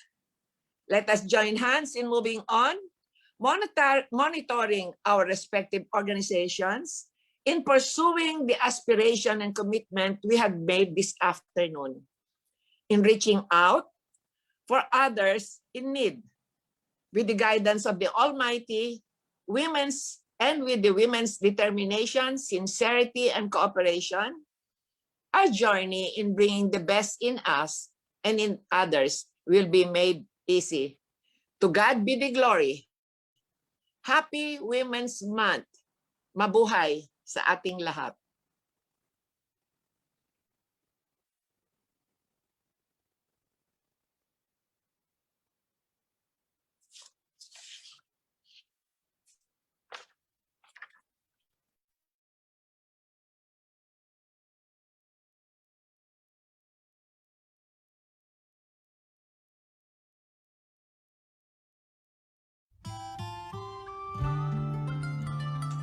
Tu es même endroit. I can hear you, Jerry, but I've got nothing on the mic.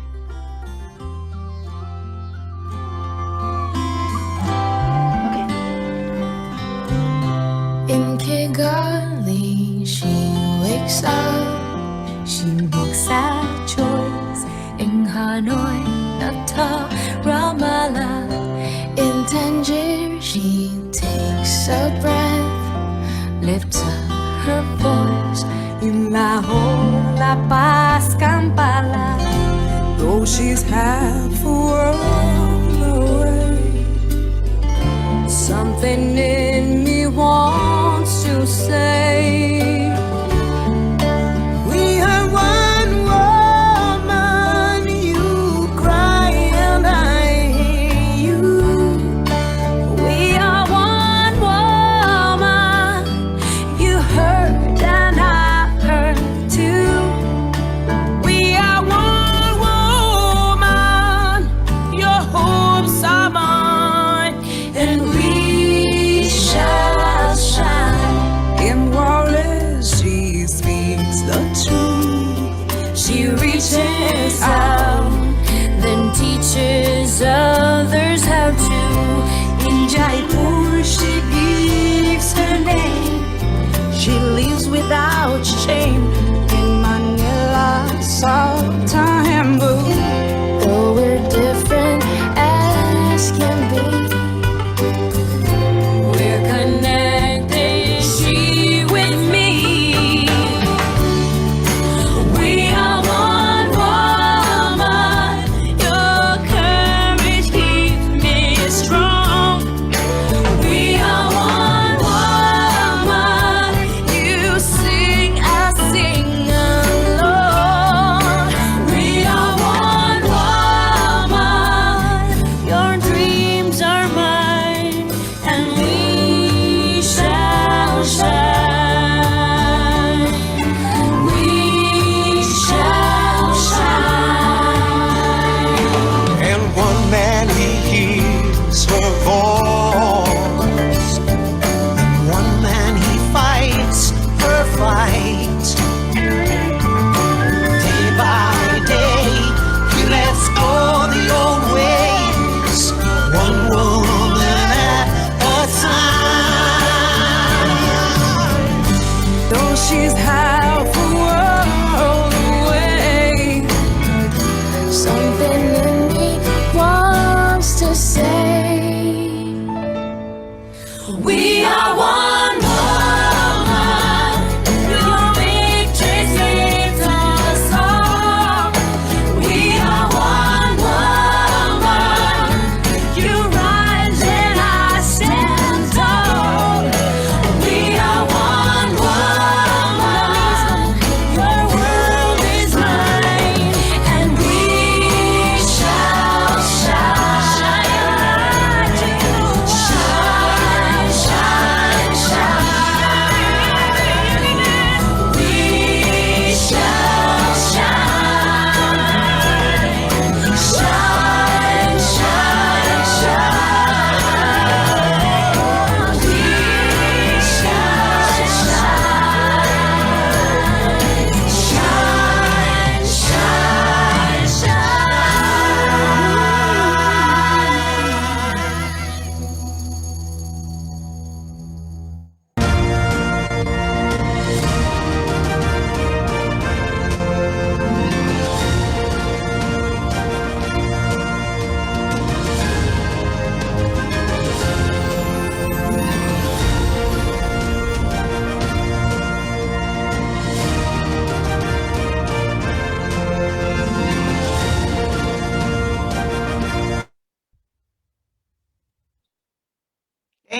Thank you to all.